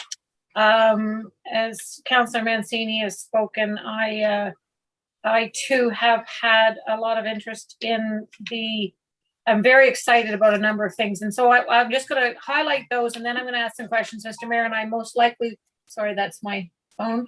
I most likely will want to come back, but the highlights for me are absolutely on the community and participation on this. Our communities, many of them, and if they don't already, hopefully we can create a model that for stewardship and organization. The folks that are in the areas around the lakes, they know their lake. They're watching it every day. They see the kinds of things that are changing in their communities and expressing how it can be impacting the lake. I'm particularly interested in hearing more, and I'll ask some specific questions around how are we strengthening the development agreements and the impact of development on our lakes, and what is this specifically going to do in layman's terms. I'm also thrilled to see that there's going to be dedicated staff assigned to this. I think that's really important. It validates the importance of it here for the municipality. It shows the public that we're very serious about it, and also it's a connectivity to the kinds of issues that our communities are facing, particularly around development. I'm also really thrilled around the. I'll go back to, I guess, my comments around community engagement, like the stewardship for community committees led by HRM. And this will be a question that I'm just curious as what do we envision there? I can tell you that, the Dartmouth councillors would be no strangers to what used to be the Dartmouth Lakes Advisory Committee, They were a highly functioning committee that did a lot of really great work. And they pushed council. They pushed us to bring things to the table that needed to be. And unfortunately, that has dissolved. There have been recent meetings in the Dartmouth area with some interest in reshaping something like that. So is there any interest or a vision of these kinds of committees with local stewardship, maybe having some provincial representatives, some municipal representatives, but related to each community council? Each community council, I think, is a good place to start. It gives the dedicated space for people who are in the area to have that local interest.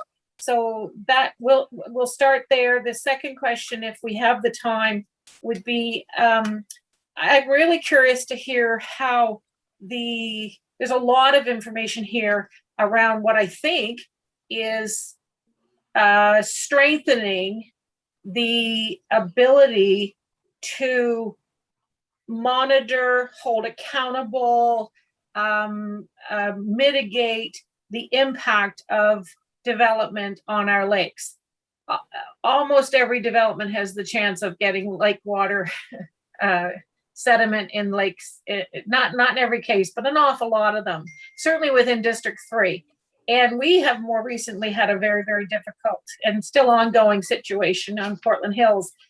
So I'm just curious, because it's been a while since I've been on council, to understand what's different. What is it in here that's going to be different from what we currently have now on strengthening that hold? And in particular, I can tell you, the folks in the Dartmouth South area are holding us, and the mayor knows of this, the concerns I've raised on holding accountability with, and specifically with the developer. Often I notice here, and I really was glad to see it, that that it speaks to holding the developer accountable with quality, educated, knowledgeable people watching the waste management that's happening on those projects. Because I don't believe it's happening, and certainly, and maybe in some cases, but if we are just holding the subcontractors to account, we're not going to get that quality that we need. So I'm really pleased to see that. So anyway, just speak to that if you could. And how is it different in the way of policing this? So I'll leave it there and perhaps come back, Mr. Mayor. Thanks. Yeah, we'll get some answers, and if you want to speak further, you'll have to come back for sure. Who wants that? Peter Duncan's here. I assume you showed up for a reason, Peter? Yes, I did, Mr. Mayor. I'm going to try to answer the second question first, and I'm going to kick it back over to Emma and/or Shannon to get the first question. So, my name is Peter Duncan. I am Director of Infrastructure Planning. And so what this will do, what this water quality monitoring program will do, is it'll give us a much better handle over time on what the baseline water quality is. It won't obviously change any of the regulations that we currently have, but it will help us to assess the impacts on a lake when there is a violation and help us determine what a violation is. And it'll also help to inform whether we need to amend the regulations that we do have going forward. Thank you, Emma or Shannon. Through you, Mr. Mayor, to the councillor. So just to kind of add on what Peter already said, yeah, we'll be collecting this data to get a baseline of information. The last study, as Councillor Mancini mentioned, ended in 2011. So, and there have been some small studies since then, but there really hasn't been a comprehensive program in 10 years at this point. So it's really important that we have something that's comparable to that older program so that we can see what's changed in 10 years, but then also so that we can know what is like quote unquote normal for a lake, so that if a disaster happens or if something drastically changes in an area, that we can hopefully restore that to a more natural state. To speak to your other question about community involvement, prior to joining HRM, I've been involved with community-based monitoring for many, many years. So I am quite familiar with the idea of kind of building capacity and working with community organizations, and I'm very familiar with many of the amazing groups around HRM already. So I'm really excited to see this opportunity hopefully move forward so that these community organizations can be involved and engaged in collecting water quality data, some of which already do excellent jobs already on that. We do have the Regional Watershed Advisory Board, which I believe is the kind of amalgamation of the Dartmouth Watershed Advisory Board and Halifax Watershed Advisory Board. And they were consulted earlier this year on the AECOM report. They provided really excellent feedback on what was put forward on in the report, so that was incorporated into the staff report that was written earlier this year. And they also provided a lot of great feedback on some of those next steps on what to do with this data and how to move forward on it. I think I missed one of your questions. So yeah, it was around the community councils, local expertise and stewardship.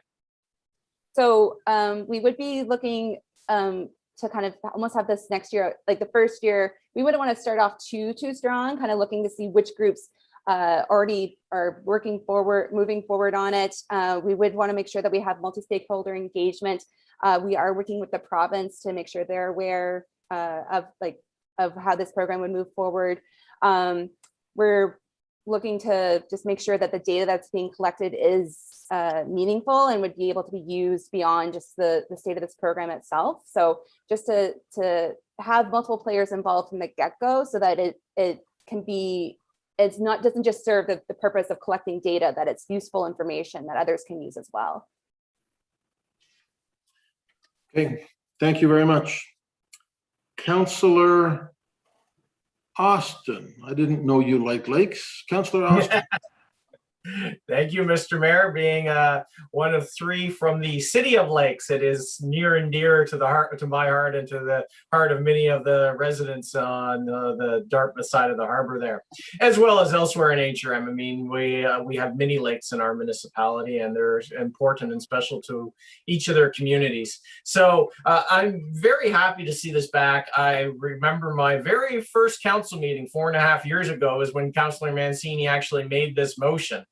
Back in November, and you know, sometimes things take a little while, and this one I remember we had a couple of almost during budget debates a couple of times on this, so I'm really happy to see this report is now finished and we've got the solid recommendation to bring this program back, because it's really important. The piece that I want to just kind of underline is the jurisdictional dynamic, right? I mean, you don't have to kind of go too far before you'll find someone who say, well, you know, lakes, that's a provincial responsibility. That's not us.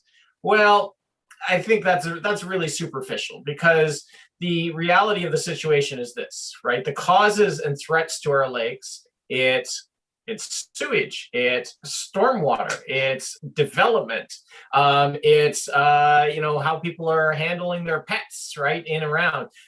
Every one of the kind of stresses, for the most part, are core municipal responsibilities, right? Like, you know, all the challenges, whether it's Russell Lake, whether it's Banook, whether it's Micmac, whether it's Williams, there's ties directly back to our core areas of responsibility. And then when you look at what the impacts are, you know, whether they're environmental, whether there's recreational, I mean, those impact on our core responsibilities as well. So, you know, to me, it doesn't make sense to say, well, not our job, when we're on either end of this spectrum. So I think we have a clear responsibility here towards our lakes, and you're not going to be able to deal with these sorts of issues effectively if you're not actually collecting data to show you where your challenges are and what your trends are over time. So very much in support of this program. I'm glad to have it back. I don't actually have a question at this point. I asked a few at environmental. I just really wanted to emphasize the point on the jurisdictional piece, because it does come up from time to time. Thank you, Mr. Mayor. All right, thank you, Councillor. Councillor Cuttle. Thank you, Mr. Mayor, and through you to staff. I too am very excited to see this report come forward, and thank you, Councillor Mancini, for bringing this forward 4 years ago. It's a good reminder of how long some things take to see results. You know, I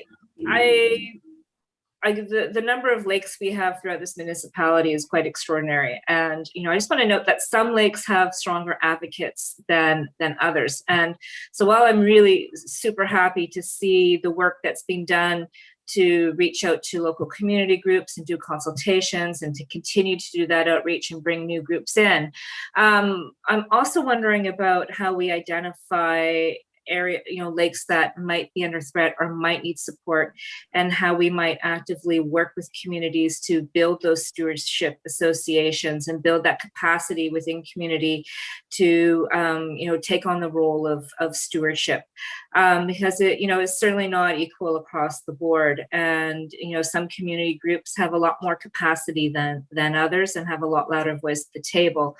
But at the end of the day, all lakes matter because it's all part of our ecosystem and all interconnected.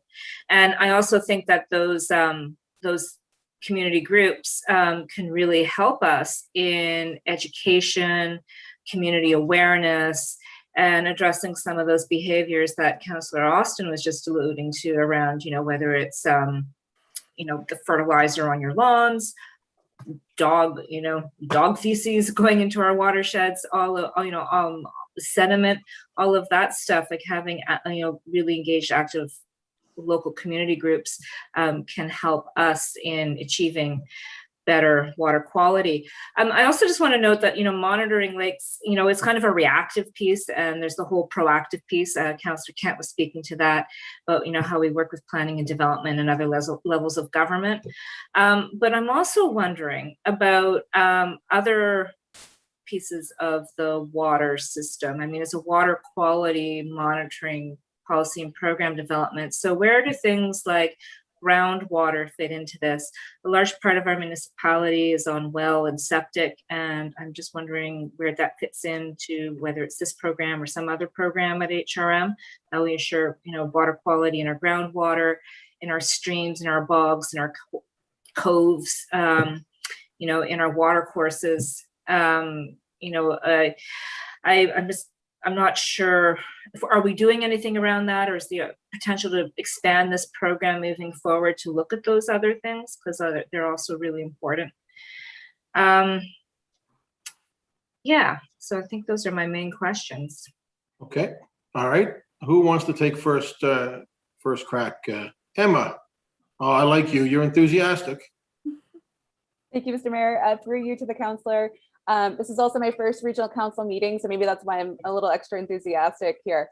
So to answer to your first question, councillor, so the initial study that looked at which lakes to choose, that chose those high vulnerable lakes and moderately vulnerable lakes for this study, those 74 lakes, that was part of a previous study that HRM had done, or like previous to this AECOM study, that looked at all the lakes within HRM and used a vulnerability index to kind of score them and find out which ones were the highest stress and most moderately stressed, essentially, that were had vulnerable ecosystems.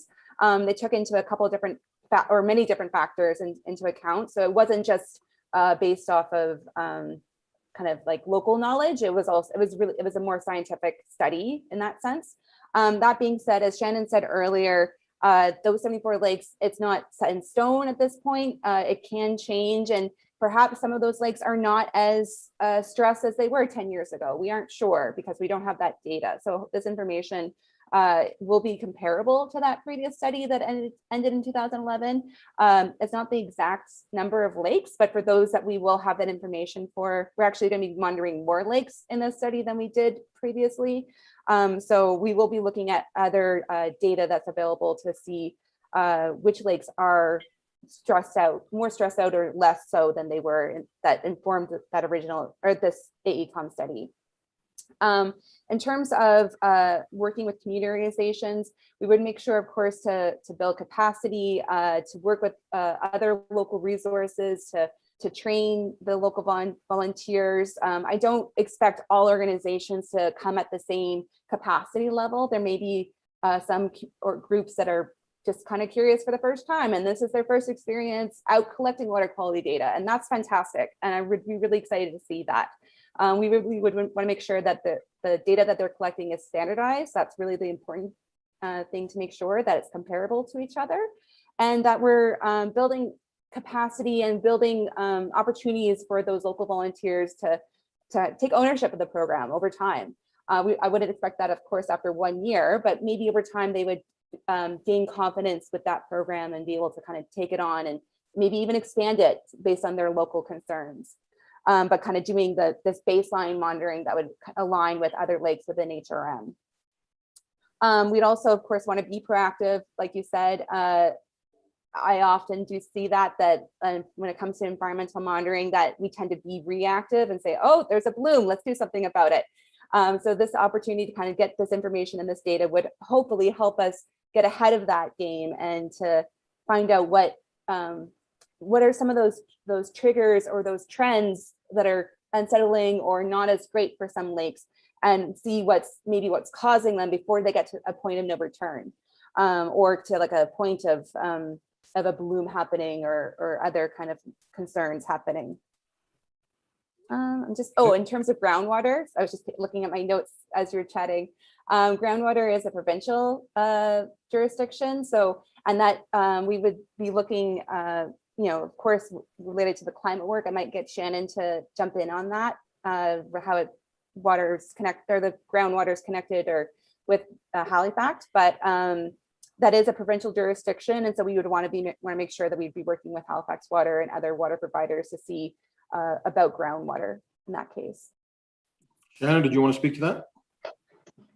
Thanks, Mr. Mayor, through you to the councillor. Yeah, just some of our climate work, one of the actions is looking at water availability over time as we continue to experience warming, and understanding that our whole municipality is not covered by our serviced water utility. And so all of the rural unserviced area is on groundwater. And what does that look like, in 10 years, in 30 years with climate change? And so there's an action to start conversations on that and to start thinking about water availability for drinking water purposes over time, just as another piece.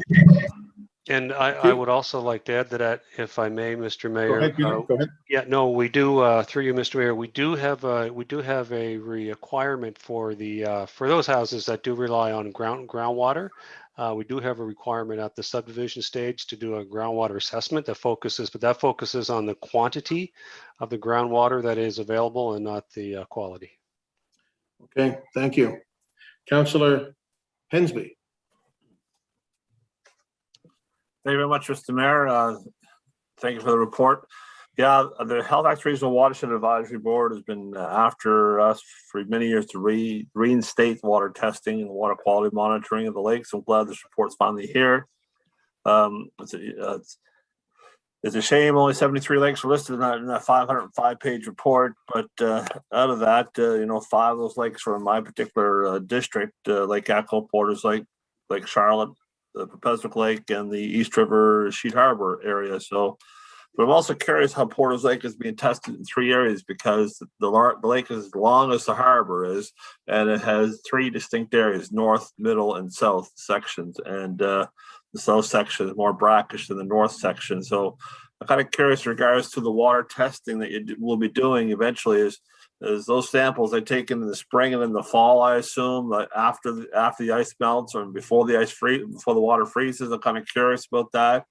And also, how can a community group get engaged in regards to become a community volunteer and help with the sampling? I guess I'm sure that you would have to have some kind of training to make sure that all the sampling are done uniformly and nothing to hamper the so-called results in any way. So I want to make sure how a community group can be engaged in this process. Okay, who wants that one? I can take that. Emma, thank you. Thank you, Mr. Mayor, through you to the councillor. So for Porter's Lake, I'm just going to pull up as I chat my list of lakes and kind of the different outlets for it. But what I can say is that it won't be just one spot within the lake. It will be a deep water station, because as I mentioned earlier, that usually that's kind of like a more critical indicator of the change over time of a lake health, as well as surface water. The surface water will flow through somewhat, but it's really kind of, if you want to look at the depth of the lake as a whole, So we will be collecting deep water station, kind of a fixed point within that lake, so that again, that's comparable over time, as well as some surface water samples. There is other information, kind of the baseline things like dissolved oxygen, temperature, pH, different things that are important for not just the lake ecosystem, but for the fish and birds and other other kind of critical habitat within the lake. So all of those things can be indicators for other wildlife that use the lake for their ecosystem. Some lakes that had multiple sections or kind of multiple basins, I believe, were chosen. So for example, I know Lake Thomas had 2 different distinct sections, so there would be 2 sets of samples taken at each section. I'd have to confirm whether or not Porter's Lake had multiple sections or not. At least that was proposed by AECOM. So that was your first question. And can you remind me what your second question was? Community volunteers and community engagement, how they can participate and be a part of the process. Of course. So prior to coming onto with HRM, as I mentioned, I've worked with community organizations in terms of building capacity and creating water quality monitoring programs that were quite localized. So I would want to make sure that there would be training that would be standardized, that all community organizations that would sign up or kind of volunteer to be part of the program, that they would receive the same training, that again, that they would have that information in hand. There are resources available through local nonprofits that could help provide some of that training, but there would also need to be some in-person training to make sure samples are being taken correctly. Again, about using equipment and those safety protocols, choosing the location within the lake itself, those types of things. So there would be multiple opportunities for training. There are some, as I mentioned, some obvious groups who I would want to make sure to reach out to be involved. But there would also, we would also have an open call, or not an open call, but we would be looking for groups to kind of nominate themselves or kind of come forward to be monitoring on their lakes as well. So there would definitely be kind of a combination of things out there. So if people want to chat with me about getting approval of the monitoring that's happening on their lake, there have already been a few groups who are collecting data this summer who have reached out to me to chat with them about the programs that they're implementing to make sure that it's in line with this larger program and that it meets their local needs. I'm more than happy to do that. And what timeline do you anticipate this to evolve in regards to getting those groups on board? So as Councillor Mancini mentioned earlier, this first year is going to be considered a prep year. So we wouldn't start actually collecting data until hopefully next spring. So I would be, as soon as this gets approved, I'm really excited to move forward to work with groups, contact those organizations, see who's interested or what those local programs are to start collecting data next spring. Okay, thank you. Councillor Purdy. Thank you, Mr. Mayor. I think my question is more offline. I was just wanting to ask about a specific lake, so I will be contacting you to do that soon. Like this, it's on there on the list. Thank you. Councillor Stoddard. That's not the lake. You unmute, Councillor Stoddard. Sorry about that. I was concerned about a particular lake too. It's not a lake for swimming, but it does border some of our residents. So maybe I'll take that offline as well. Thank you. Very well, thank you. Councillor Daigle-Gammon. Thank you, Mr. Mayor. So I wholeheartedly support this as well. The recent experience that we had in Grand Lake with the blue-green algae bloom and what happens. So I read this report, again, with a little bit more interest based on the experience that we had. And so when we talk about the jurisdictional review between the province and the municipality, one of the things that happened in Grand Lake was it involved 2 municipalities and the province. And the communication strategy around it all when you, in hindsight, when you look at that, how could we do that better? So when we think about this report and the 72 lakes, when something does come up, what is the communication strategy and path? And how is that going to be integrated, I guess, between the province and the municipality? It was a struggle during the first days of that experience in Grand Lake, because you'd ask questions and say, well, the province has the lead. But it was the residents of the municipality that were drastically impacted. So that whole idea about a really clear path of communication, I would really like to understand how we can do that better. Thank you. Mr. Mayor, through you to the councillor, that's a really fantastic question. And I think that based on my conversations, there were a lot of lessons learned with the Grand Lake experience, a first for HRM. And we actually have a meeting set for this week between the province and Halifax Water and the city to just kind of start talking about aligning communications and planning for possible future events to be more coordinated. So that's all I know right now, is that we're all kind of aware and we're going to work together to come up with a plan. Well, if there's any way that I can that debrief and unpacking it, that would be awesome. Okay. Message received, I think. Thank you. Councillor Lovelace. Thank you. Thank you so much for this wonderful report. I'm still trying to sift through the bigness of this. This is a really big move for HRM, and it's so important for us to be able to not only collect the data, but understand what it is that we need to do progressively, right, to protect the environment, so that when we're making decisions around development, we're aware of the vulnerability within that ecosystem, within those water sources. We do know that people are using water, drinking water from lakes. We know that we have groundwater quality issues throughout the entire municipality. The water service industry in Nova Scotia is doing well because of the fact that our quality of our groundwater is poor in many communities. I am trying to understand, similar to Councillor Cathy, when we look at the jurisdictional issues that we have provincially, I'm just trying to understand the data that the province is collecting through their water monitoring program and whether or not we have access to that. And does that provide some kind of a baseline for us? And does it show some of the gaps maybe that we have and that we need to address? And I'm also wondering, when it comes to the availability of water, and certainly we have lots of studies, as Peter mentioned, through the subdivision process, the development process, we're gathering all of these hydrological studies on groundwater. Are we maintaining that?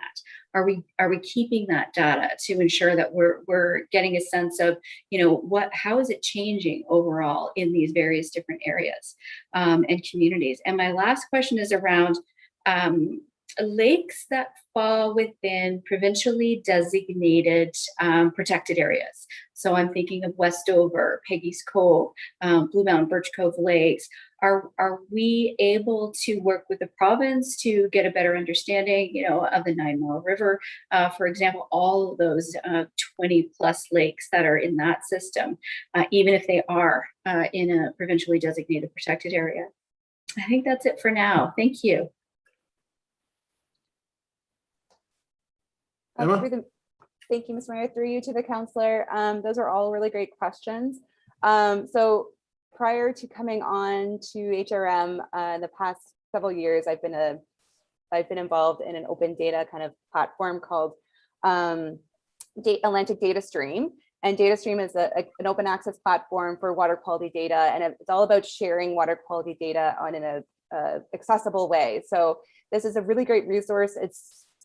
Atlantic Data Stream was the second to come online in Canada, and it's honestly because of the community organizations that this data stream was as popular as it was.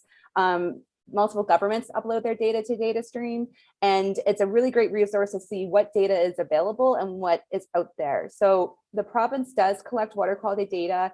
It is limited, again, because of how many lakes there are in the province. So my understanding is that their program, they monitor 10 different lakes a year, but it's 10 different lakes across the province. And so the data is a little bit, it's a really great coverage of the province, but it's not the best when it comes to temporal data. And then one of the one of the findings from AECOM was that, okay, there is a lot of data out there, especially in HRM, but it's very piecemeal and it's very project specific. And it's not this baseline water quality data that's necessary to really see those trends over time. There's also different programs. Earlier this year was the 10-year collection of data through the synoptic study. There was a helicopter. This was originally started by DFO. It's now done in collaboration with the province and Dalhousie. And of course, speaking of Dalhousie, there's many different research projects being done by professors and students there. But like I said, these are all kind of very specific to those research questions and not that comprehensive baseline set of water quality data. So it's really important that this program kind of looks at things from a larger scope before we narrow in to see what are the specific issues. Some of the lakes, I believe, that were chosen in those 74 lakes are part of provincial protected areas. And of course, we would be working with the province just to make sure that that data is shared and accessible. Of course, moving forward with groundwater is actually an area of research that is really difficult to understand, and not a lot of research has been done on it. But we will be working with the province moving forward to see about what opportunities are there for further groundwater research and monitoring. And so are we keeping that information that we're gathering through the hydrological studies through the subdivision development process? And are we able to maintain, I guess, that data? So part of the first year of this project would be that kind of incorporate setting up a data management system so that we can easily share that information and share it with our open data website and other opportunities through that moving forward. Very cool. Right. Thanks so much. Thank you very much, Councillor Kent, I think. Mm-hmm.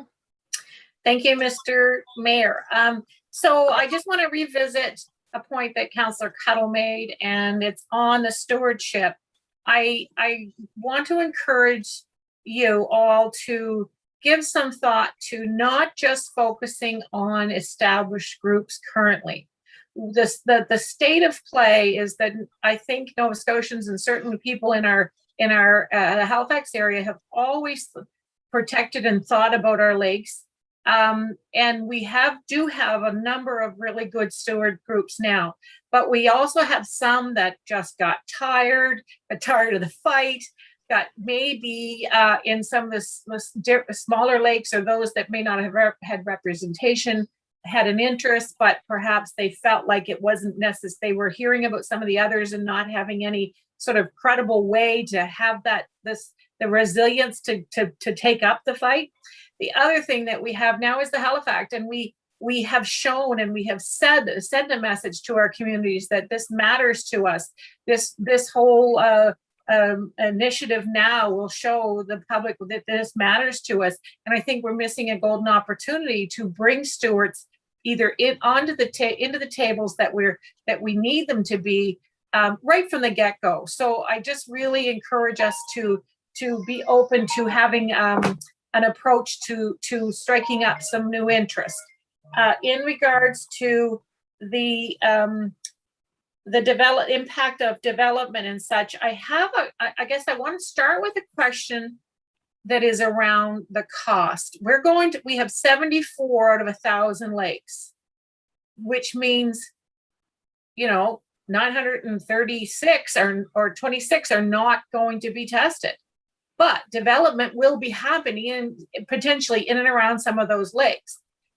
Have we given any thought to some form of a trigger that if a development is going to be done that could potentially release sediment that could make its way into a lake. As much as we have storm sediment sediment control measures, they're not always effective. That we could have an automatic trigger that says, let's go test that lake now before that project starts. Ideally, that would happen with every development project, but maybe that's not practical. But for those that may not be on our list that says we've had one within the last year, we've had one within the last 6 months, potentially, we have a baseline. But those other lakes we don't want it to get to where it's a critical piece. I know that the point of not being at the end of the pipe, we don't want the data to come after all the damage is done. So I'm wondering, have you given that some thought? And I guess the other part of that question is, what's the cost? Let's look ahead to a community group, let's say in the Portland Hills area. They've stepped up, they're prepared to take on the role of that lake monitoring or the testing. If a new development starts and they want to do that test, what is the cost associated to that one test?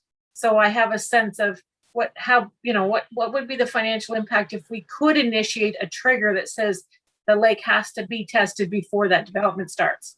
Okay, we're going to get the answer, but Councillor Kent, you're way over your time on a second go, so there's no more coming back.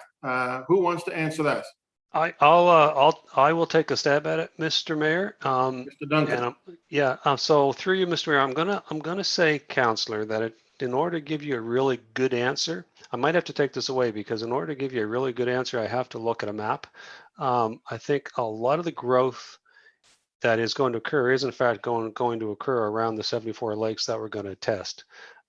So I really need to get a handle on where the growth pressures may be at.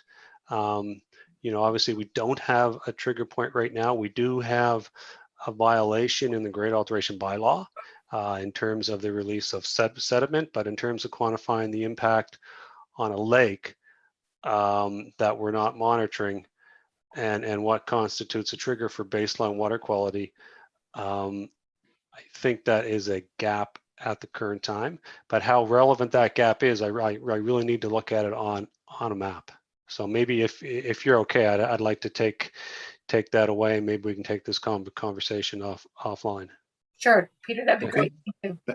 Thank you. Ms. Waddy or Ms. Miedema, was there anything else on Councillor Kent's questions? You're on mute, Emma. Thank you, Mr. Mayor. Through you to the councillor, just to touch upon the costs and working with groups that maybe have had volunteer burnout, or they existed at one point and things have shifted over time. Again, I recognize that definitely is the case, and I personally like to champion the underdogs.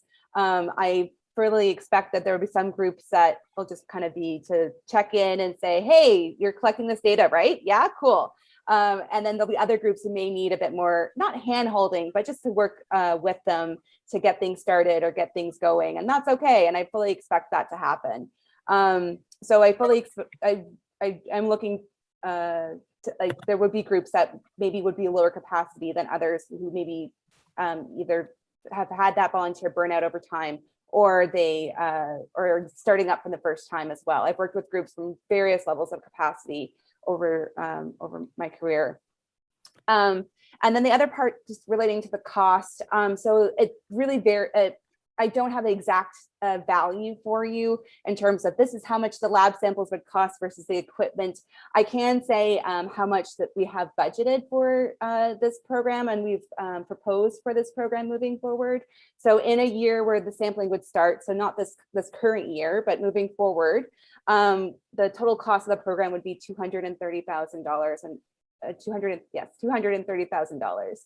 And that would include staffing resources. It would include some lab samples. It would cost some costs for equipment, some of the ongoing costs for different things that would need to be replaced over time. And there would be also some funding for some, if we need to kind of dive in deeper, for some consultant research of some sort. And there's also a little bit for grant program. So if there is a group of a lower capacity, we would be providing that equipment that they would need to take the samples. But if they need extra support, there is a little bit of funding budgeted right now for that as well. So we are thinking about it from various levels of capacity. Thank you. Councillor Cuttle. There you go. Thank you, Mr. Mayor. And for you to Emma, your enthusiasm is shining through. And as you can probably tell, there's a number of us here that are very enthusiastic about this topic. I think it's, been a long time.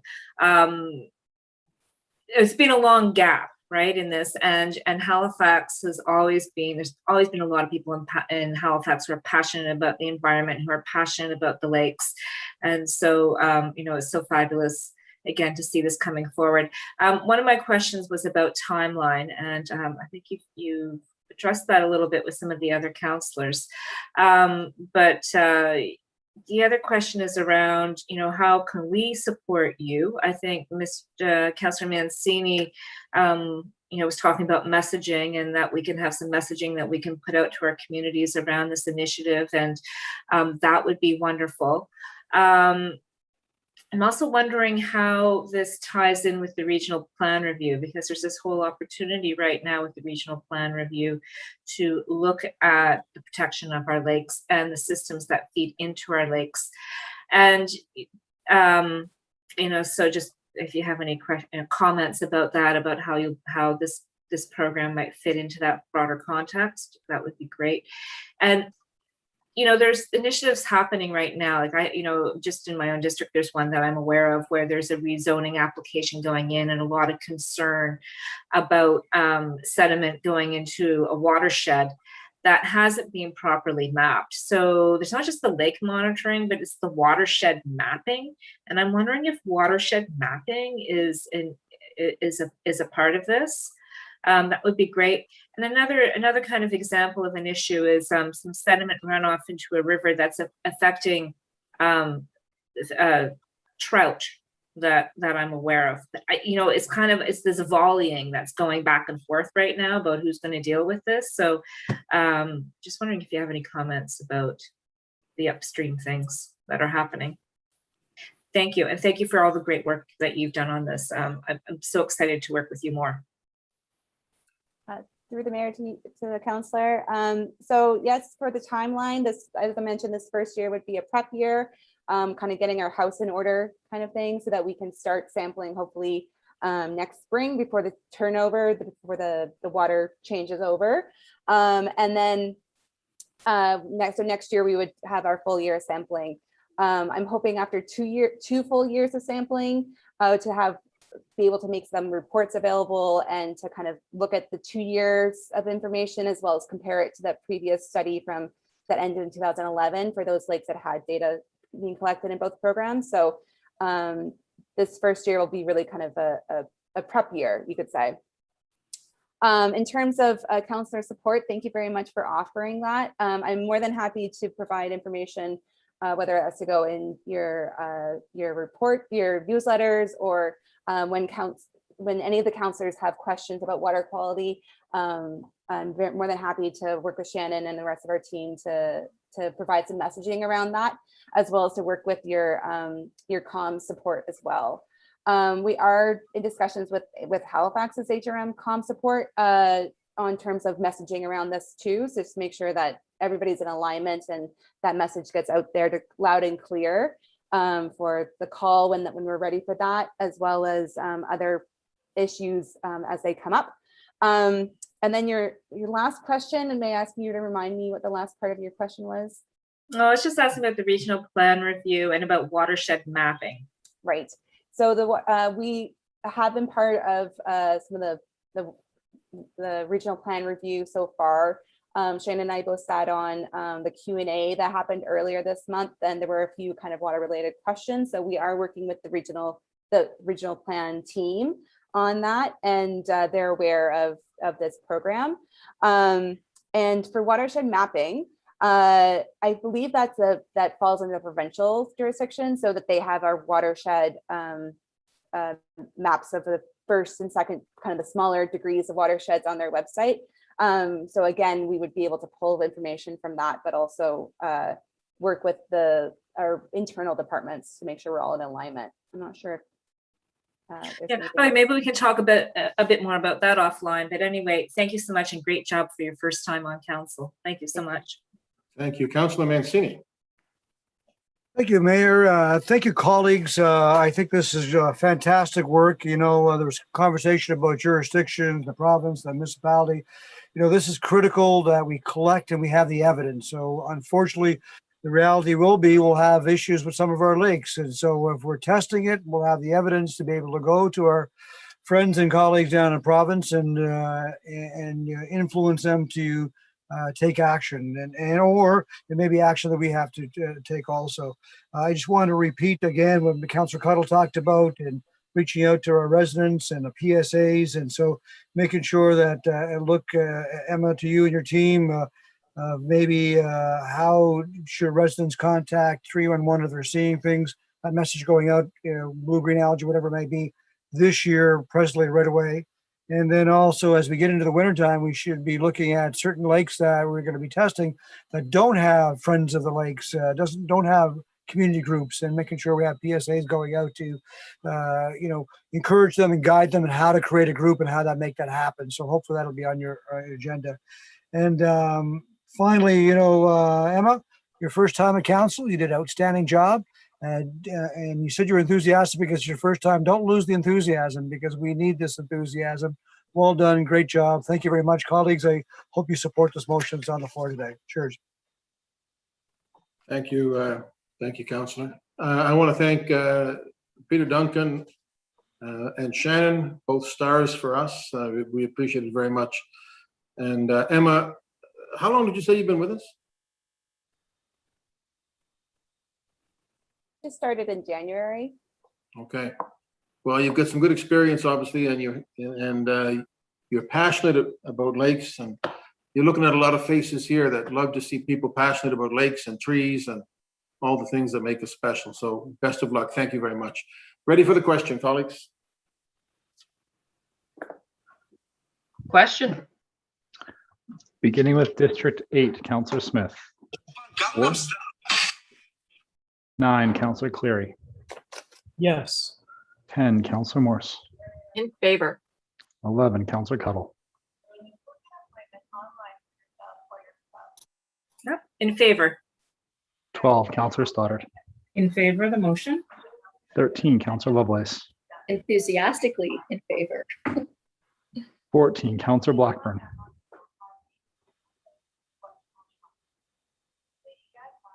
Councillor Blackburn. Voting in favor of the motion.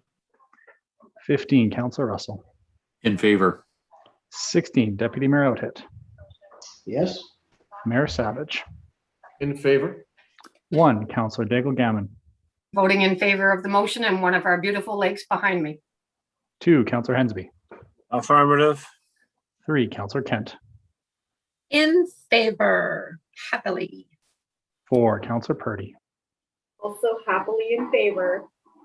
5, Councillor Austin. In favor. 6, Councillor Mancini. Voting in favor of the motion. 7, Councillor Mason. For the motion. Thank you. That motion's carried. Emma, if you can just get Shannon Meadham to care a bit about climate change, that would be a good job. Thank you all.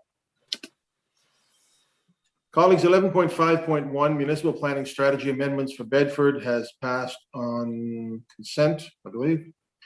Grants Committee 11.6.1 Less Than Market Lease Royal Life Saving Society Canada passed on consent. 11.6.2 Less Than Market Value Lease Spencer House passed on consent. 11.6.3 Regional Special Events Grant Report 2021-22 passed on consent. It takes us to 11.6.4 Rural Transit Funding Program, and I have Councillor Daigle Gammon on this.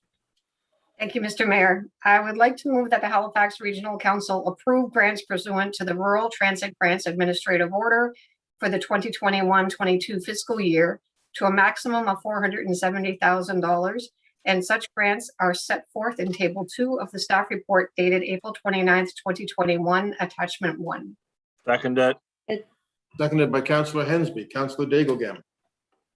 So that staff report actually is fairly clear that there are 5 potential recipients of the program, one of which is just in abeyance at the moment, but the reserve is there, and that's for the Chebucto Community Transportation Service.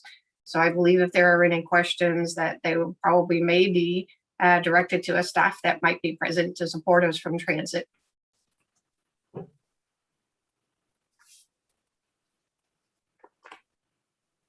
Sorry, was that a question, Councillor? No. No. All right. Councillor Hensby. Thank you very much, Mr. Mayor, and pleased to see this report come forward, as well as the Musco Rider for its 2 services, Eastern Shore as well as Musquodoboit Valley and Sheet Harbor. I'm just kind of curious, though, as we try to unroll the Highway 207 Lawrencetown connector fixed loop transit service, would there be an opportunity for that service to look at some operational assistance from this type of funding? Because right now, fixed loop services is something unique in other parts of the province, and just trying to find a mechanism to help with funding with that would be great. So I'd like to know if anyone on the staff could give us some input on that matter. Okay. I'm looking for Dave Regie or Patricia Hughes. Patricia Hughes. How I'm are you doing here, today? Patricia Hughes, Director of Planning and Customer Engagement at Halifax Transit. I believe what the councillor is referring to is the Musco Rider initiative for the fixed route service. So we had looked at that previously, and because we're already an existing rural transit partner of ours, if they were to start providing that service and increase their kilometers, this fund would cover it. I think they're perhaps running into challenges with other levels at the current time, but this program, when they're ready to start increasing kilometers, budget availability pending, would cover it without any further requirements. Thank you. Thank you. Ready for the question, colleagues? Oh, I have a question. Yeah, who's that? I posted in the chat there. Sorry, I just, if I can, Mr. Mayor, I just have a question for staff in regards to the flat grant.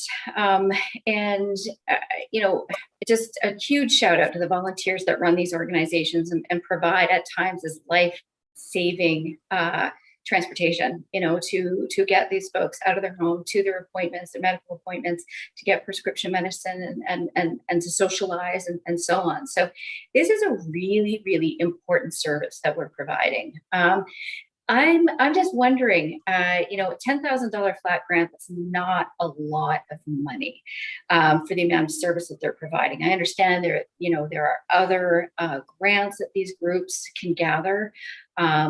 But I also know that when you've got volunteers who are, you know, I mean, you know what it's like. If you need something done, you give it to a busy person. So these are folks who are actively engaged in so many other groups and so many other initiatives across the region. So I'm just trying to understand $10,000. How did we get there? How did we get to the point where the flat grant is $10,000? Is there an opportunity to increase that? Is there a way to reevaluate it? I'm just wondering if I can get a bit of background on that. Thank you. Sure, I'd be happy to provide some background on that. Where that came from originally is because the program is set up to be paid quarterly based on actuals after the quarter is over.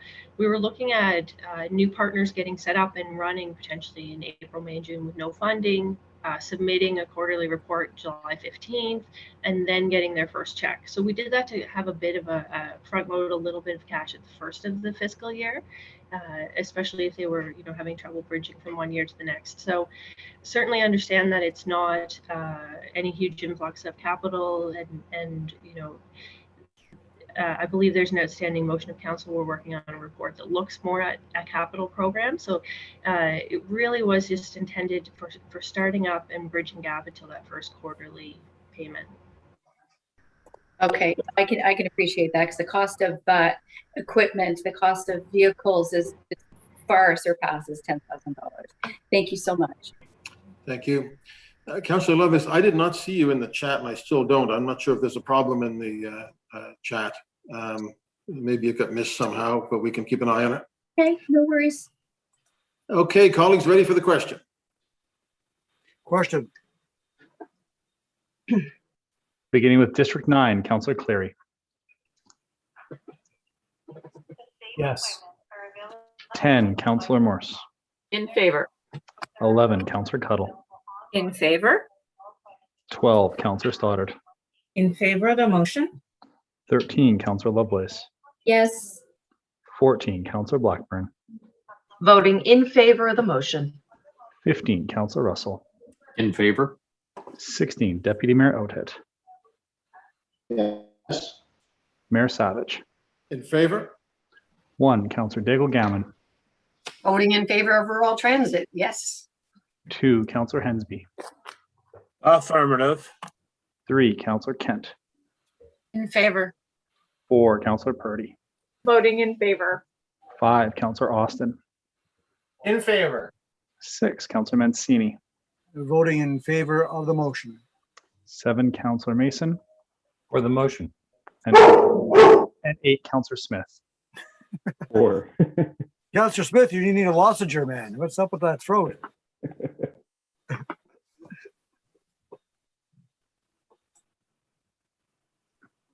Thank you. That is everyone. That motion passes. Thank you, Councillor Daigle Gammon.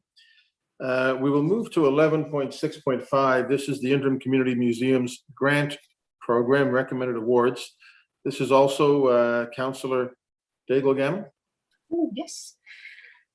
So we make the motion that Halifax Regional Council 1 approve 5 project grants as set out in Table 1 of the discussion section of the staff report dated March 26, 2021, Attachment 1, at a combined cost of $58,500 in fiscal year 2021-22 from operating account M310-8004. And 2, approve a 2-year extension to the service agreement with the Association of Nova Scotia Museums at a total cost of $24,000 from operating account M310-8001. And 3, authorize the Executive Director of Finance and Asset Management to negotiate and execute an amending agreement for a 2-year extension to the service agreement with the Association of Nova Scotia Museums. I so move. Seconded. Seconded by Councillor Hensby. Anything on it, Councillor Daigle Gammon? Just that the Grants Committee had a very fulsome discussion on this recommendation and just the value of museums and what they bring to our community and the increased value that people have seen around that during a pandemic. There's just overwhelming support, and thank you to the staff who prepared this beautiful report. We were very well supported at the Grants Committee by all of the staff from the different business units, that's for sure. Thank you. All right, are we ready for the question? Question. Let's go to the question.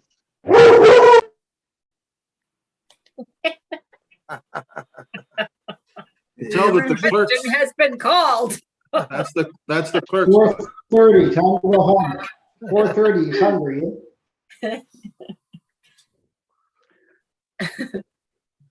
Beginning with District 10, Councillor Morse.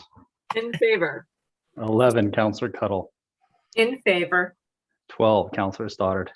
In favor of the motion? 13, Councillor Lovelace. Voting yes. 14, Councillor Blackburn.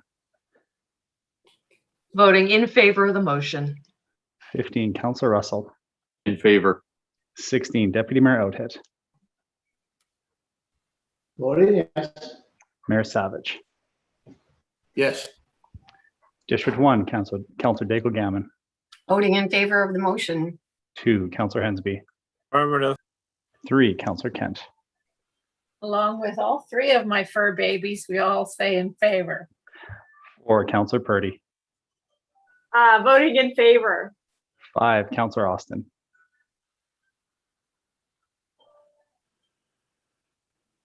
In favor. 6, Councillor Mancini. I'm confused. Is 2 wolves in favor and 1 wolf against? So I'm in favor of the motion. 7, Counselor Mason. For the motion. 8, Counselor Smith. 4. And 9, Counselor Clary. I think that's woof, woof. Yes. Thank you. Finally, Okay, someone can speak to Councillor Cleary. That's awesome. We will consider that motion passed. We will move to 11.6.6 HRM Community Grants Program. Fiscal year 2021 recommendations. Councillor Daigle Gamma. Thank you, Mr. Mayor. I move that the Halifax Regional Council approve 61 awards as detailed in attachment 2 of the staff report dated May 20th, 2021, attachment 1, for a combined total of $479,646 from operating account M311-8004 community grants. So moved by Mancini. Seconded by Councillor Mancini. Councillor Daigle Gamma. So the grants committee, supported by PJ Petrojane Temple on this project, they received 111 applications and the approval is for 61. The report is very detailed and it lists those that are recommended for approval and at what extent they're approved. But it also gives us a really good understanding as well of those that weren't and the reasons why not, and the recommendations that they would be bringing forward to those groups. It is an amazing package of work. And when you think about all of the nonprofits that apply to HRM through the community grants program, it's pretty extensive to see the amount of volunteer work that does exist in our municipality. And so we really absolutely would celebrate the work of the nonprofits that we have. They do amazing work and support community. Thank you. Thank you. Thank you, Councillor. Councillor Mancini. Thank you, Mr. Mayor. I have a couple of questions. I know PJ is probably online. It's in reference to 2 groups that were not recommended. The first one, 97 on the list, the Public Good Society, they made a request for $25,000 for a community van. Their community van that they had before was burnt, unfortunately, and they're looking for that replacement. And if Councillor Austin would also, I'm sure, agree with me, the number of nonprofit groups and charity groups that benefit from this van is truly amazing. But my understanding, there was some missing element, and I believe it was the financial statements that were missing from the application, and that was the main reason for not recommending they go forward. So I believe that's the case, and PJ can correct me if I'm wrong on that, but if that is the case, we'd like to refer that particular application back to staff for further review. Second. Okay. So Councillor Mancini moves that, what number was it, 97? 97, Mr. Mayor. Public Good Society be referred back for further review. This is PJ Temple. Can you hear me? Yes, we can hear you, PJ. I'm sorry, my camera doesn't work, which might not be a bad thing, but well, that gets fixed or not. If I may respond to Councillor Mancini's question, yes, you're correct. The financial information was not included with the submission. I'm assuming that's probably in error. So for the new members of council, if a referral is made and voted on by regional council, we would initiate a supplementary report. Thank you, PJ. I'm not getting you completely clearly. I'm not sure if there's anything you can do to improve your reception. Your camera's already off, but is anybody else having trouble hearing? Yeah, I have a hard time hearing you. Yeah, we are having trouble hearing you, PJ. Council, so should we do a running tally on these, Mr. Clerk, or should we vote on each one individually? I will have some as well, so just supporting that potential running. There will be more. I'll defer to Mr. Traves on this, but if it's going to be simpler for council, we can do it one by one, but I'll defer if there's anything that I'm missing on that. I think in the past, John, that we've kept kind of a running list of things to be referred back for further consideration. I think that's the way we approached it before. So I don't think we need to vote on each one. They're going to be considered and come back. I guess, Mayor, the challenge is if there's not a majority of councillors that support a request to revisit an item, how would we distinguish from that? I would suggest maybe you do a straw poll in terms of running your list to see that you have a consensus to add it to the list and then vote on the list at the end. Okay, so Councillor Mancini has suggested the Public Good Society. I'm going to ask just if anybody is opposed to that being on the list, and then we can go to a vote. So sort of by consensus, is anybody opposed to that being put on a list of to be sent back for further evaluation? That's on the list, Councillor Mancini. Thank you, Mr. Mayor. And the second Sorry, one that Tony, I have, just one Go ahead. sec. Yeah. I'm not sure how many, if councillors haven't gone through this. This does not mean that things are going to be funded. It means they're going to go back for clarification in some cases and potentially to see if there's a potential for it to be funded and it would come back here. Councillor Mancini. Yeah, thank you, Mr. Mayor. And for example, the Public Good Society one looks like there was one of the boxes they didn't check, they didn't provide a financial statement. So that was the reason why I believe that they didn't receive approval. The second one I have, colleagues, is item number 103 is St. Luke's Church, which is in my district. They made a request for $25,000 for exterior repair, siding, gutters. PJ, here's my question on this one. In your explanation in your report, it said that they do not hold the title. But my understanding is, after communicating with the folks of the church, that they own the land and the building. So I'm a little confused on that. Could you clarify for me, please? Again, Mayor Savage, through you to the councillor, I'm trying to speak up, so hopefully you can hear me. We would have to double check if we're in error. We don't fund leasehold improvements. However, that church applied under the housing category. So and maybe, the intent. so is it, PJ, that maybe they applied under the wrong category? Is that maybe the issue? Well, first, it's the wrong category. If we could have found a category where they did fit in, we would have moved it over. But the program does not fund places of worship per se. There are exceptions to that.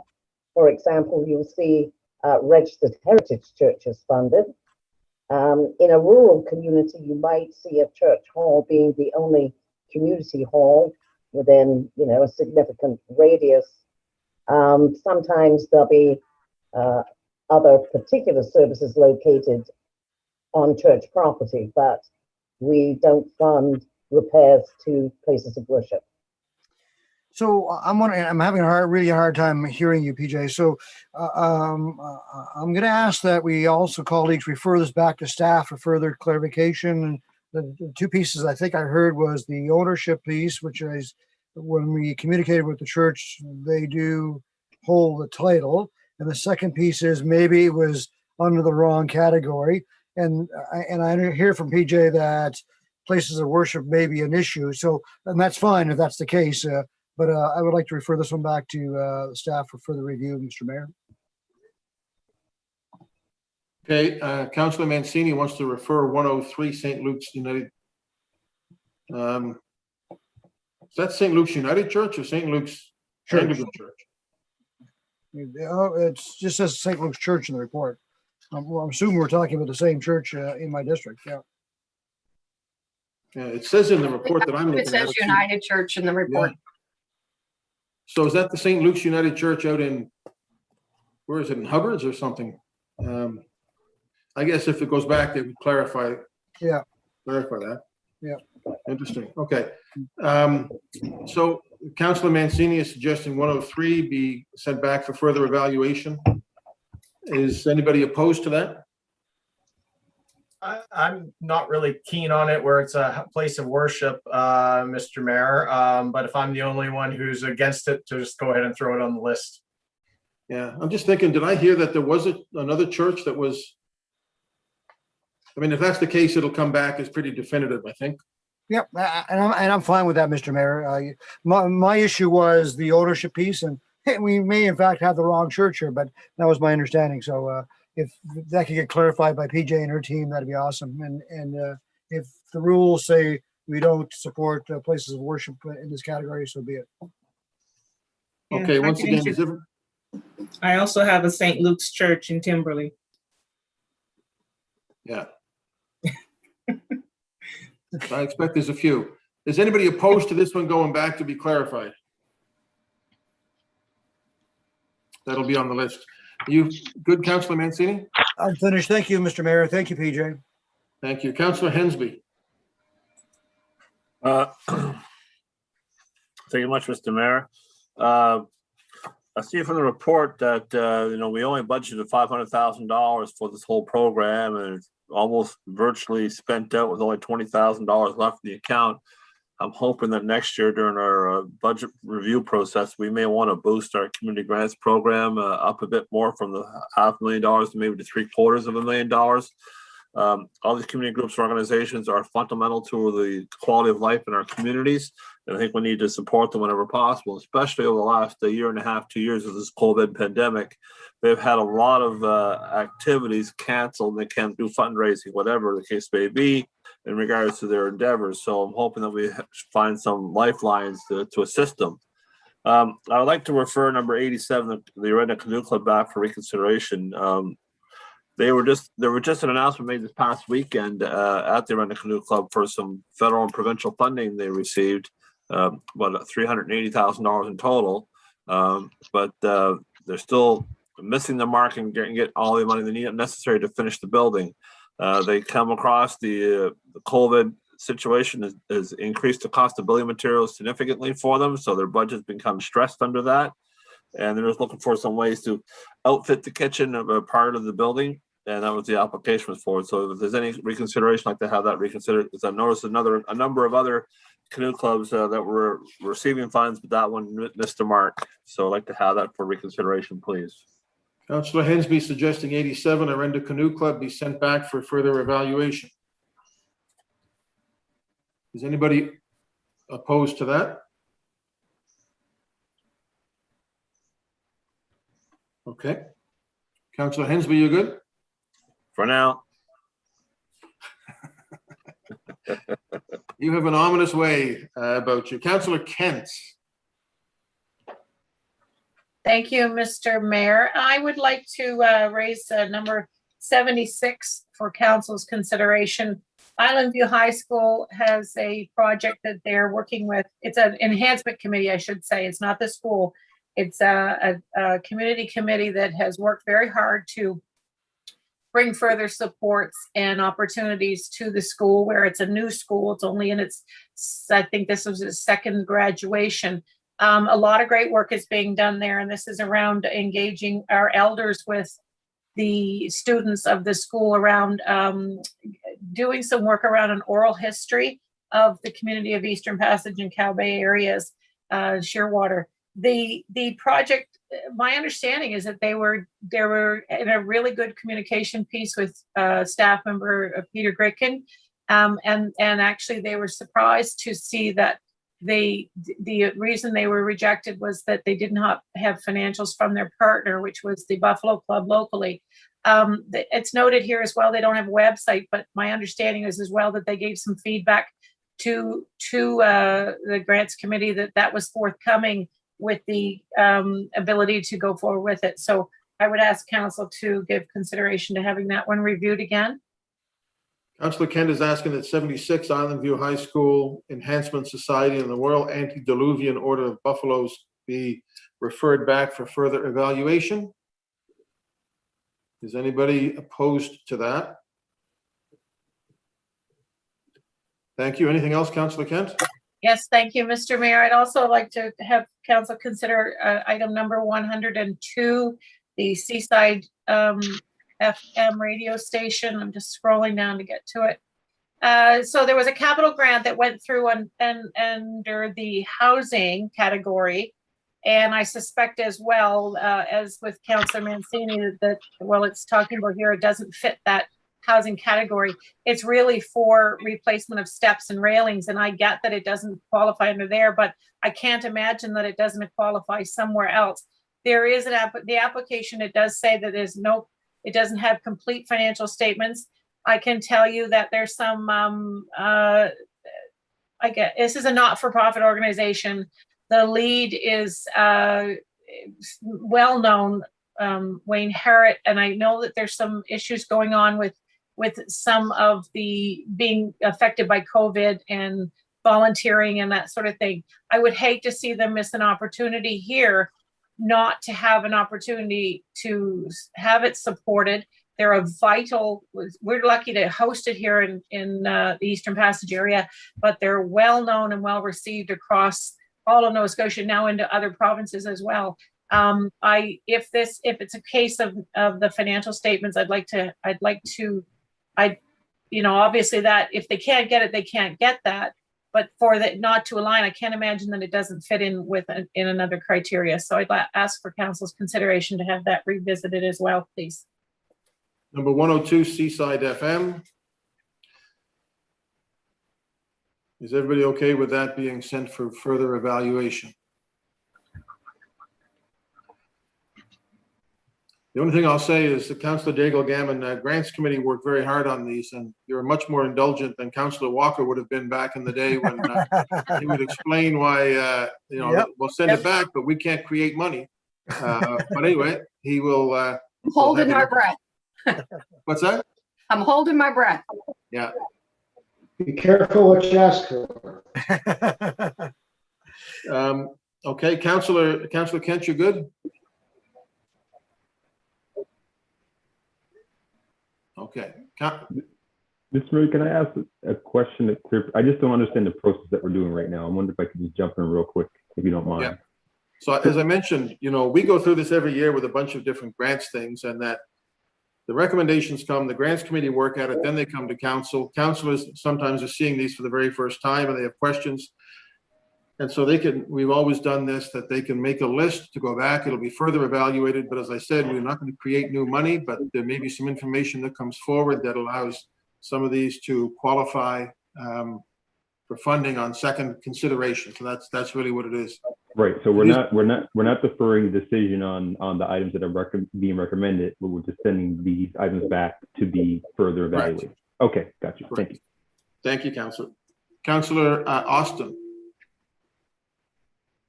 Thank you, Mr. Mayor. So the one I'm interested in is the Dartmouth radio. And they're looking for money to replace the antenna up on Signal Hill or Dustin Street in Dartmouth. And from the report, it seems that it was ruled out as a leasehold improvement. And I'm wondering, just as a start, PJ, whether you can explain what's the rationale for the program not applying the leasehold? What's the number of that, Councillor? Oh, geez. 96. 96. Okay, thank you. PJ? Can you hear me, Ms. Evans? I can hear you, but there's a bit of an echo now. Well, we've got a makeshift peripheral working for us, so we're not having a good day. But this one, we don't fund leasehold improvements there for a couple of reasons. One, we're putting money as a priority towards property owned and operated by non-profit groups, not private property. PJ, if I can interrupt, it sounds like you've got two speakers going and two mics going. And so one speaker is feeding into the other mic. So if you could mute one of the speakers. I want to thank tech support for that. Try that, PJ. You've probably got two windows open. Hold your door. You still have an antenna on your TV? PJ, try it now. Now you're muted. So mute the speakers, not the mics. Okay. All right. So how are we doing now? I think that's the best I've heard yet. Okay. Maybe we need a grant for your Wi-Fi. Anyway, go ahead, PJ. You're on mute.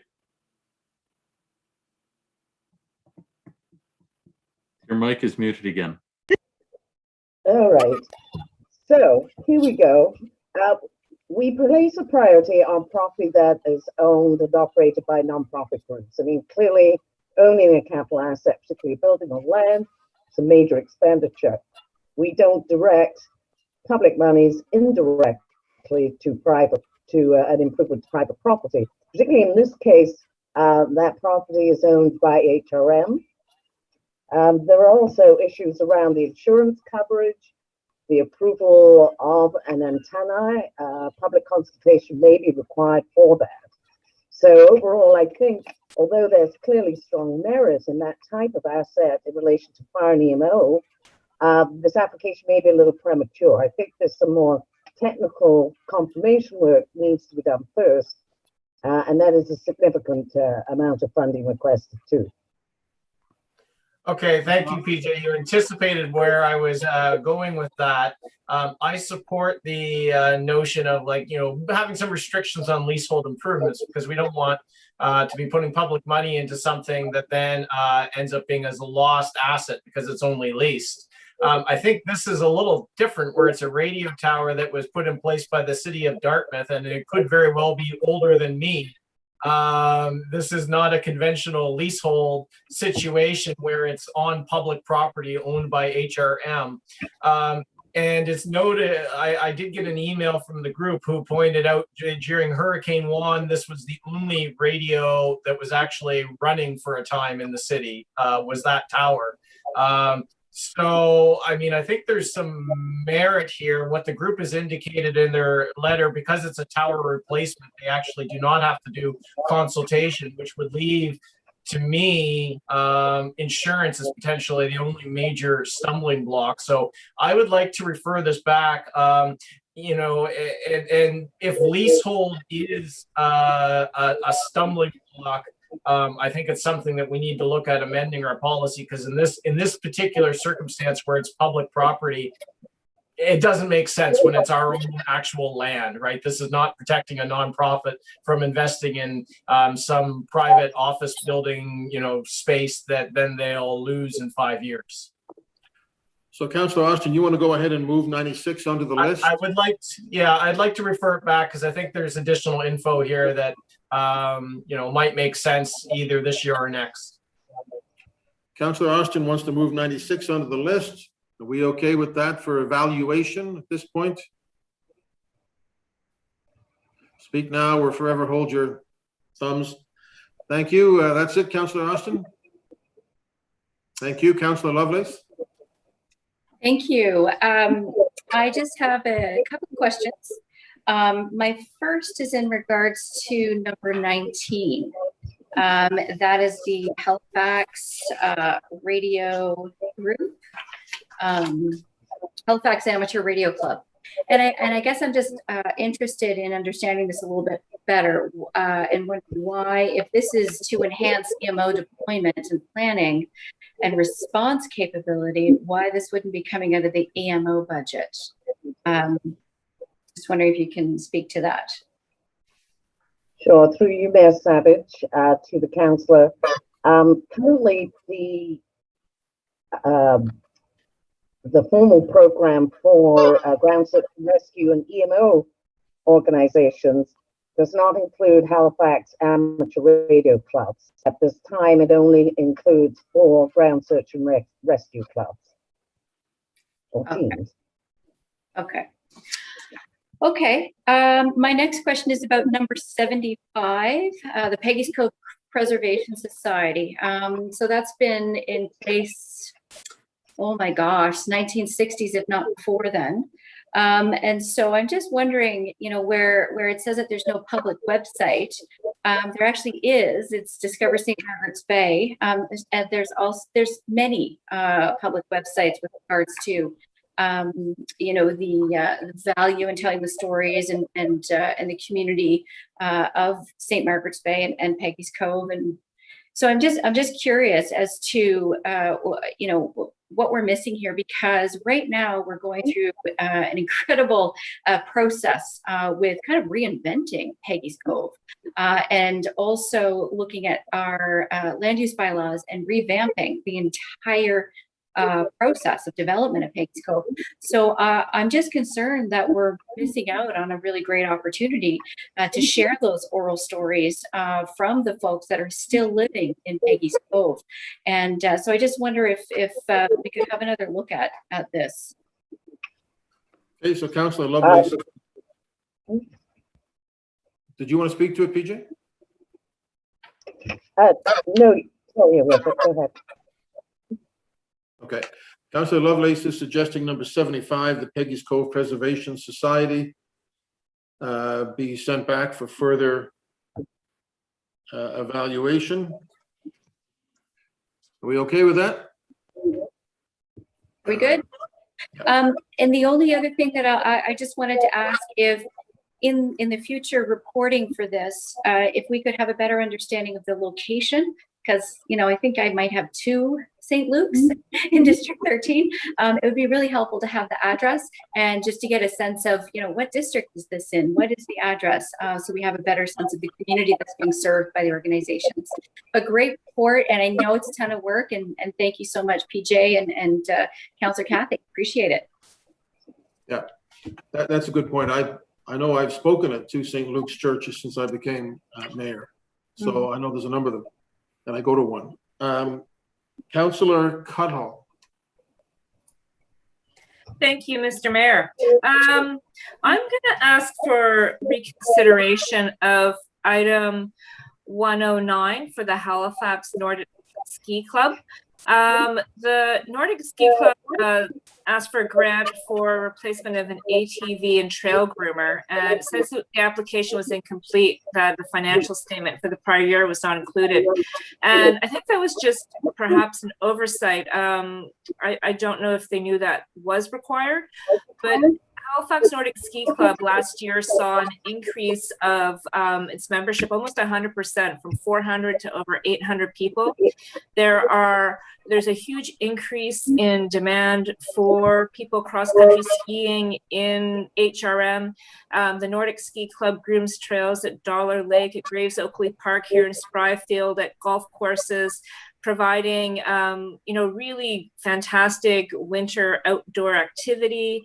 And as a winter city, it's been so awesome to see the huge uptick in people out being active in the winter. The trail groomer that they're asking for is actually to provide tracks as opposed to rollers, so it's for beginners.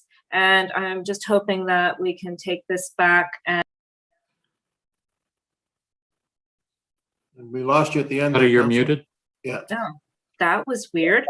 It's automatically muted there. I don't know where you lost me, but I'm just saying I hope that we can take this back and have it reconsidered. So 109, the Halifax Nordic Ski Club, Councillor Cuttle is asking it be on the list for reconsideration, reevaluation. Is everybody okay with that? Okay. That's it, Councillor Cuttle? That's it. Thank you. Thank you. Councillor Smith, you're good? Yep. Thank you. Councillor Daigle-Gammon? Thank you, Mr. Mayor. I'll try to channel our previous chair of the grants committee a little bit, previous Councillor Russell. But the staff have gone through a really rigorous process, and they get the applications from these groups. If they are incomplete, I know that they provide them an opportunity to make them complete and to provide information. So, it's all well and good, but as Councillor Hensby did say, I think the fund is depleted all of $20,000, I think that was left over. So even if, and having run a nonprofit, I know sometimes missing a check mark in a box or making sure you got all of your information in can be a challenge. So even if this all comes back and it meets, the fund may not have enough money. So to my fellow councillors, I'll say you might be looking to your district capital and how you want to support nonprofits in your community. That might be the second place should there not be enough funds. Oh, thank you, Councillor Mason. I see the clapping, but that is the next place that we could go to. And the other thing I think that we can do as councillors is really support and in my district, I know some of the applications that came as a councillor was like, are you making an application to grants? Have you made sure that you've, dotted all the I's and crossed all the T's and you have all the right information in? There is one in item 105 in my district that they didn't complete. They're in default. And so they have to be able to meet that obligation. So the one question I might just have for PJ though is, if any of the applications do come back when we do our supplementary reports, or even if they're not on this list and they get their letter saying yay or nay, is there an appeal process? Like if somebody says, yes, I did put that information, here's where I have it, Here's where I have proof of the information has gone in. Then is there any appeal to those organizations as well? So maybe it's a question for you, PJ. Mm-hmm. Sure. PJ.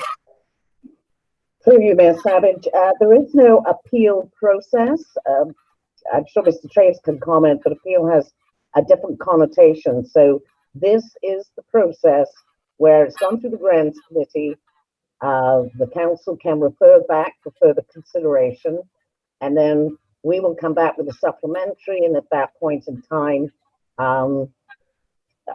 correspondence will go out. I think we need to be clear today that I think as intended, the balance of the awards would go forward unless you are asking for everything to be held and the entire report to be reconsidered. So typically, if you're in agreement with the recommendation, you would go back forward and staff will start to process payment and those letters go out.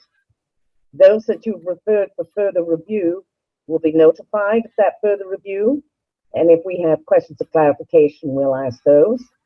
And then we will come back with a supplementary report for the balance remaining. But as Councillor David Gammons pointed out, we have a balance of $20,000. Right on.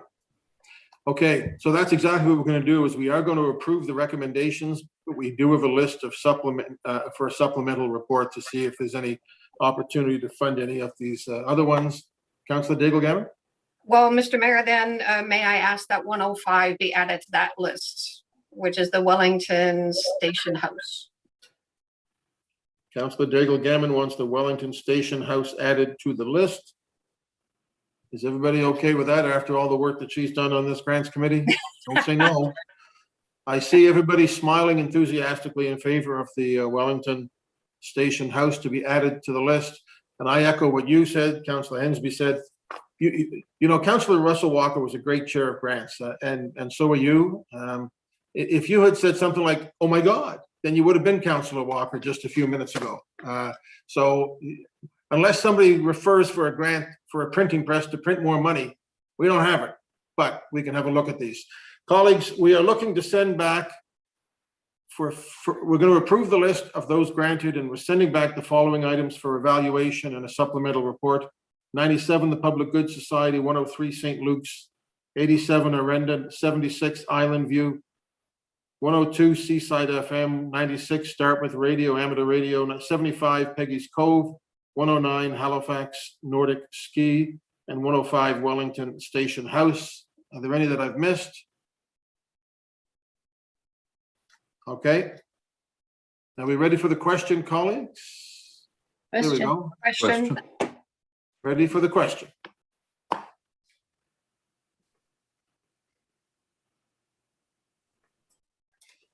Beginning with District 10, Councillor Morse. In favor. 11, Councillor Cuttle. In favor. 12, Councillor Stoddard. In favor of the motion? 13, Councillor Lovelace. Voting yes. 14, Councillor Blackburn. Voting in favor of the motion. 15, Councillor Russell. In favor. 16, Deputy Mayor Outhit. Yes. Mayor Savage. In favor. 1, Councillor Daigle-Gammon. Voting in favor of the motion. 2, Councillor Hensby. Affirmative. 3, Councillor Kent. In favor. 4, Councillor Purdy.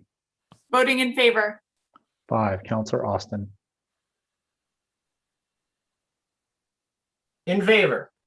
6, Councillor Mancini. There was a delay. We're going to take that antenna off your list. Mancini votes in favor of the motion. 7, Councillor Mason. For the motion. 8, Councillor Smith. And 9, Councillor Clary. Sure, why the heck not? And I move for a printing press. Just for you? Okay, that motion carries. Thank you, Councillor Daigle-Gammon. Colleagues, by the sundial that I'm looking at, it's 5:04. We have a public hearing at 6 o'clock, which has to be at 6 o'clock. Is there an appetite to deal with any of these other motions and take a break at 5:15, or do folks need a break now? whatever. Let's go. Go. Are folks okay if we go to 5:15? Yep. Okay. For those who are watching at home, the reason that these might go quickly is because they're simply requests for staff report. If they're successful, they come back and then we will debate them at that time. Doesn't mean they can't be debate now, but doesn't always need to be. We're going to go to member. Heritage Advisory 1171 is passed on consent. 1181, Councillor Mancini, Halifax Search and Rescue. Thank you, Mr. Mayor. I'd like to put the following motion on the floor that the Regional Council request a staff report examining the feasibility of bringing Halifax Search and Rescue under the municipality as part of the Halifax Fire Business Unit. This report would be written in consultation with stakeholders such as the Halifax Search and Rescue. So moved. Second, Councillor Mason. Second, Councillor Cuddle. So very quickly, thank you, Councillor Mason and Councillor Peddle. Ground search and rescue is key to the municipality, just like our rural volunteer firefighters. We've had, because of COVID, more people outside. There's more risk and more calls. This came to light to me, and one of the reasons why I'm bringing this forward is that when we did our recast budget, when COVID landed in our lives, Halifax Fire was expected to cut their budget by $5.3 million. If that cut would have gone through, and by the way, it didn't go through, we changed it to 3.5. If that cut would have gone through, a lot of the smaller GSAR teams most likely would have folded. And so that became concerning to me, that we have these teams that we rely upon are so important for our safety of our residents that, they're always on a thin line of surviving each year. And so I wanted to make sure that we look at another way to make sure they're supported, not just Halifax Search and Rescue. Halifax Search and Rescue would have done okay in that budget cut, but the smaller ones wouldn't. Thank you very much there, Councillor Mason. So and right now, very quickly, GSAR units are expected to pay insurance. That's a change where we used to pay insurance, and that's because we have no way of confirming the vehicles being taken care of and so on. So I know there's some concern. The province is involved. The province pays the biggest bill when it comes to these teams. That's the Workmen's Compensation, WCB.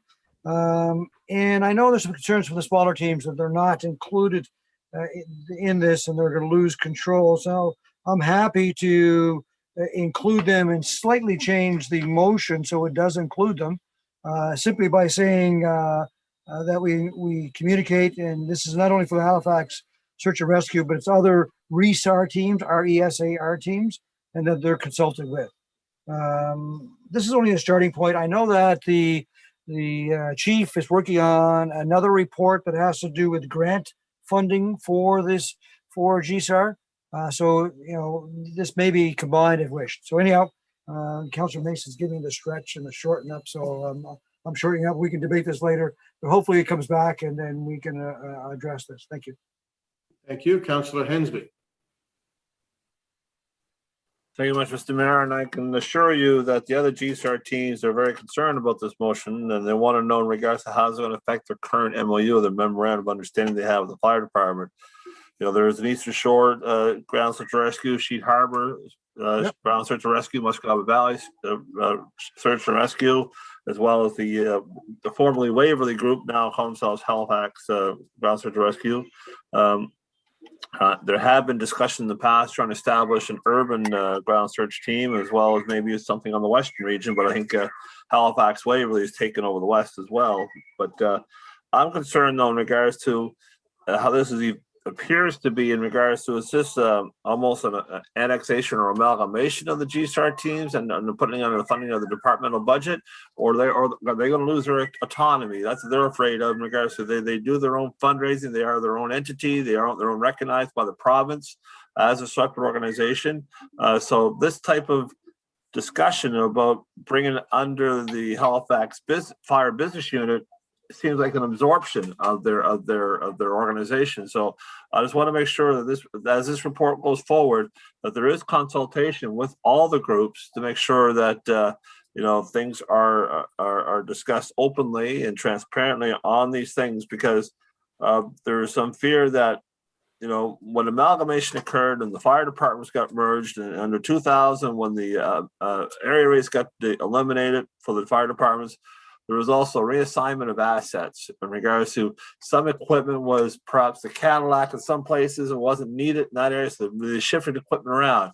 I think some of the fire search rescues are worried about some of their assets. Will they be shifted around to different ground search rescue units? So, it's great to have them to make sure we have adequate funding for them, but we also have to make sure the province, who also pays their bills for ground search rescue, pay it on a timely manner, because sometimes they're months and months and months behind in any remuneration for the ground search rescue team. So I'll be cautiously supporting this motion, but I want to make sure that that the respect and dignity of our ground search rescue teams is respected through this whole process.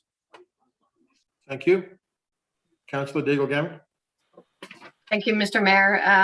I echo Councillor Hensby's concerns regarding this motion, and I'm happy to see the language change, Councillor Mancini, to say other ground search and rescue teams as opposed to just one, being the Halifax Search and Rescue. The motivation behind it seems, really, clear and sincere. I do say, and not that we want to debate this now, because that will come when we see the staff report, but is Halifax Fire the best place? Maybe this staff report will look to say that there is some other place where this might be better housed, I guess. But there is great concern in the rural teams about this motion and what the implication of it may be. And there's also great concern behind the motivation, and especially where the motion is written just with one ground search and rescue team in it. So having the clarity and changing that, I think, is supportive of the rural team. So we really do appreciate that. And as with Councillor Hensby, a cautious support, and anxiously awaiting to see what that staff report might look like. Thank you. Councillor Mancini. Colleagues, I agree, and I understand the fear. My bottom line in all of this is to make sure that we fund them to the degree they need to be funded. I'm not sure if Halifax Fire is the right place either. I don't know. This is just a starting point of conversation, and we have to include all the GSAR teams. So that's fully my intent here. And so I hopefully I get your support on this. And then when the report comes back, then we can dive into it much deeper. Again, full respect for all the volunteers at GSAR. We're so lucky to have those teams. Thank you, Mr. Mayor. Thank you.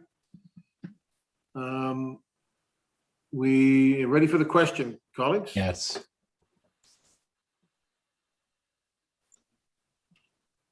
Can we be clear on the motion, please? The rewording? I'm not sure I saw any rewording. Did you actually verbalize that? Yeah, so if I may, Mr. Mayor, if I should have written it up and so I can post it, but I'll reread it. The Regional Council requests a staff report examining the feasibility of bringing Halifax Search and Rescue and other RESAR teams under the municipality as part of the Halifax Fire Business Unit. The report would be written in consultation with stakeholders such as Halifax Search and Rescue and other RESAR teams. That's the motion. Ian, are you okay with that? Ready for the question, everybody? Question. Beginning with District 11, Councillor Cuttle. Very much in favor. 12, Councillor Stoddard. In favor of the motion. 13, Councillor Lovelace. Voting yes. 14, Councillor Blackburn. Voting in favor of the motion. 15, Councillor Russell. In favor. 16, Deputy Mayor Oathead. Mayor Savage. Favor. 1, Councillor Daigle-Gammon. Voting in favor of the motion. 2, Councillor Hensby. An apprehensive affirmation. 3, Councillor Kent. In favor. 4, Councillor Purdy. Voting in favor. 5, Councillor Austin. In favor. 6, Councillor Mancini. Voting in favor of the motion. 7, Councillor Mason. For the motion. 8, Councillor Smith. For. 9, Councillor Clary. Sure. And 10, Councillor Morse. In favor. Thank you. Okay, that motion is carried. Colleagues, we will come back at 6 o'clock for our public hearing, and then we'll resume with our council agenda. Have a nice break. All members, please return to this meeting when you come back from your break. We'll be shutting our microphones and cameras off. Thank you.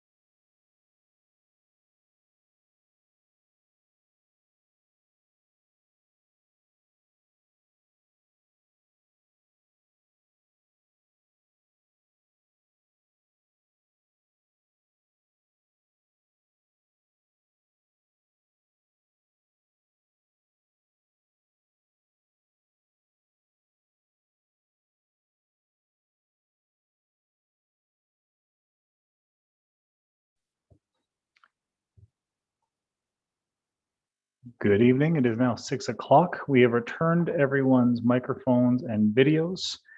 We are ready to come back from the break at the call of the mayor.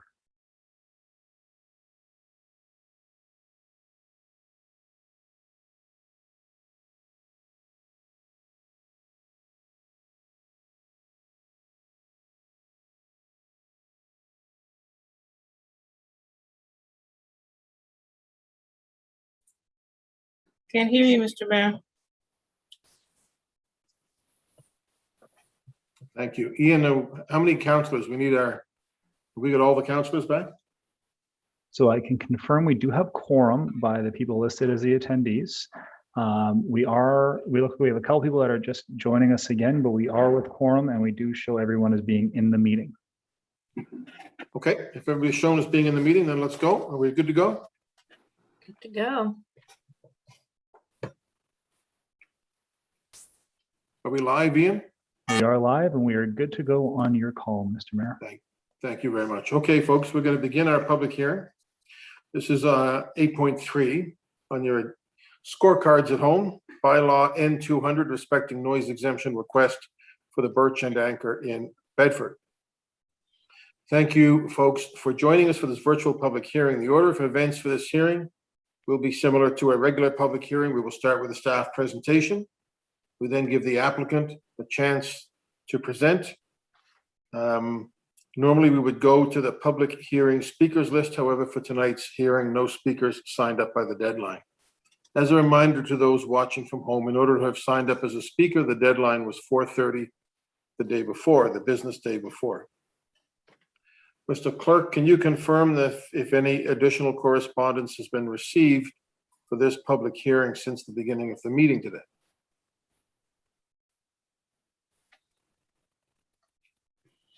No additional correspondence has been received for this item. Some has been circulated earlier. Okay, we'll begin then with a staff presentation. I believe Tanya Phillips, are you with us? Yes, I'm here. Thank you, Mayor Savage. Good evening. Hello, members of council. My name is Tanya Phillips, and I'm the program manager for Bylaw Standards. And we're here today as a result of an application from the owner of the Birch and Anchor that submitted an application for an exemption from Bylaw N200 respecting noise on March 18th, 2021. It is recommended that Halifax Regional Council approve the Birch and Anchor's application for an exemption from the provisions of the noise bylaw pursuant to the discussion section of the report and any matters raised here at the hearing. I did want to identify that the Birch and Anchor is aware that if the noise exemption goes forward, they still are to follow all health protection orders that may be in effect. And I also wanted to highlight the dates and hours that the exemption is for, and that is listed on page 3 of your report. So they're seeking the exemption from the periods of, well, it was May 21st, but of course, there were some public health orders in effect. So from today's date to September the 6th, 2021 is when they'd be seeking the exemption. And it's for Friday nights from 9:30 p.m. until 10 p.m., Saturday evenings, 7 p.m. until 10 p.m., Sundays, 7 p.m. until 10 p.m. And they were also seeking one for Thursday, July the 1st, which would be from 9:30 p.m. until 10 p.m. And those are the dates and times that they specified in their application. Thank you very much, Mayor, members of council. That is what I wanted to highlight for you in this report. Thank you very much, Ms. Phillips. We appreciate your work as always. Any questions of clarification? Mayor, just a quick comment from Tim. This is not, I've mentioned a couple of times to the folks, it's off the Bedford Highway by the old Chinatown. It's actually not in Bedford. I don't know if that makes any difference to the legality of it or not. Okay, thank you. I'll open the public hearing, and I'm going to invite the applicant, if the applicant is with us, Michael Yule, who is from the Birch and Anchor. Michael, are you with us tonight?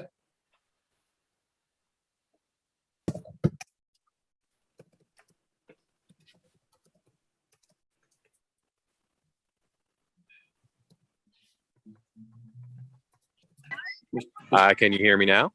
Yeah, we got you. There we go. That's Mr. Yule. That is me, Mr. Yule. Thank you for hearing me out tonight. Well, thank you for joining us. If you want to say anything, this is your opportunity.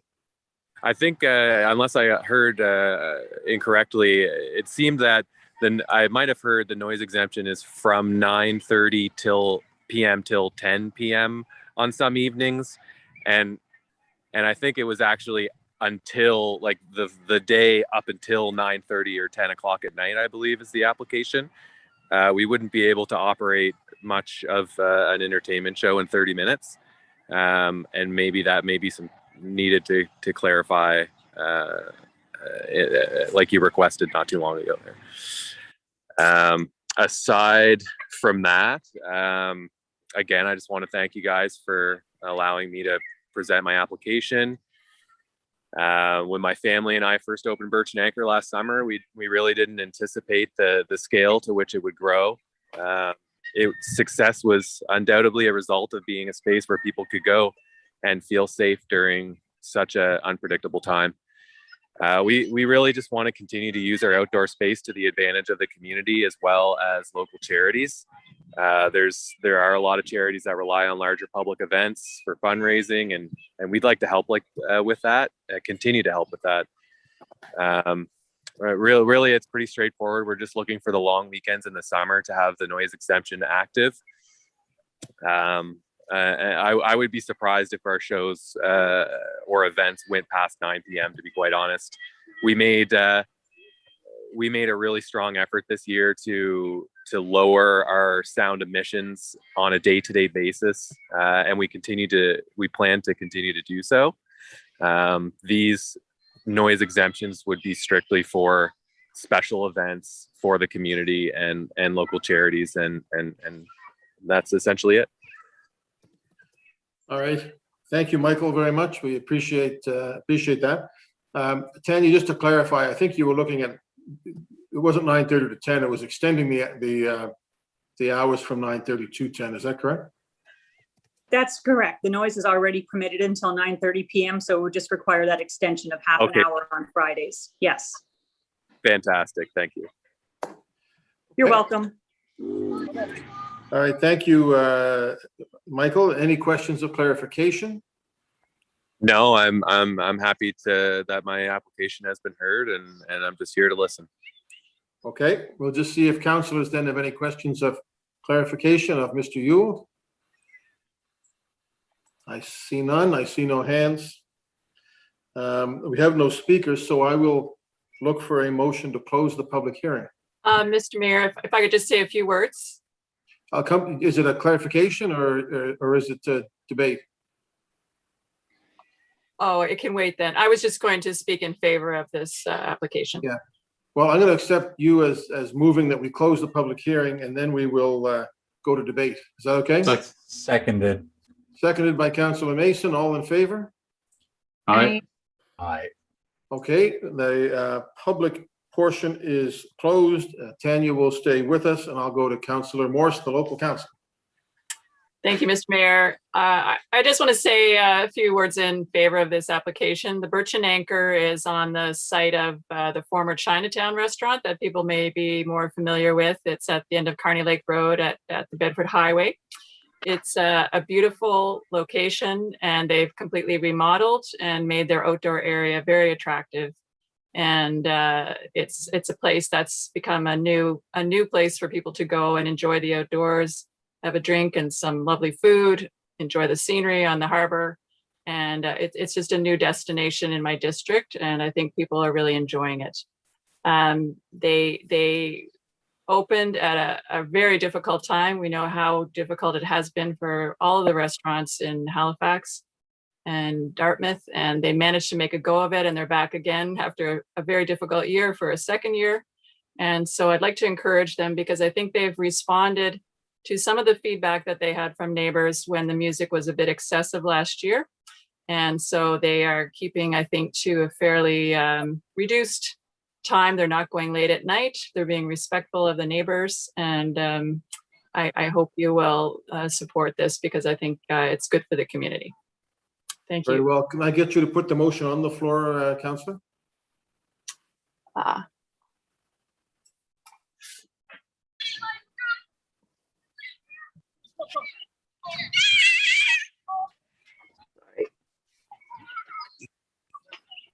I move that Halifax Regional Council approve the Birch and Anchor's application for an exemption from the provisions of the noise bylaw pursuant to the discussion section of the staff report dated April 21st, 2021, and any matters raised at the public hearing. So moved. Okay. Second. Second by Councillor Stoddard, I think. All right, I don't see any other debate. I will say this, that we keep an open mind on public hearings until we hear all the evidence, but I have also heard wonderful things about this this place and this proprietor. So I hope that they have a wonderful summer. Are we ready for the question, colleagues? That's a good question.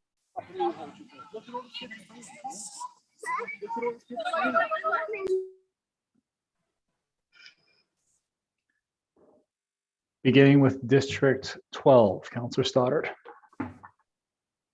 Thank you. In favor of the motion. 13, Councillor Lovelace. Voting yes. 14, Councillor Blackburn. Voting in favor of the motion. 15, Councillor Russell. In favor. 16, Deputy Mayor Oathit. Voting yes. Mayor Savage. In favor. District 1, Councillor Daigle Gammon. Voting in favor of the motion. 2, Councillor Hensby. Affirmative. 3, Councillor Kent.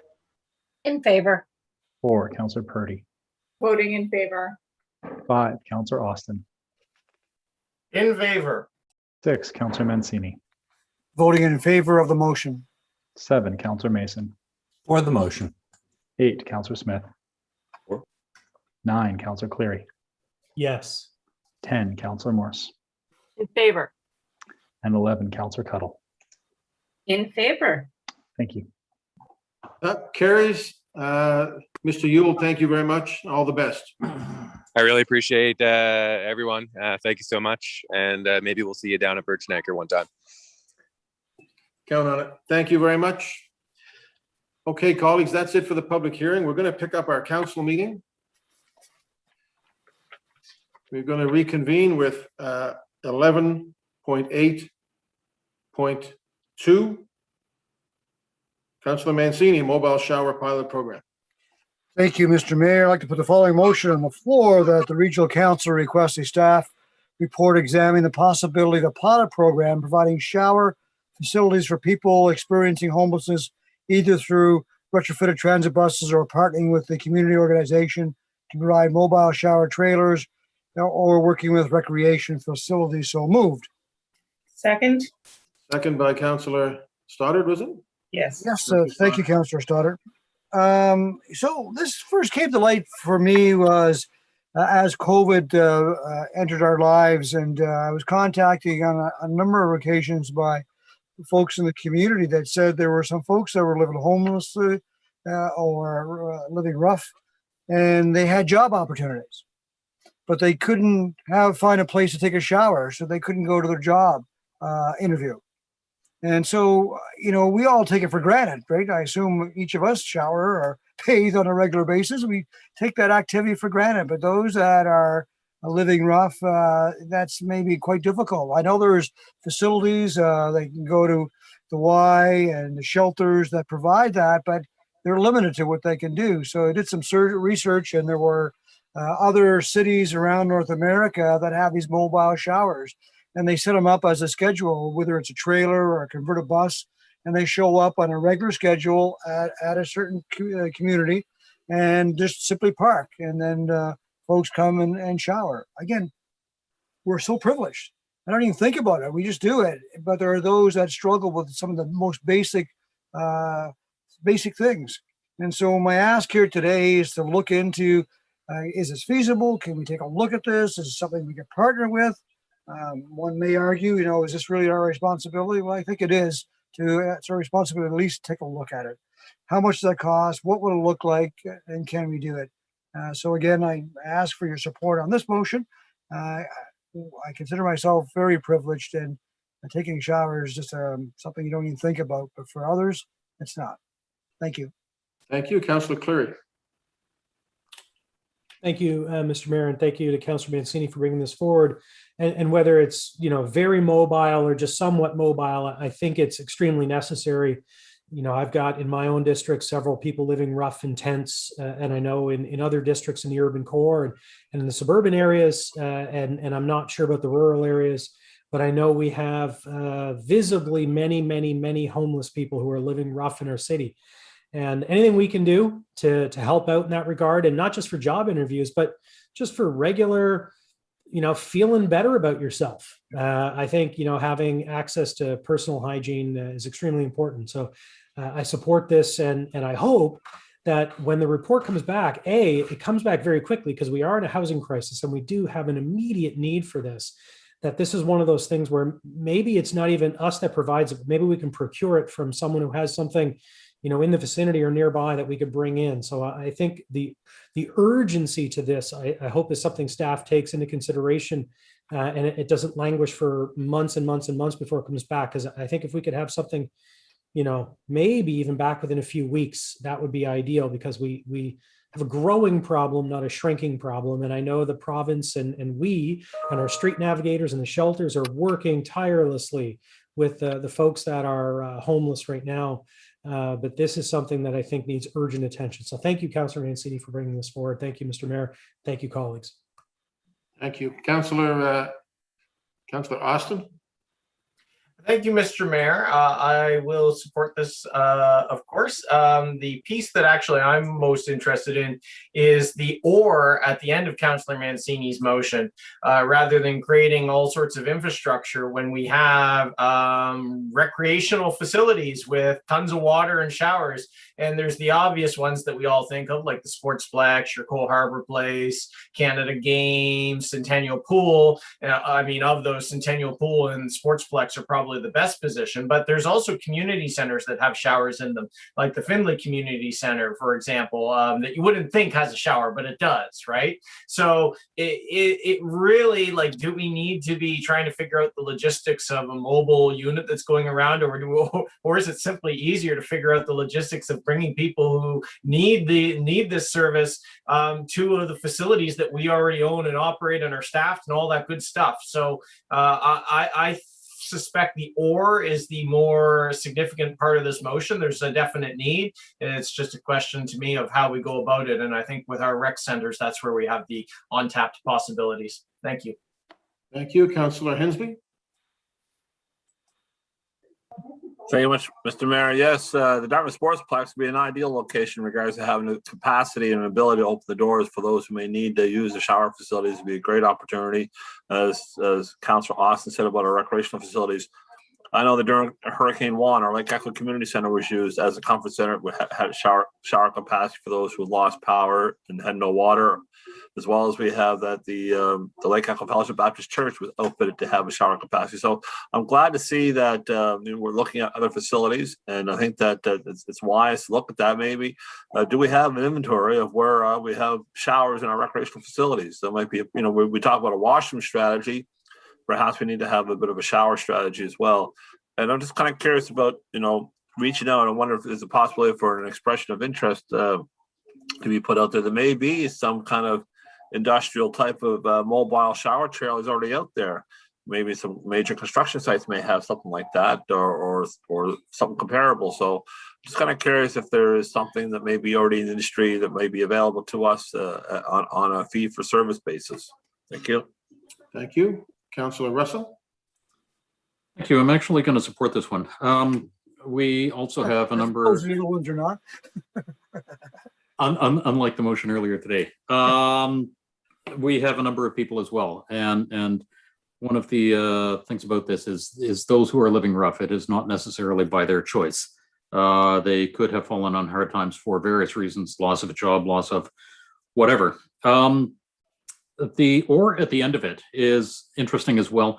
It's not just recreation facilities. We have a shower in the men's room in the basement of Acadia School out here in Sackville. Not a recreation facility. It is a library, but it has one that is available.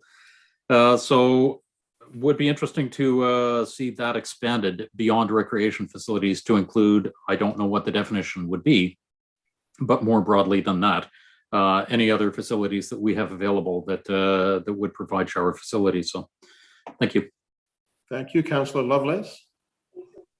Thank you. Thank you so much, Councillor Mancini, for bringing this forward. You know, in particular, women and girls are disadvantaged. You know, especially I think of young moms who have lost access to their kids through CPS, and they're trying to get them back. So thank you for bringing this forward. I think this, by the sounds of things, we have an opportunity here as well to compile a list of where all these facilities are, including, you know, some churches, some EMC or EMO facilities that are being used or have been used, you know, to service the community. So I really appreciate this opportunity. I'm happy to have this move forward. Thank you. Thank you. To close, Councillor, no, not to close. Councillor Daigle-Gammon. Thank you very much, Mr. Mayor. I was, again, not as quick on that chat comment as I should be. I think that it'll be, the staff report will be very interesting, because I think what will come out might be is a need for a hybrid kind of model, because sometimes it is access to the facilities. Where are people that are living homeless, and bringing the service to them sometimes is essential, because them getting to a facility or getting there there can be barriers, either lack of transportation, access to public transit if they can or they can't. So I'll be very interested to see if we come up with some kind of a hybrid model that I have seen happen in other jurisdictions. So just a comment. Thank you. Thank you. Councillor Mancini. Very quickly, Mr. Mayor, you know, looking at rec facilities or other facilities, in fact, at City Hall, we have a shower in the basement too. I don't know if some of my colleagues even knew that. But it's the welcoming piece too. If we were to open up our facilities to people that need a shower, you know, they should be welcomed. Here's the shower. We need supplies to support that also. And I like hearing from my colleagues in inventory. So one item is that response time that Councillor Cleary brought up. I don't know if Mr. Dubé is online here, wondering how quickly we could get somewhat of a response to this request today. Jacques, thoughts on that? Good evening, Mr. Mayor, through you to Councillor. In terms of timing. Well, you're muted, Jacques. Sorry about that. So in terms of timing, you're probably looking at least the end of July, the July meeting before we ever get back to council, possibly August, simply because we don't know what's available and how fast. So I think Councillor Austin is correct. I think getting a mobile shower facility in play would not happen very quickly, if at all. The cost would be fairly high. I think we'd have to look at what's available in our community centers, recreation facilities, fire halls, etc., and see what's available and what the logistics are and what kind of security requirements are required. You know, in terms of dealing with a clientele that are requiring showers. So, you know, it would take us a bit of time, but you know, we'll move as quickly as we can, obviously. Thank you, Mr. Dubé. Thank you, Mr. Mayor. Thank you, colleagues. Thank you. Ready for the question, colleagues? Question. Beginning with District 13, Councillor Lovelace. Voting yes. 14, Councillor Blackburn. Voting in favor of the motion. 15, Councillor Russell. In favor. 16, Deputy Mayor Oathit.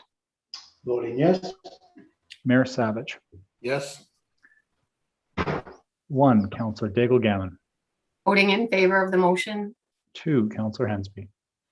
Affirmative. 3, Councillor Kent. In favor. 4, Councillor Purdy. Voting in favor.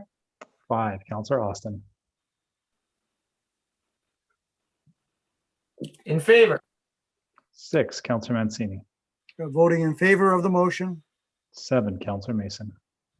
For the motion. 8, Councillor Smith. For. 9, Councillor Cleary. Yes.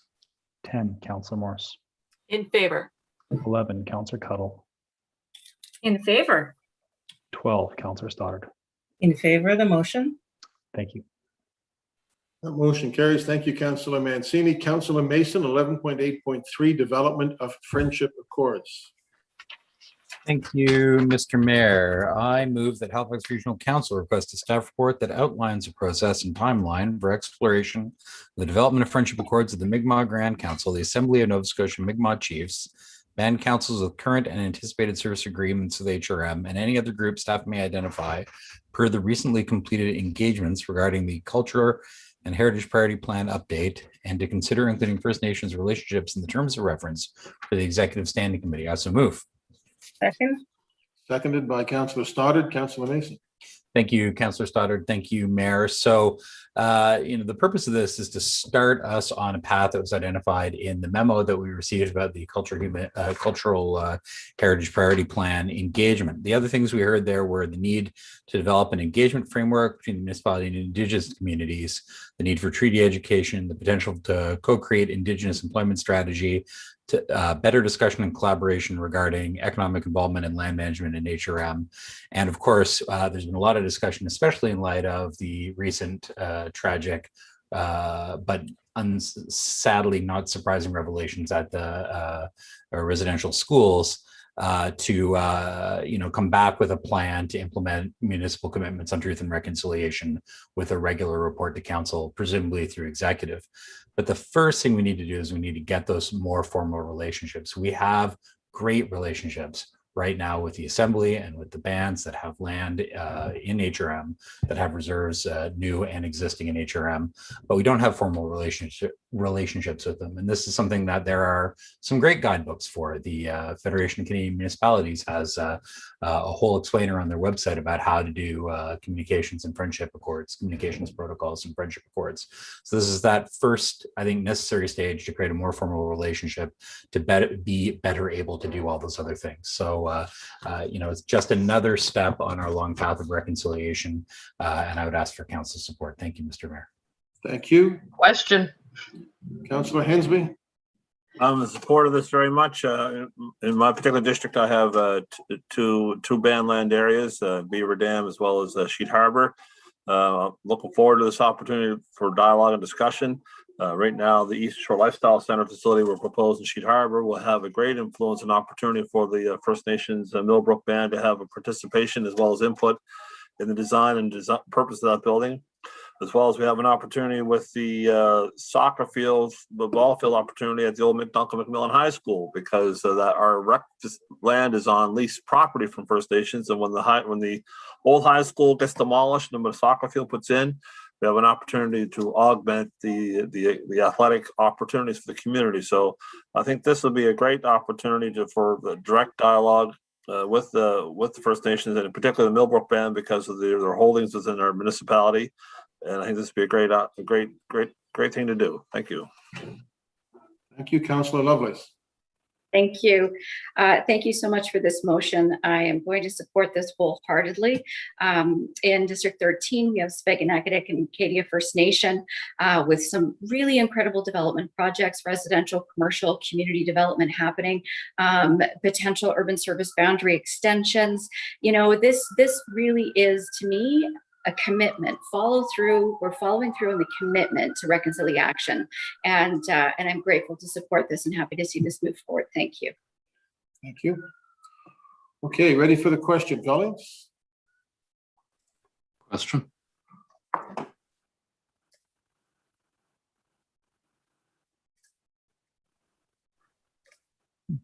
Beginning with District 14, Councillor Blackburn. Voting in favor of the motion. 15, Councillor Russell. In favor.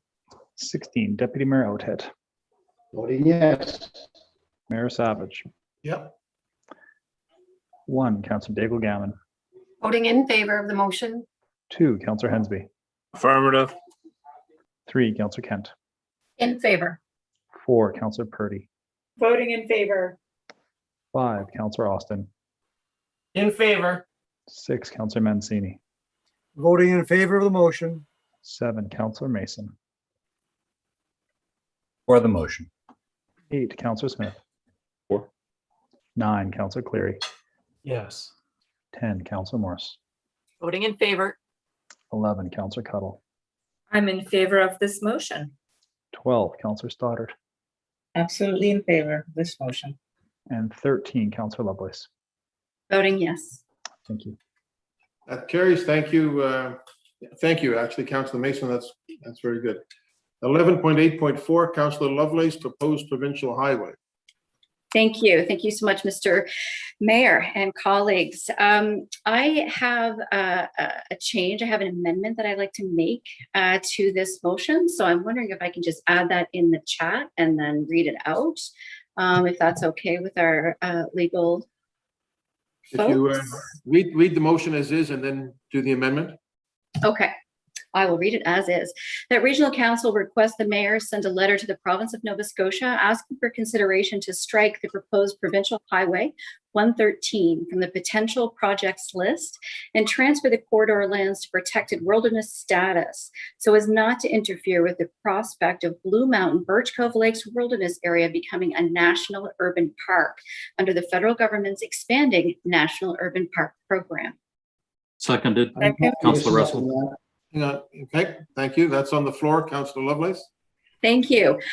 So I do have an amendment to this motion that I have put in the chat. And I would like to read that out, and then I will tell you why I'm doing this. So the amendment is in number 2, request a staff report on the status of the proposed provincial highway 113 as it relates to the Blue Mountain Birch Cove Lakes Wilderness Area, potentially becoming a national urban park under the federal government's expanding National Urban Park program. All right, that's an amendment. Who seconds that? I'll second it. Councillor Stoddard seconds the motion. Thank you. Okay, thank you. Councillor Lovelace. I really appreciate all of the correspondence that we received over the past few days. So thank you to the residents who have been watching this issue. You know, it's so important to hear from our residents across HRM. And so, you know, while I recognize that this project has been on the books for a very long time, you know, people are wondering, well, but why now? Why are we concerned about this? It's not supposed to be built until 2029. Well, the issue that I see is that we have committed to the fact that we are in a climate emergency. We know that climate crisis is here, that we have to act on that. In addition to that, that 2029 date that the province has, that means that it's going to get into their 5-year project plan for the Department of Transportation Active Transit within the next couple of years. So we don't have a whole lot of time. And I think that the timing is perfect because we also have this expanding National Urban Park program, which is very exciting. Plus, HRM has already committed to the Halifax Green Network Plan. We've committed to the Halifax Urban Master Forest Plan. We've committed to Halifax. We've committed to Halifax Economic Growth Plan. So we've done all of this work. We recognize the importance of finding alternative forms to one-person vehicle or, you know, to car traffic. We recognize the importance of public transportation and integrated mobility. We recognize that building a highway through a wilderness area is not within the values of what we've been talking about. This incredible ecosystem, this vulnerable ecosystem, could potentially be destroyed if we sit back and let yet another highway be built. This is a 4-lane highway. It's a 100 series highway. It's going to bisect the Blue Mountain Birch Cove Lakes Provincial Wilderness Area. And when this original plan was put in place in the 1990s, the federal and provincial governments hadn't set aside all this protected wilderness land. The Nova Scotia Nature Trust hadn't purchased this land. We didn't see the growth that we see right now in Bedford West. You know, things have changed radically. We also didn't have a commitment to climate change. We didn't have a commitment to our environment. You know, the changes that we've seen as well around the understanding of the Purcell's Backlands, Shaw Wilderness Area, the West Dover, you know, Five Bridges Wilderness Area, the recent announcement of the land coming from Massawa over to the Blue Mountain Birch Cove Lakes from the province, as well as the potential to protect Ingram River. So we're seeing this opportunity to connect and create this very important wildlife corridor.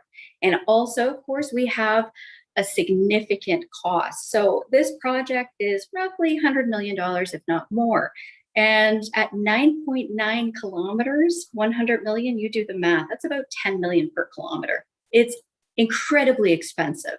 And I believe it's wrong-headed, and I really hope that I can have your support to get this letter sent to the province so that they understand the importance of the vision that we have here in Halifax and the values that we have around sustainable, transportation, sustainable economic generation. This is such a legacy.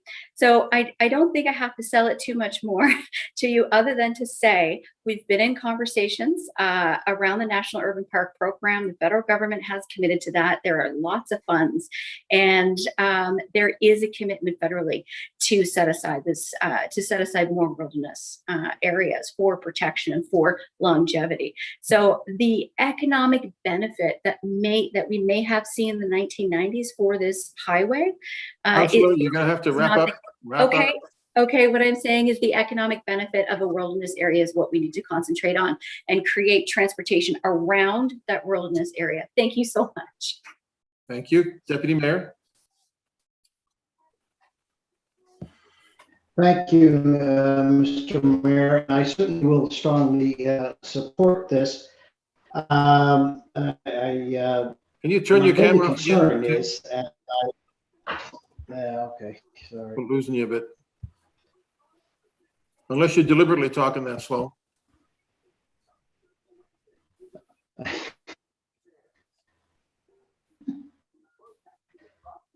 Nothing. It's just like he's frozen. Working today. Yeah. We lost you. Tim, Councillor, the Deputy Mayor, can you hear us? Yeah, can you hear me now?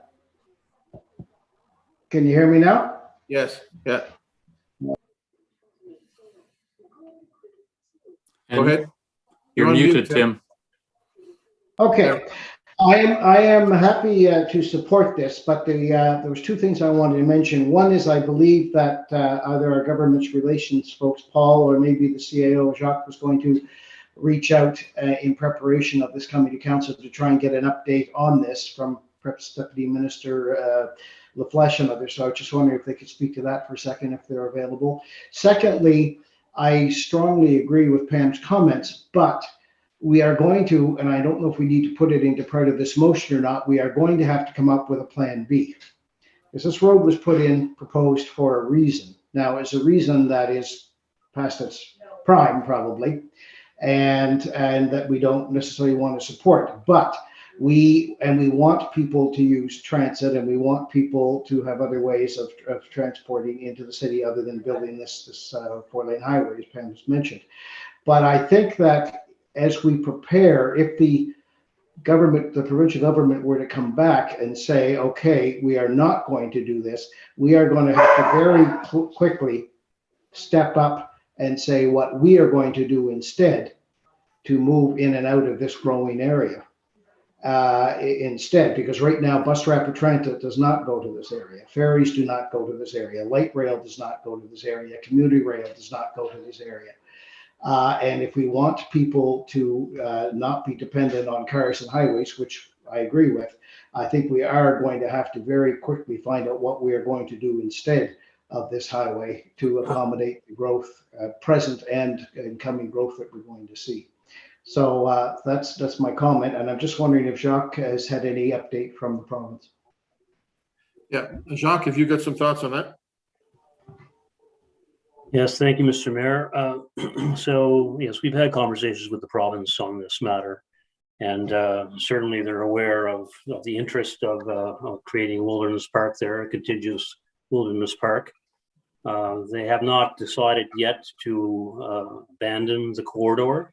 That said, there are no plans in any near future. That would mean in the next 15 to 20 years to dedicate any resources to that, I'm told.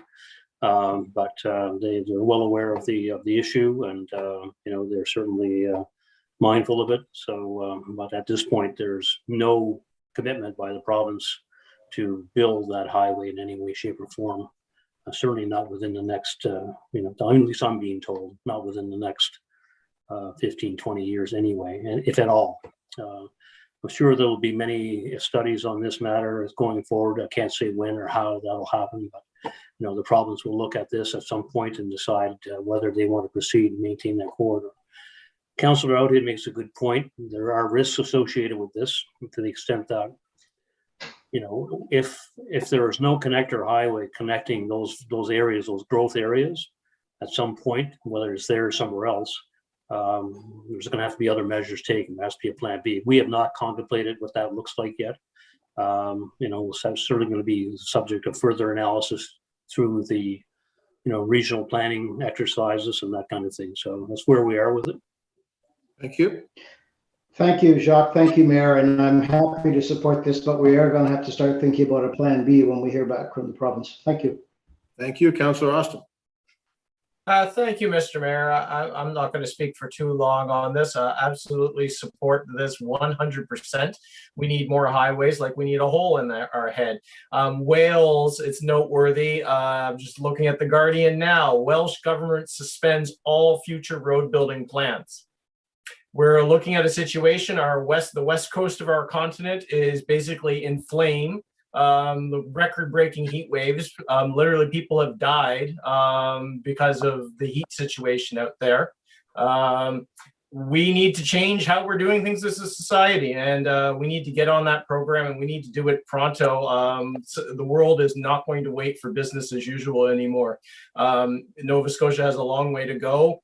We are still busily churning out infrastructure projects from yesterday, rather than for where the future is going to be. So this would be a good one to start by canceling. We shouldn't be building any highways, in my opinion. So absolutely support Councillor Lovelace in this 100%.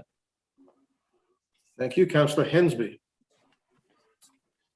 Well, I have to disagree with this. You know, the we is the province of Nova Scotia, not the municipality. The province of Nova Scotia has bought this corridor and preserved it. They have the future plan of connecting Sheldrake Drive over Larry Utech and over the 102. Connecting the 103 to the 102 highway through this corridor is going to be necessary unless you're going to have more infrastructure put on the Upper Hammonds Plains Road, or Larry Utech infrastructure, or more lanes of the 102. It's just, I think this is getting beyond our ballpark, I guess you could say, or outside our park zone in regards to it. And I think that the province should deal with it on their own time schedule. And also, if they decide to strike it, well, I hope they put the resources on the 107 highway. We've been waiting over 35 years for the Cherrybrook bypass to connect exit 17 over to Waverley to take some of the pressure off of Main Street. We've been waiting for the 107 extension beyond Muscat Albert Harbor to go around and meet the 357. There's people in Sheet Harbor love to see an extension of the 107 highway, some straightening out of the highway to make that road connector shorter. Perhaps a bridge over Ship Harbor will cut over 17 kilometers of travel distance. You know, those things have to be looked at in regards to long-term planning, but that's the province of Nova Scotia. It's not us. So I have to disagree. I will not support this motion in regards to telling the province where to or where not to build their highways. If you ask me, these are still critical networks that need to be done strategically, design networks. And we need to let the province do that. And with that, I'll leave it at that. I'll say no to this one. Thank you, Councillor Clary. Well, thank you, Mr. Mayor. Just to follow up on what Councillor Hensby said, we're not making a decision to not do the road. It's not our road to do or not do. We're simply sending a letter to the province saying, please don't run a highway through our soon-to-be regional park. In the 4.5 years I've been a councillor, I've never once had an interaction, a piece of correspondence that said we need to connect Hubli or Timberley to Hammonds Plains. Never come in. I'm looking at a map where the right-of-way is for the potential highway, and I failed to see why the province would want to do this. I mean, they're spending literally hundreds of millions of dollars unnecessarily twinning highways and creating all kinds of greenhouse gas emissions and environmental degradation. If this was something that was truly important to them, they would have already done it if it was needed. So I think sending a letter off to them saying, hey, don't do it, it already reinforces the decision they've made de facto because they haven't built it. And so it would be great. They still want to, it's still on the books to widen the 102 at Bears Road when it comes in to 6 lanes. coming into Halifax. They haven't built it because there's no need for it.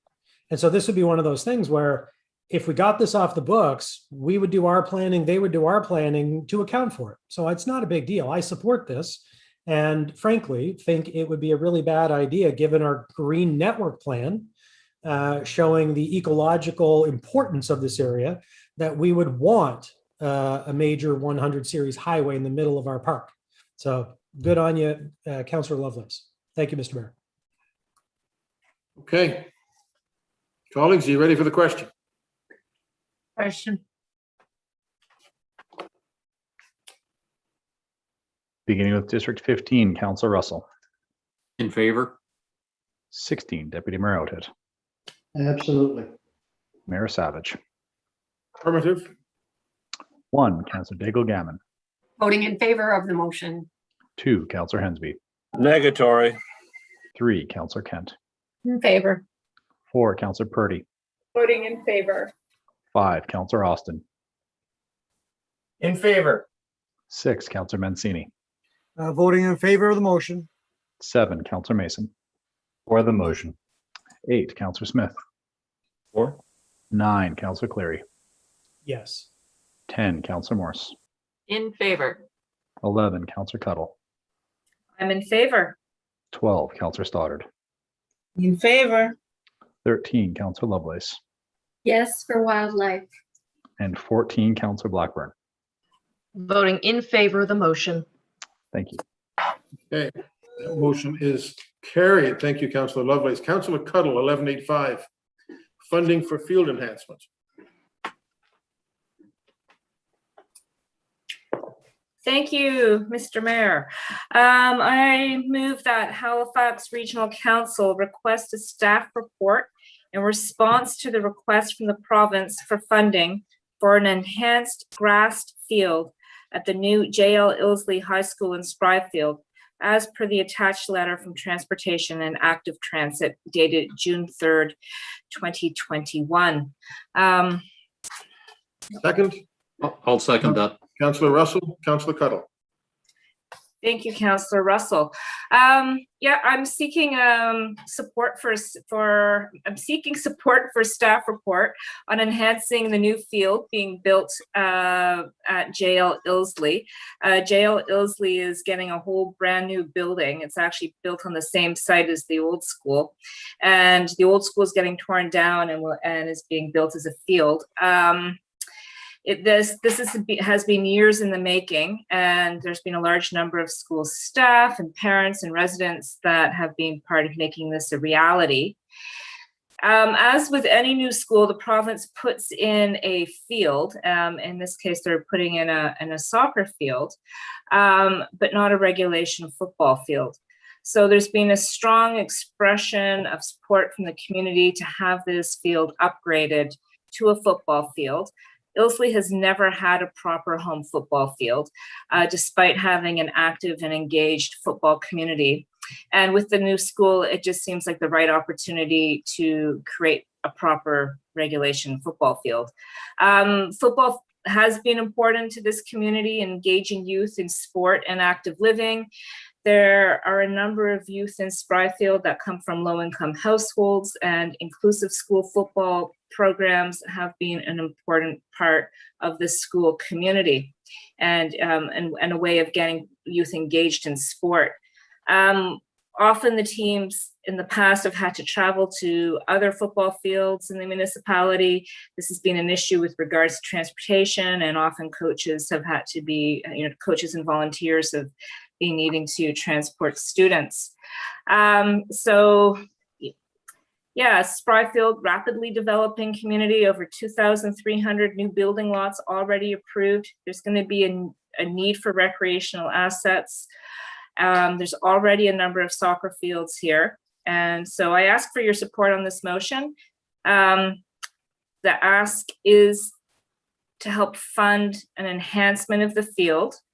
The staff report will provide an opportunity to properly assess the need for a football field in Spryfield. It will evaluate the funding ask, and it will see how this request fits with the playing field strategy. Given the construction time of the school, I hope the staff report can be completed as quickly as possible to ensure if this is an opportunity HRM wants to take advantage of, that we don't miss it. Once the report comes back to council, I hope we can have a debate about the viability. Thank you, Councillor. Councillor Daigle-Gammon on this? Well, I suppose it would be no surprise that I wanted to weigh in on this conversation. Thank you, Mr. Mayor. It's reminiscent, Councillor Cuddle, of the first motion that I made for the artificial turf field in Fall River. And the response was, had to wait for the playing field strategy. And I know this is a grassed field and we were looking at an artificial turf. So I'll support the request for the staff report, but it'll be very interesting. And I hope the same metrics are applied to this request that were applied to the Fall River proposal at the time. Thank you. Thank you. A lot of this could be resolved if the province would build the field the way it should be for their schools right up front, I think, but that's editorial commenting. Ready for the question. Question. Jim. Beginning with District 16, Deputy Mayor Outfit. Voting yes, and including the mayor's comments, maybe. Mayor Savage. Affirmative. 1, Councillor Daigle-Gammon. Voting yes on the motion. District 2, Councillor Hensby. Affirmative. 3, Councillor Kent. In favor. 4, Councillor Purdy. Very much in favor. 5, Councillor Austin. In favor. 6, Councillor Mancini. Voting in favor of the motion. 7, Councillor Mason. For the motion. 8, Councillor Smith. Sorry, Councillor, was that 4? Yep, 4. Thank you. 9, Councillor Cleary. Vote yes for the staff report and also a nod to Councillor Daigle-Gammon's chutzpah. 10, Councillor Morris. In favor. 11, Councillor Cuddle. In favor? 12, Councillor Stoddard. Absolutely in favor. 13, Councillor Lovelace. In favor of schools with proper recreation fields. 14, Councillor Blackburn. Voting in favor of the motion. And 15, Councillor Russell. In favor. Thank you. All right, that passes. Thank you, Councillor Cuddle. 11.8.6, colleague, stands in the name of the Deputy Mayor, which is rezoning Fort Sackville School property. Thank you, Mr. Mayor. I'm going to leave the camera off to see if the sound is better. I move that Halifax Regional Council direct the CAO to consider amendments to the Bedford MPS and LUB for the Fort Sackville School property and the adjacent parkland to enable townhouses or 2-unit dwellings and to prohibit mid-rise and multi-unit buildings, and that the CAO consider these amendments through the ongoing MPS amendment process and public participation program for case 22267 as initiated by Regional Council on November 12th, 2019. So move. Seconded. Seconded by Councillor Russell. Councillor Outfit, Deputy Mayor. I won't speak long, but thank you very much. And I really want to thank Sean Gillis and Miles Agar for helping with this. And a couple of my colleagues have been in, Kathy and Paul have been in some really tough and long meetings on this area lately. And one of the concerns that we have was for these areas and of the school and the park. And to tie this in with the ongoing process, I think is timely, but also provide some comfort to the neighborhood who's worried about this area, if and when the school becomes redundant. It may not be. It's my girls went there. A lot of people went there, but it is getting older. It's a beautiful location. It's small and tired. But if it is declared surplus someday, I'd like to have this zoning in place for it, very similar to we did earlier today with the old Waverly Road School on Scotia Drive. So thank you, Mr. Mayor, and I hope folks will support this. Thank you. Ready for the question, colleagues? Question. Beginning with Mayor Savage. In favor. District 1, Councillor A little more Daigle-Gammon. enthusiasm, please. Voting in favor of the motion. 2, Councillor Hensby. Affirmative. 3, Councillor Kent. In favor. 4, Councillor Purdy. You beat me. That's better. In favor. 5, Councillor Austin. In favor. 6, Counselor Mancini. Voting in favor of the motion. 7, Counselor Mason. Voting for the motion despite being emotionally blackmailed. 8, Counselor Smith. Or 9, Counselor Cleary. Yeah, sure. 10, Counselor Well, there's Morse. enthusiasm. Voting in favor. 11, Counselor Cuttle. In favor? 12, Counselor Stoddard. In favor of the motion. 13, Counselor Lovelace. Voting yes. 14, Counselor Blackburn. Voting in favor of the motion. 15, Counselor Russell. In favor? Deputy Mayor Outett. In favor, enthusiastically. Thank you. All right, that motion carries. Thank you, Deputy Mayor. We'll go back to you for 11.8.7, Heritage Conservation District. Thank you, Mr. Mayor.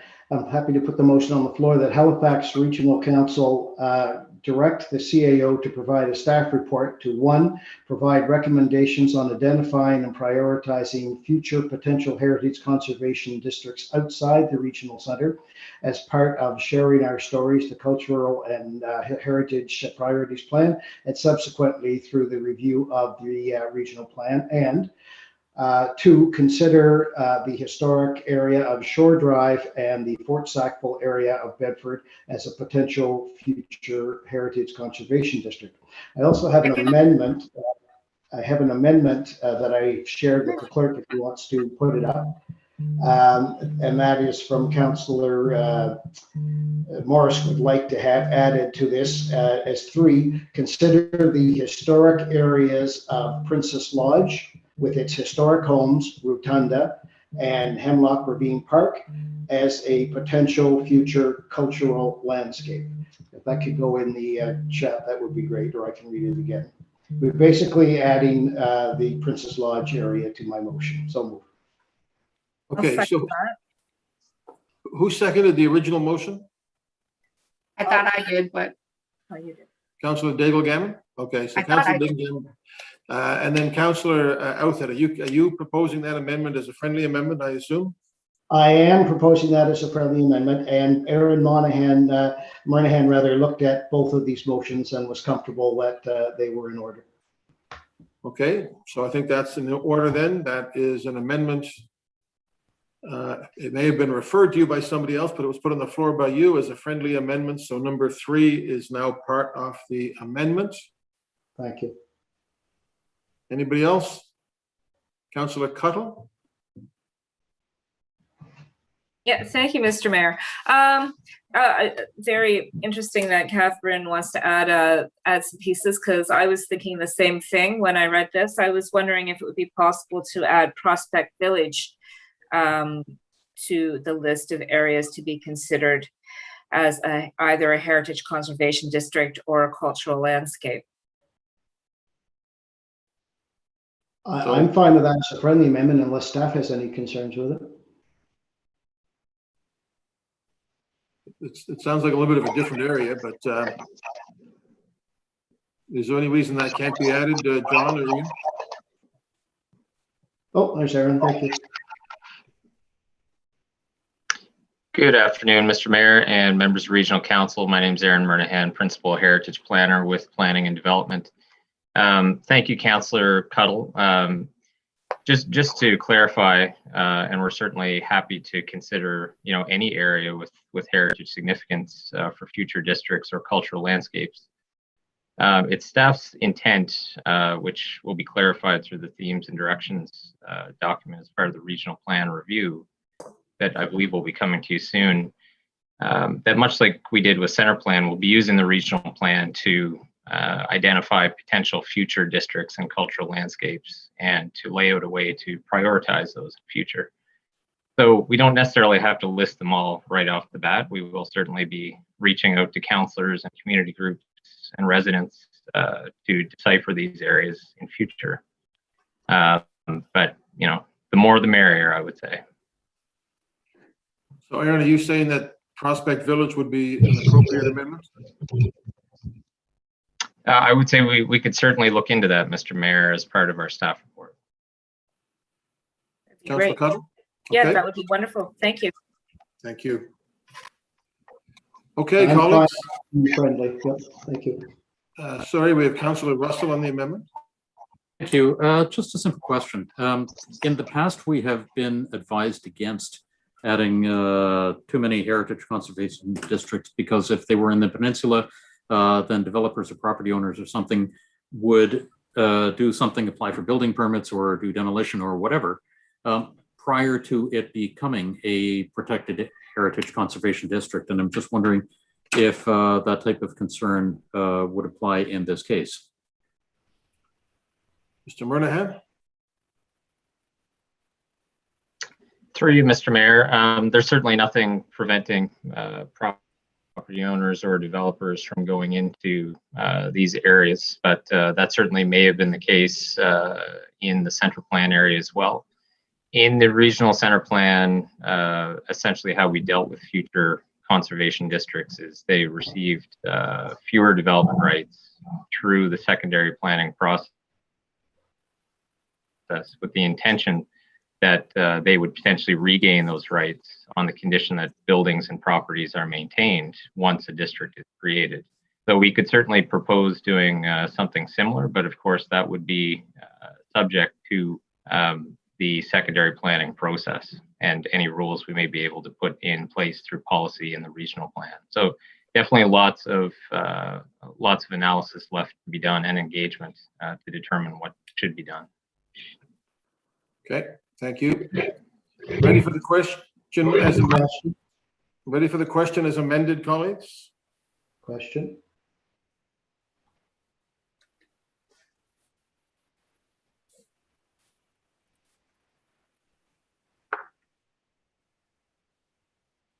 Sorry, just to confirm, I have put the revised amendment in the chat. I'm just confirming that that is where Prospect Bay should be referenced. It's Prospect Village. So, yeah, sorry, yes, I will change that. Is that where it should be located though? Does that make sense? I'm just confirming council's aware what's on the floor right now. Yeah, I think just change Bay to Village and seems that we're okay. Beginning with District 1, Councillor Daigle Gammon. Voting in favor of the motion. 2, Councillor Hensby. 3, Councillor Kent. In favor. 4, Councillor Purdy. Voting in favor. 5, Councillor Austin. In favor. 6, Councillor Mancini. Voting in favor of the motion.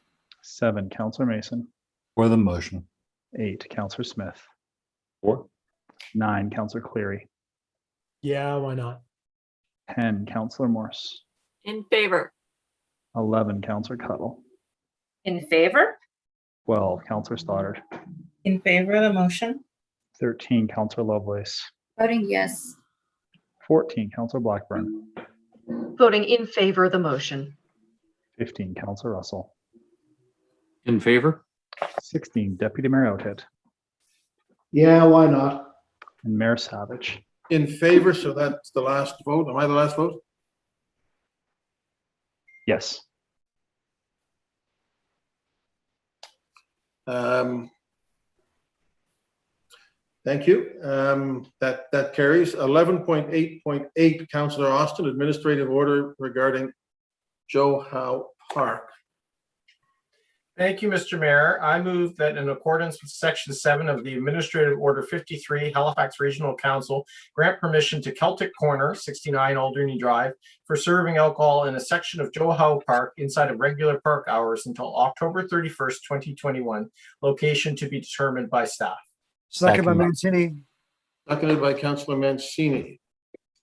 Thank you, Mr. Mayor. Thank you, Councillor Mancini. For new colleagues, this would be giving permission basically under our administrative order regarding alcohol to use a section of Joe Howe Park for the Celtic Corner to have a patio. They don't have the ability to put a patio out on the street because they're on Alderney Drive. We have allowed this sort of situation in other places in the past. They would like to take over a small section underneath the mural that no one really is using for anything else. Sometimes it's a flower bed, sometimes it's weeds in there.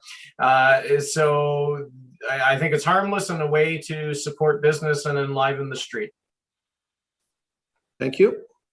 What about the speaker's box? Councillor Kent on That this? Folks, if you want to speak, Sorry. we'll go through the chat line. Councillor Kent. Thank you, Mr. Chair. I'm certainly open to this idea. I have a couple of questions on it. So it is a public park where fees would normally be in order to use the park. Just about every day we have some beautiful parks in District 3 that are have to have some kind of formal agreement to use. I just want to make sure that is that being applied here. I just think we have to be careful of the precedent of allowing businesses to use the parks. I know this is about the alcohol part. I'm just curious on the other. And am I recalling correctly, though, that didn't the Celtic Corner have a rooftop patio at one time? And why is that not their option at this stage? Okay, we're going to get Councillor Austin back, but I can tell you they do. The rooftop patio at Celtic is listed on my son's license as his official address, but we'll get Councillor Austin to speak to that when he comes back. Councillor, anything else, Councillor Kent, or just that one? And no, just curious. I would like an answer before I'm willing to support. Yeah, we'll go back to Councillor Austin. Councillor Hensby. I just put the question there for Sam to answer when he's back on. Very well. Councillor Austin, do you want to address those two things? Sure, Mr. Mayor. So the speaker's box is unaffected. The place they're looking at would not take up any space that you currently, like any of the brick area that's in that park now. We're talking just up on top of the wood planter box close to the wall mural. The Celtic does have a rooftop patio, but of course it's been a pretty terrible time to have been in the restaurant business, and that rooftop patio, it easily fills up, right? So they're looking for some more space.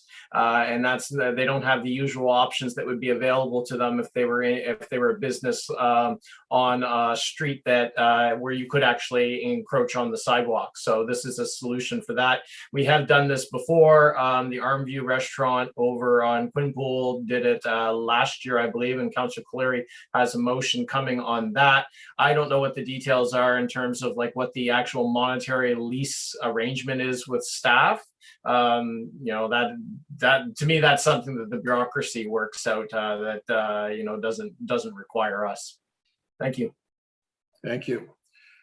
Okay, ready for the question, colleagues? I had another question there for Sam, if you saw it in the chat. Would this be service and access by their back entry or by the front door sidewalk? It's still to be worked out, David. That'll be up to staff. Sorry. This is Question. question. Okay. No, Ready for I have a question. I have a question. Okay, Councillor Kent. Second question. Thank you.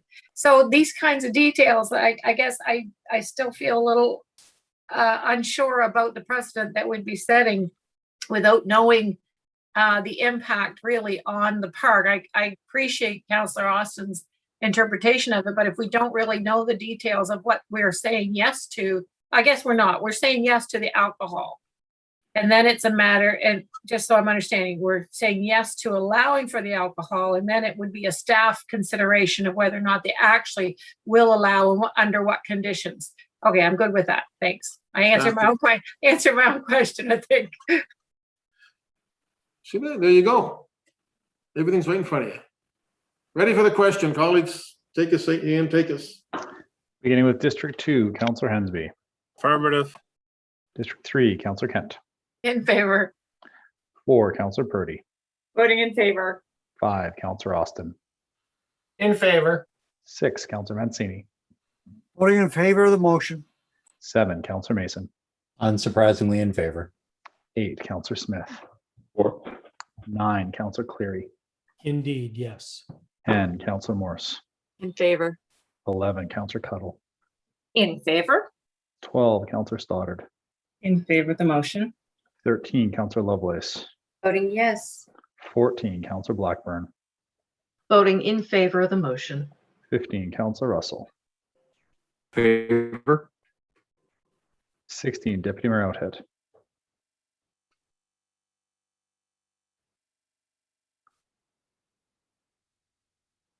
Voting yes. Mayor Savage, On behalf of Connor, yes. and Councillor Daigle Gammon. Voting in favor of the motion. Thank you. That carries. Thank you, Councillor Austin. Best wishes to Jeff and the crew. We're going to go to motions, colleagues. 12.1 is in the name of Councillor Russell. Councillor Russell. Thank you. I move that Halifax Regional Council request a staff report on the current status and recommended options for potential revitalization of the Sackville Sports Stadium. This report should review the existing assets to consider A, current accessible, structural, and design challenges of the facility, B, creation of emergency shelter space, including support systems, C, addition of indoor track, court, gymnasium, and field space, D, addition of a water or pool feature, E, programming opportunities in First Lake, F, improvements on inclusive and accessible spaces and services, and G, creation of an accessible and centralized entrance to the facility. I so move. Second. Second by Councillor Blackburn. Councillor Russell. Thank you very much. The picture that you have been seeing behind me all day is the Sackville Sports Stadium as it was built in 1990, over 30 years ago.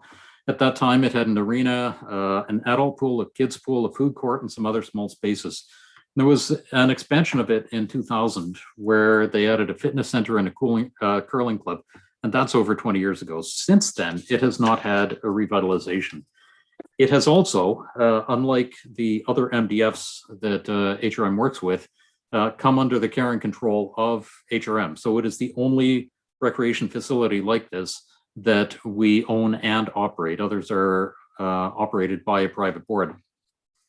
So what it offers now is swimming lessons and hockey and curling, where we have the best ice in Nova Scotia, the fitness center, as I mentioned, smaller studios, a tranquil yoga center, Northwood daycare program, and the Sackville Heritage Hall of Fame.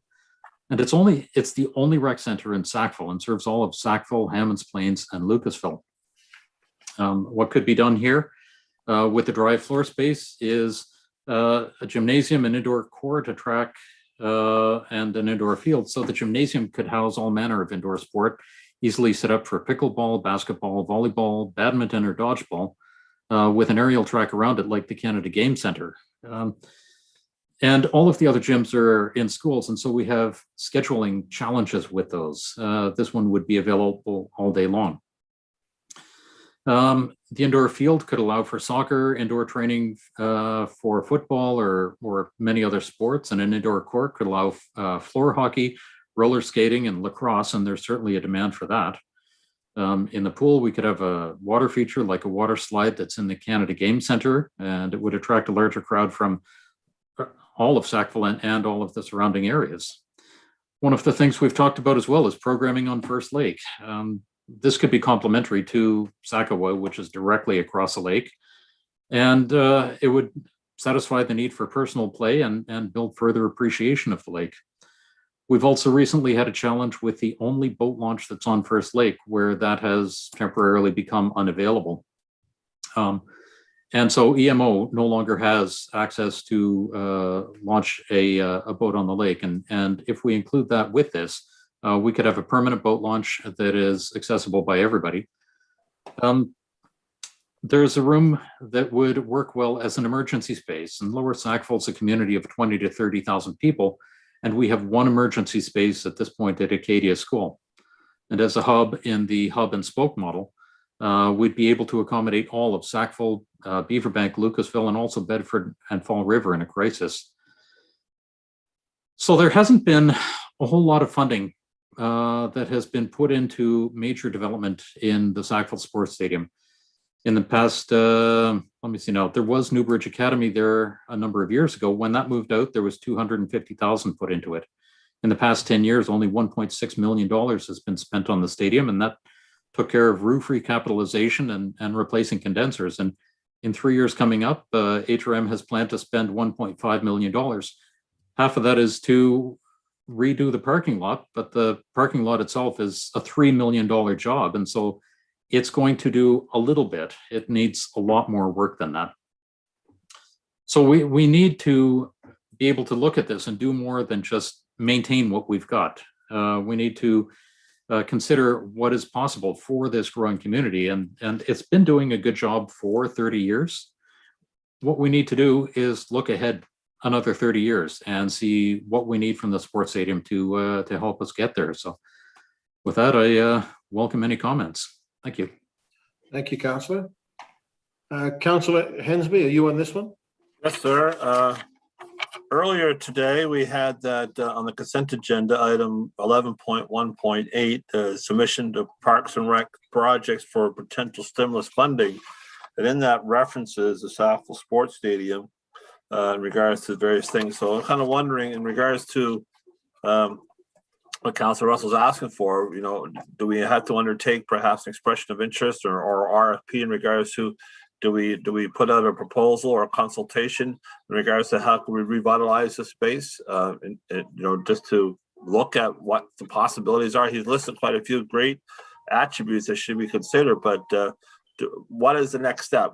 Do we go for a public consultation? Do we go for an engaged architect to look at this kind of stuff and see what can be done, and then come up with some concept plans? And you know, this is probably going to take a couple of years to get this underway and stuff. And you know, I'll be supporting that. But you know, just hoping that if there's opportunities for funding to do that kind of preliminary groundwork, research, and studies, let's move forward on it. Thank you.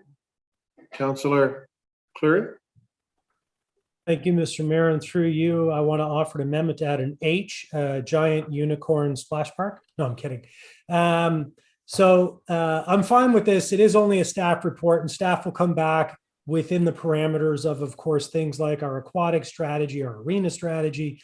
They already have a good sense of what's required in areas around HRM. So I'd like to see what that comes back in, knowing that, you know, there are lots of competing demands, whether we're talking about renovation on the Forum, whether we're talking about the Sportsplex, whether we're talking about the Sackville Sports Stadium. There's lots of different things we've just done and are about to do and should do. And I'm sure the staff report will come back in that context. So I'm happy to support this because I think, you know, a thorough review as someone who has coached hockey and played many a game and coached a game or two at the sports stadium. It's important to constantly look at our amenities and our assets to see how we can best serve our residents. Thank you. Thank you, Councillor Smith. Thank you, Mayor. Just a quick question for Councillor Russell. Did you take this motion and speak to staff? And I'm just wondering what their response was when you brought this idea forward. Okay, we'll come back to Councillor. Anything else, Councillor Smith? No, that's it. Okay. We'll let Councillor Russell have another crack at that if he wishes. Yeah. Councillor Lovelace. Thank you, Mr. Mayor. And thank you, Councillor Russell. You know, it is time that we have a really good look at this facility. It's well used, well loved. We've got the Accessibility Act coming up very soon, 2030. You know, the facility needs a bit of love, and I think it's important to not only revitalize it, but to also gather community support for this revitalization. You know, unfortunately, folks have become a little, I won't say disgruntled, but, you know, disappointed when they can't get in to get swimming lessons, when they can't get, you know, access to some of the programming that's there, or it's not accessible for their kids or themselves. So I'm really happy that you're moving this forward, happy to support it, and looking forward to seeing more recreational activities available to the folks in District 13, as well as, well, I think it serves, what, 3, 4, 5 districts. I mean, it's a great facility. Thank you. Thank you, Councillor. Councillor Russell, did you wish to have a second crack? Sure, if I could, thank you. So to Councillor Smith, yes, I absolutely worked with staff on this. Everybody from the Parks and Rec Department, from Denise Schofield through Greg McIsaac, who is the general manager of the sports stadium, and we talked about what options there were, what the vision was, what the capabilities were, and what could be done with the stadium, and what should be done with it. We looked at the parking lot and saw the accessibility issues there. We saw that there's a water problem right in the middle of the parking lot. We saw that there are two entrances in the front of it, and that creates a huge amount of confusion for everybody involved and a security issue. So by consolidating that into a single entrance, it would make that easier. With respect to what Councillor Hensby had mentioned with 11.1.8, in the end of what I had mentioned, there was $1.5 million, I think it was, for future or for upcoming work on the sports stadium. That was going to take care of some work on the parking lot, redoing the washroom so that they're gender neutral, and resurfacing the pool deck. And that was all that it was going to take care of. So this will work in the case of the parking lot, potentially in conjunction with that, but certainly independent of that as well, as we're looking to see about extending the opportunities that are there and just making the sports stadium more than it was. We have a lot of ice. We have the rink here, and right around the corner, we have the Sackville Arena, which are also rinks. And that gets used a lot, but we need more than ice. We need dry floor space. And one of the challenges with the rinks is the ice is in there for so long, 9 months of the year, that everything else has to be crammed into 3 months, if we're even able to use the space. There is a surface in the main rink at the sports stadium where you can't do anything else with it. Either the ice is there or nothing is there. Certainly in the lacrosse space, they put artificial turf basically in through the summer. And we have recently been using it for COVID testing, just as the surface to get people in there. But we are able to use some of the spaces that there is a lot of demand for this. I've been speaking with people around the community, certainly in the informal poll that I did back in August through October of 7,251 homes. A lot of people were saying, we need a basketball court inside. We need indoor facilities. We need lacrosse. We need all of this. And so that was where this came from. And it just, I've been speaking for too long. Okay, thank you very much for those reminders. I would appreciate your support for the staff report. I'd like to see what we can do with this facility. Thank you. Thank you very much. Ready for the question, colleagues? Jen. Beginning with District 3, Councillor Kent. In favor. 4, Councillor Purdy. In favor. 5, Councillor Austin. In favor. 6, Councillor Mancini. Voting in favor of the motion. 7, Councillor Mason. For the motion. 8, Councillor Smith. For. 9, Councillor Cleary. Yes. 10, Councillor Morse.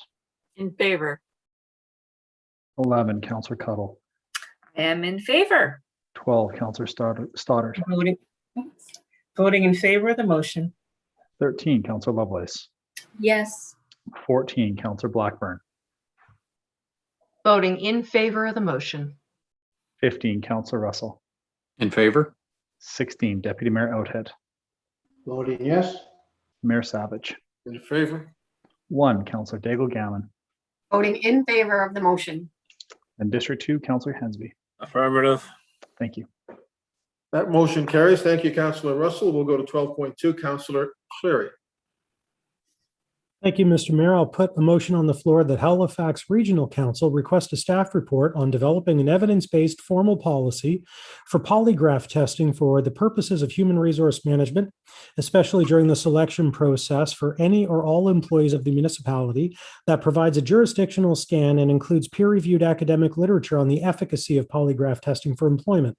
The report will include recommendations for the use or not of polygraph testing in all departments and business units of the Halifax Regional Municipality, as well as with contracted services. Second. Second by Councillor Blackburn. Councillor Cleary. So I'll be very brief on this. I think it's more or less self-explanatory. We have in fact talked about this before, especially during our last budget cycle.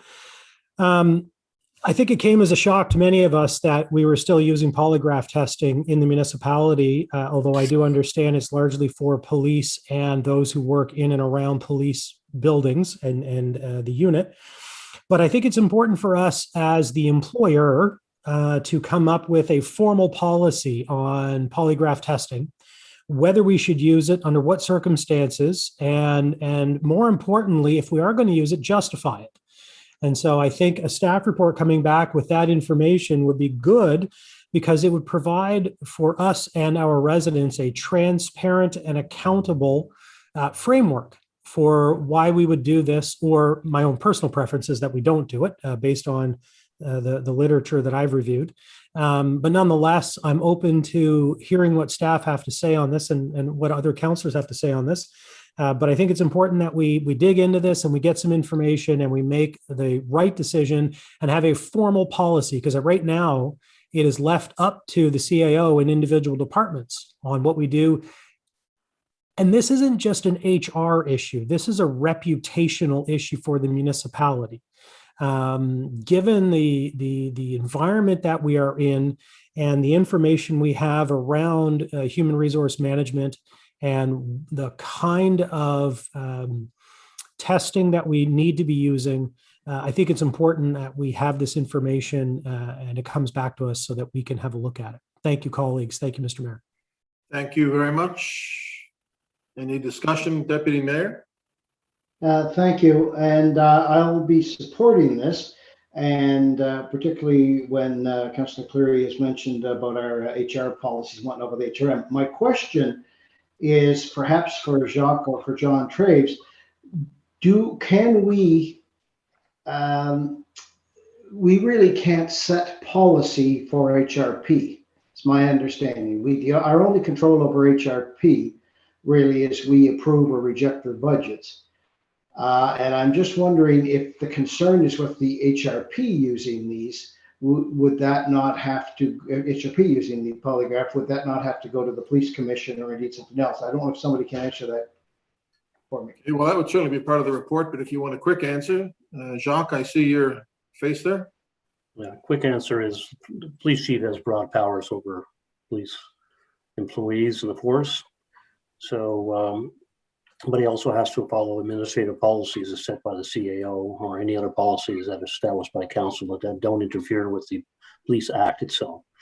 So, the employer in this case is the CAO.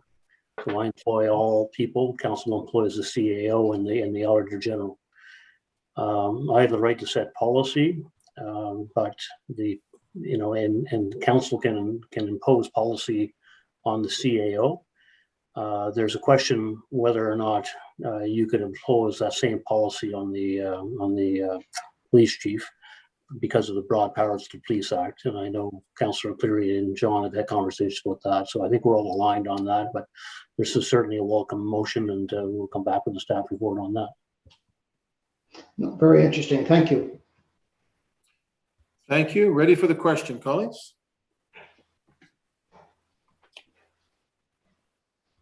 Beginning with District 3, Councillor Purdy.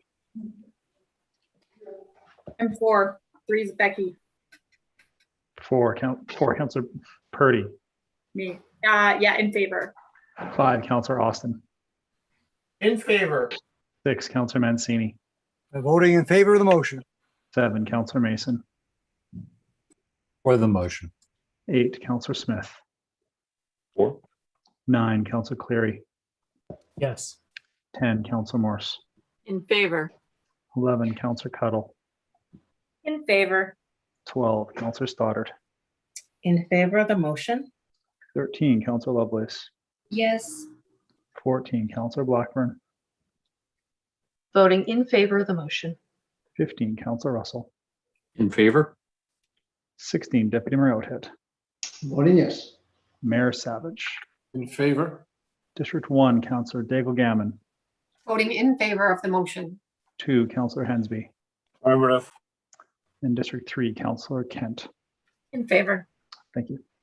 That motion carries. Colleagues, let's do the in-camera, then we'll decide before we go into the additions whether we need a short break or not. Does somebody want to move the in-camera minutes of May the 4th? So moved, Tim. Moved by the Seconded. deputy, seconded by Councillor Russell. All in favor? Aye. Aye. Aye. Opposed? So those are carried. Is there an appetite to keep going, or do people need a 5-minute break. 5-minute break will be good. Okay, I'm going to say 5-minute break, and it's going to be a 5-minute break, Councilor Mancini. So it's 7:31. We're going to come back at 7:36. Don't go far.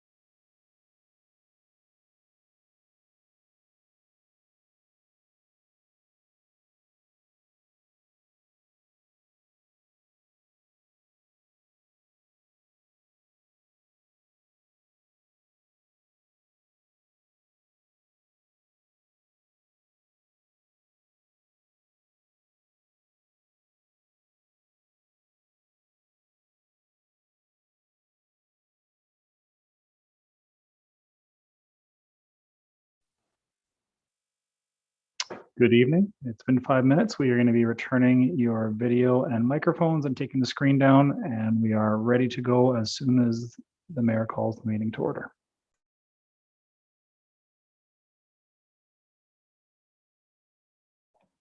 Actually, it's 6 minutes so far. I wasn't gonna say anything, but Yeah, it's been 6 minutes. We have quorum, you said, Ian? Yes, we do. Okay. All right, let's go.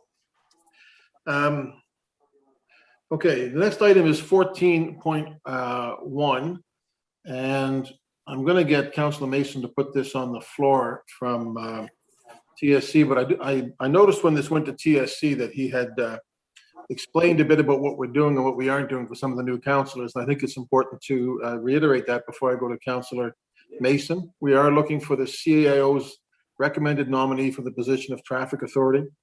It's a position that is created by statute. We appoint these positions. They're empowered by legislation to make decisions on issues within their purview.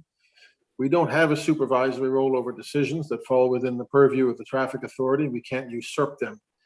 I do want to just say that we should restrict ourselves to questions and comments related directly to the approach that the nominee would take to exercising the statutory provisions of the traffic authority. The purpose of the discussion is to ensure that the nominee's vision aligns with that of council. Discussion of other things, including budgets and history and what's happening in TPW, is not the purpose tonight. We should stick to the purpose of the business before us. I'm going to go to Councillor Mason. Thank you very much, Mr. Mayor. On behalf of the Transportation Standing Committee, I move that Halifax Regional Council adopt the amendments to Administrative Order 12 respecting the appointment of the Traffic Authority as set out in Attachment 2 of the Supplementary Staff Report dated May 17th, 2021 to appoint Brad Anguish, P.Eng. as the Traffic Authority. As a move. Seconded. Seconded.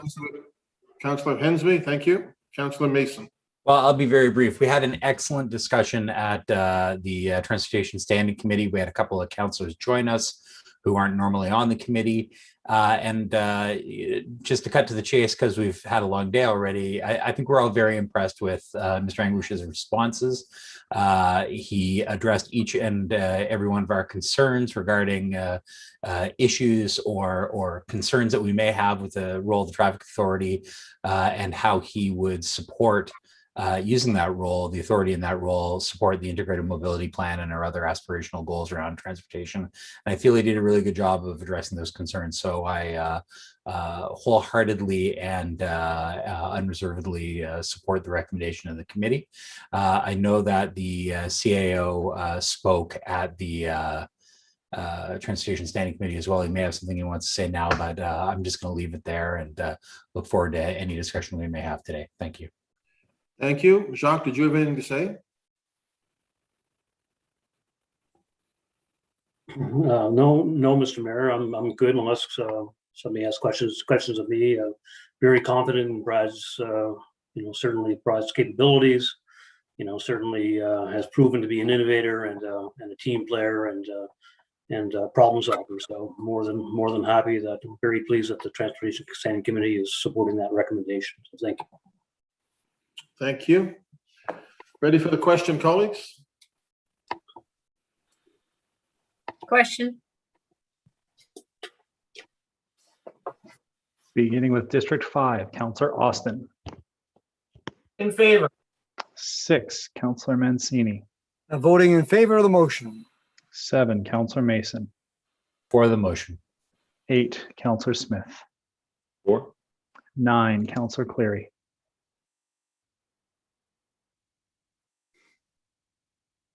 I think Councillor Clary had to leave the meeting in. Thank you. 10, Councillor Morse. In favor. 11, Councillor Cuttle. In favor? 12, Councillor Stoddard. In favor? 13, Councillor Lovelace. Voting yes. 14, Councillor Blackburn. Voting in favor of the motion. 15, Councillor Russell. In favor. 16, Deputy Mayor Outhet. Voting yes. Mayor Savage. In favor? 1, Councillor Daigle Gammon.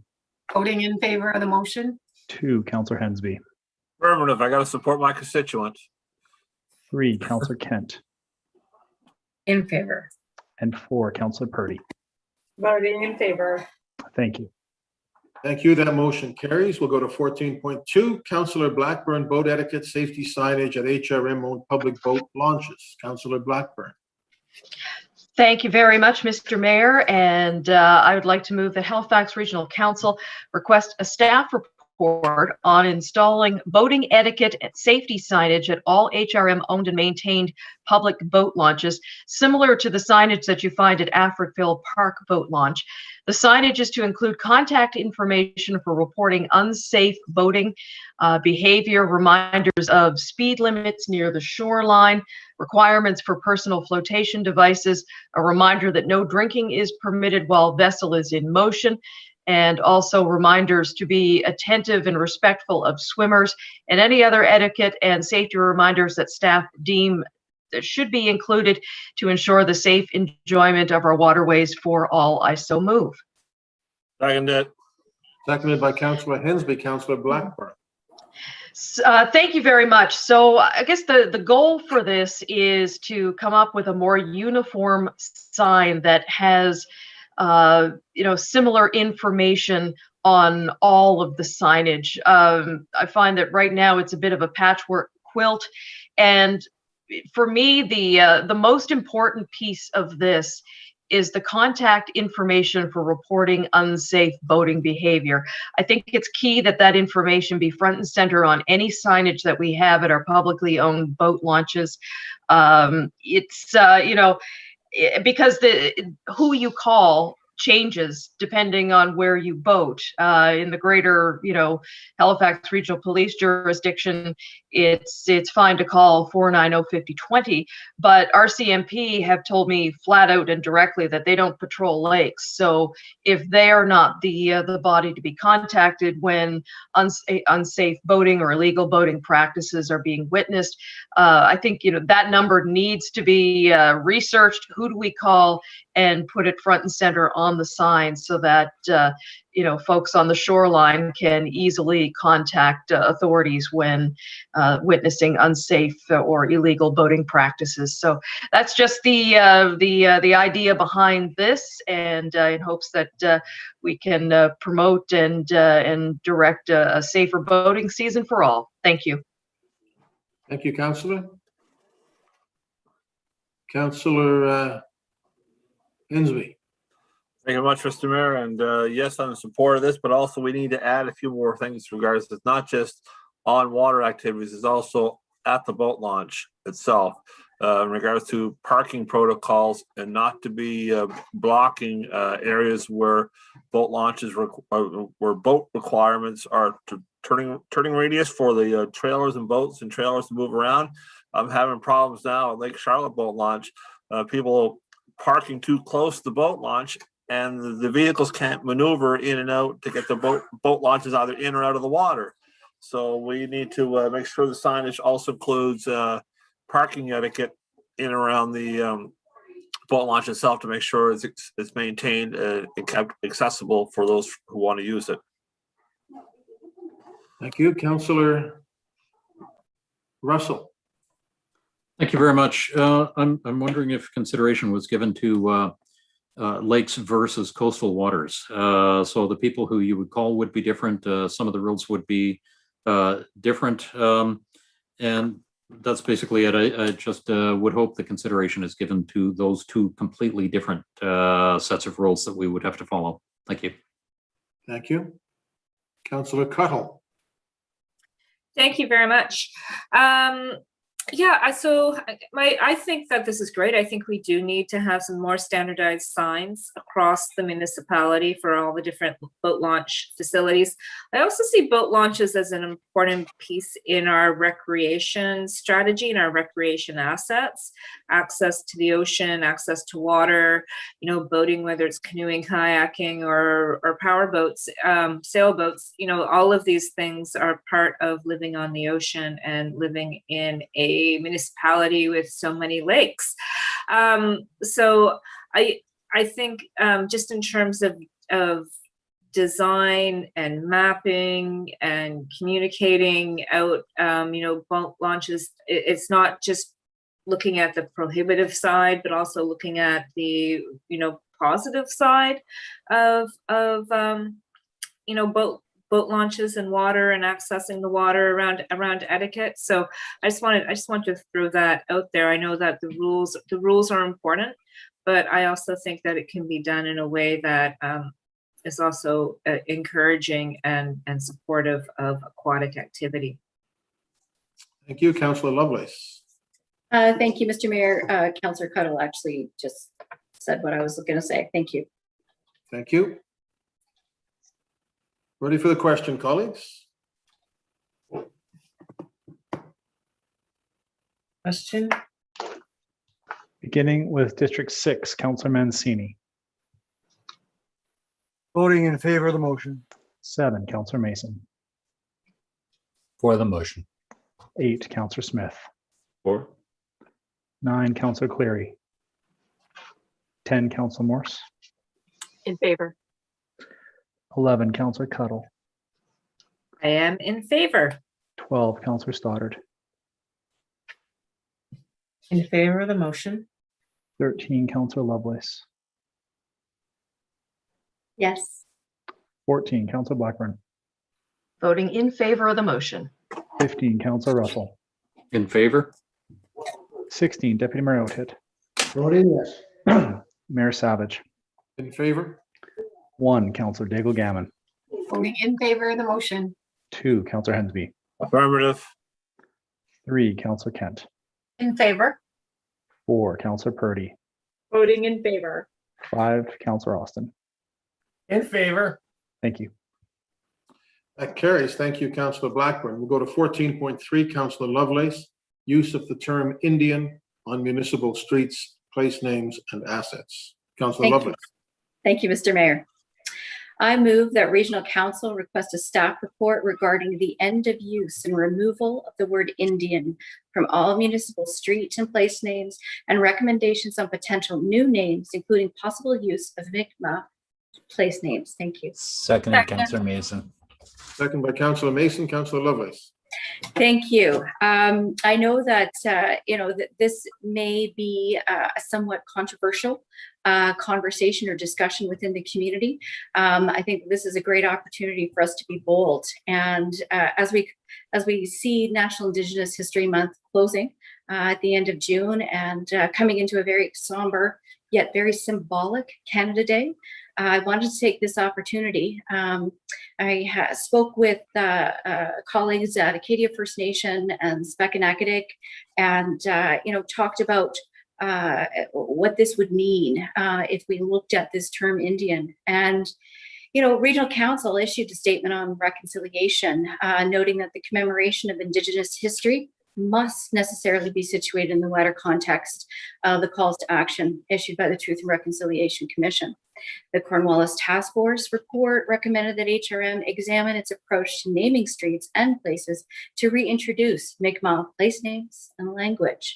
And, most people don't know where the term Indian came from. They don't realize that, within many members of the Mi'kmaq community, that it is an outdated and disrespectful term that is specifically tied to the legal entity of a First Nations person, registered under the Indian Act. And that is defined by federal law since 1876. So, we're going far back into history, and I realize that. I also think that this is an opportunity to educate and raise awareness of what the identity means to Indigenous folks within our community. And so, while the term Indian may be linked to communities that have, let's say, harvest areas for sweetgrass, and that term Indian may actually be better, for the Mi'kmaq community to recognize and name specific to the language of Mi'kmaq. So I'm looking forward to hearing what staff have to say, and also working with our Indigenous communities through the Office of Diversity and Inclusion. And thank you so much for discussing this evening. Thank you. So I don't see anybody in the, oh, I do, Councillor Cuttle. Thank you, Mr. Mayor. I just want to throw my support behind this motion, and I do think it's important, and I do think that the approach that is taken here is based in consultation. Also, those places that do have the name Indian in them, I mean, they often reference a past historical use, and so I think it's really careful that as we start to remove names, we really understand where those names came from in terms of relationship to the use of the land and ties to past communities, and work with those communities to find the appropriate names.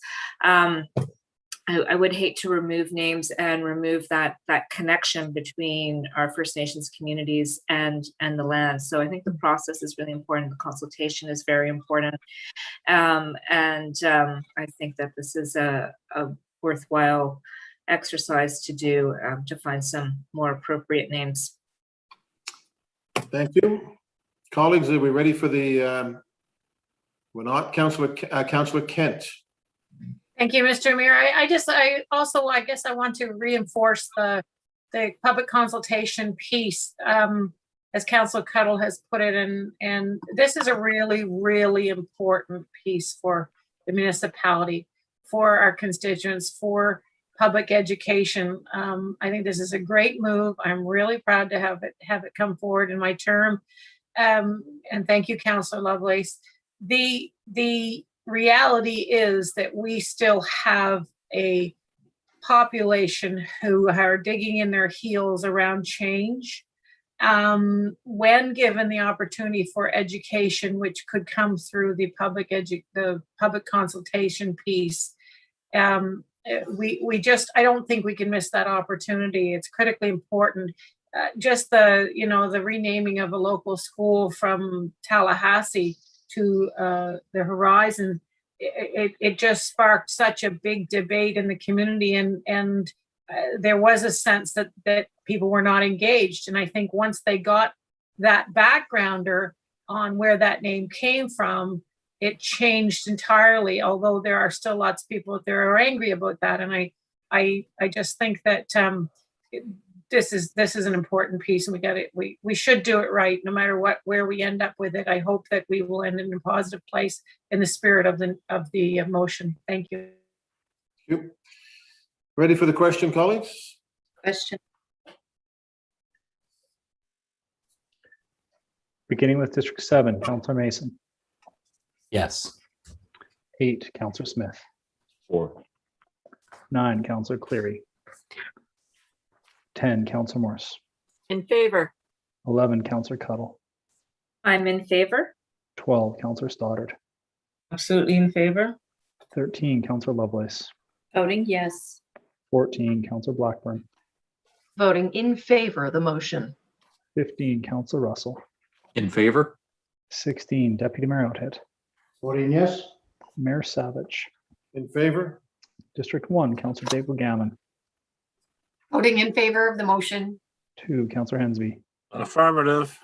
3, Councillor Kent. In favor. 4, Councillor Purdy. Voting in favor. 5, Councillor Austin. In favor. And 6, Councillor Mancini. Voting in favor of the motion. Thank you. That's it. That's carried. Thank you, Councillor Lovelace. Councillor Cleary is not with us. Who would propose to put Councillor Mason, 14.4, permission for Armview Restaurant and Lounge to serve alcohol in a section of Rotary Park? Councillor Mason.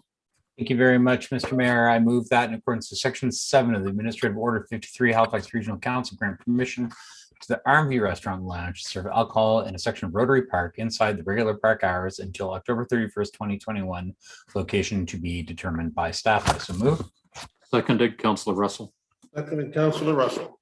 I think Councillor Cleary succumbed to the post-second vaccine shot malaise that we've all been having. I certainly had it yesterday, and he asked me to put that on the floor, and we did do this last year, and it was very successful for the arm view. It would be temporary just because of COVID, and good to have in your back pocket if there are any future restrictions. So I ask council to approve this motion. Thank you, Mr. Mayor. Thank you. I don't think anybody wants to speak. Yeah. You have a question, or are you ready for the question? Ready for the question? I'm ready for the Ready for the question. question. All right, Mr. let's Mayor. go. Take us home one more time, Ian. Beginning with District 8, Councillor Smith. 4. 10, Councillor Morse. In favor. 11, Councillor Cottle. In favor. 12, Councillor Stoddard. In favor of the motion. 13, Councillor Lovelace. Voting yes. 14, Councillor Blackburn. Voting in favor of the motion. 15, Councillor Russell. In favor. 16, Deputy Mayor Oathead. Voting yes. Mayor Savage. Sure, for sure. 1, Councillor Daigle Gammon. Voting in favor of the motion. 2, Councillor Hensby. Affirmative. 3, Councillor Kent. In favor. 4, Councillor Purdy. Voting in favor. 5, Councillor Austin. In favor. 6, Councillor Mancini. Voting in favor of the motion. And 7, Councillor Mason. For the motion. Thank you. That motion carries. Ian, I think the only thing left is notices of motion. Am I missing anything? That is what I have left on my list as well. All right, notices of motion, Councillor Mason.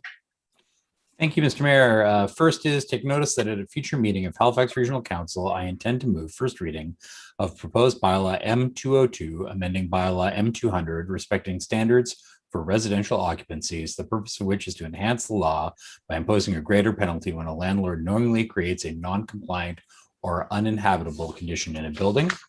And the second is take notice that at a future meeting of Halifax Regional Council, I intend to move the following: that Halifax Regional Council request the mayor write a letter to the premier stating Halifax Regional Council's support for the full and rapid implementation of the recommendations of the Spring 2021 Affordable Housing Commission report. Thank you. Thank you. Councillor Blackburn. Thank you very much. Please take notice that at a future meeting of Halifax Regional Council, I intend to move first reading of proposed bylaw V200 respecting immobilization of vehicles on private property, the purpose of which is to provide a regulatory framework for the oversight and administration of vehicle immobilization on private properties.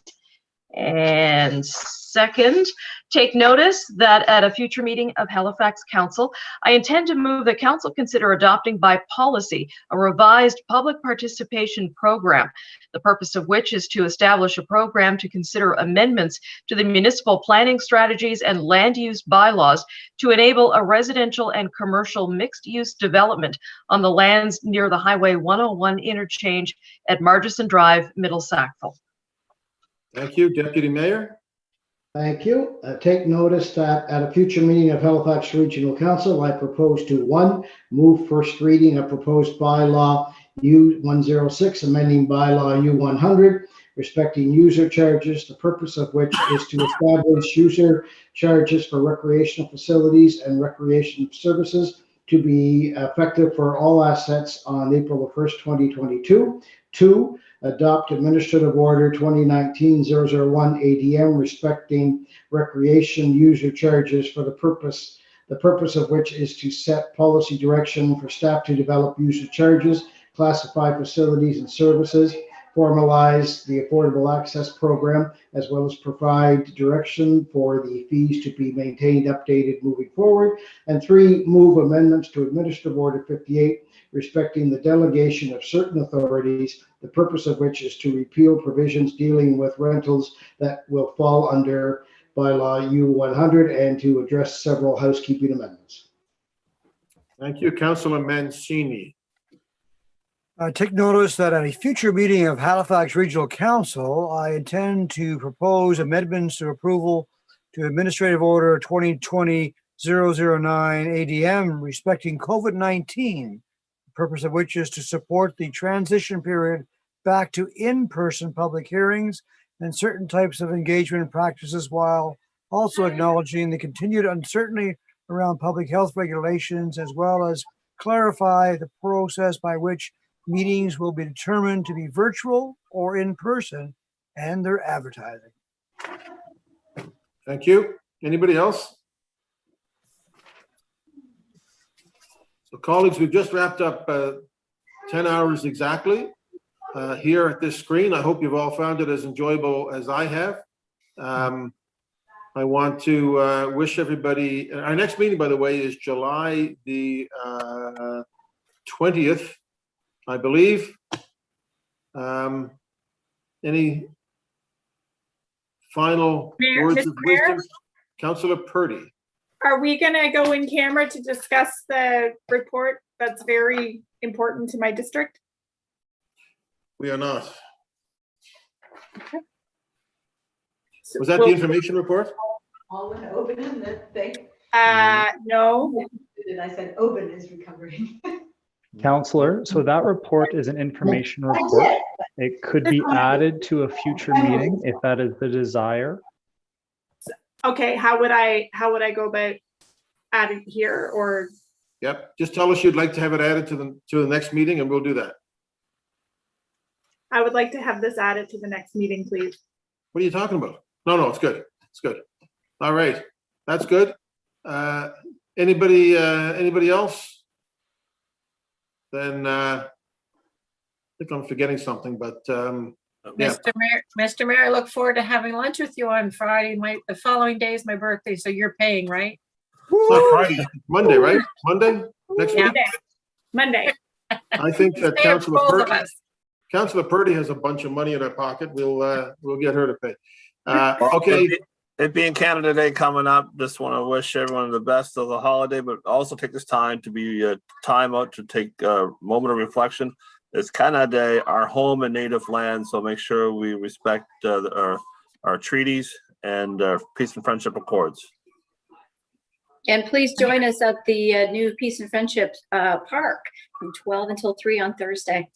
Well, that day I'll be having a graduation parade for the students of the Preston Township at 3 o'clock on Canada Day. So I want to congratulate all the graduates from the Preston Township and I hope they have a very safe parade. Councillor Lovelace, was yours at Peace and Friendship or at Victoria Park? It was at Victoria, but it's moved to Peace and Friendship, so come on down.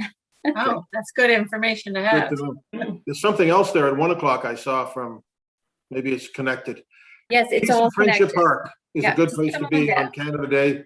Reflect upon it. Thank you all very much. Have a good evening. Councillor Purdy, any get one last word for us? No, we're good. Everyone enjoy. Motion to adjourn. A motion to adjourn. We're adjourned. Thank you. Good night, everybody. Good night. Thank you. Thank you all. Thanks, Take everyone. care. Good work. Night.